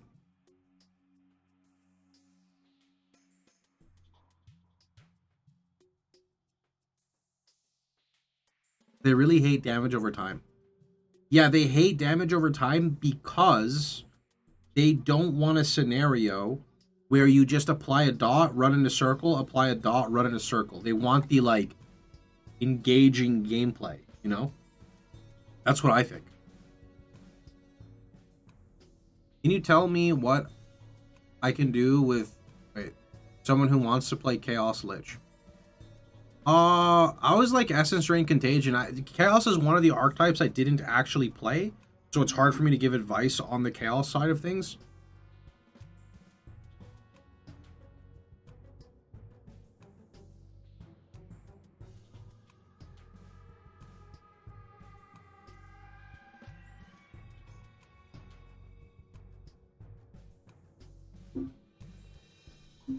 But I want to apply the dot and run.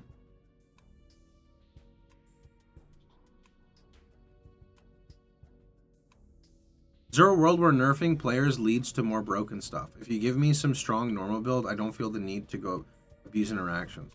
Is there a world where nerfing players leads to more broken stuff? Yes. Because whenever they well, usually in PoE, like take this patch for example, yeah, they're nerfing everything that you know, but we're also getting so much more stuff that's new, right? Like we're getting so many unique items, new ascendancies, new item base types, 100 new support gems, the whole specter, you know, the specters basically. On top of specters, there's the tame beast, which inherits the mods of like the rare mob.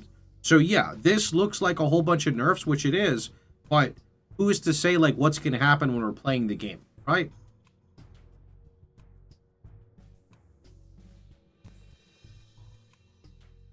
We'll see. We'll definitely see what happens.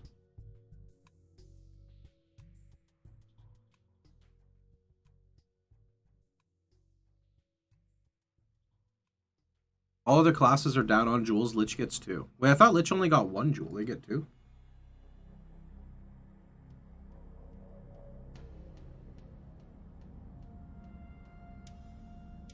It's doubled, so it's 2. Oh, I see what you're doing. Okay, I see what you're doing.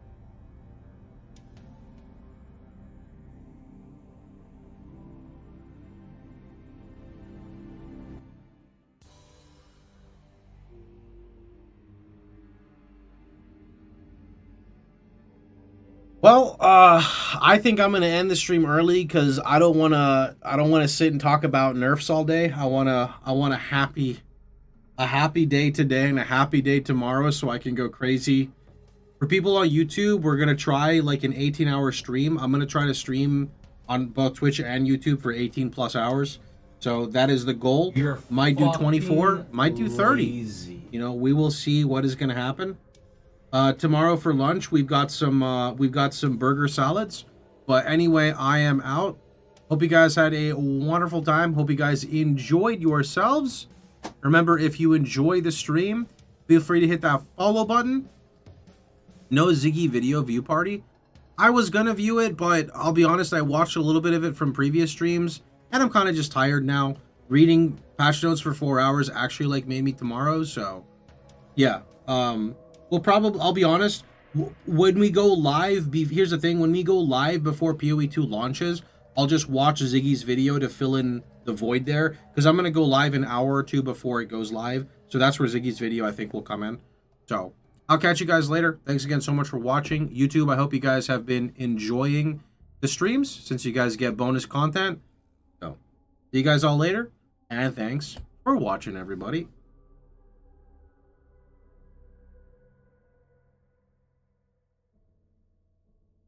Is your schedule updated with your start time? It's always the same. 9 a.m. Central every day except for Sundays. Sundays I don't stream. Saturdays I'm 1 hour later. I don't really make special schedules for game releases because I just play all the time.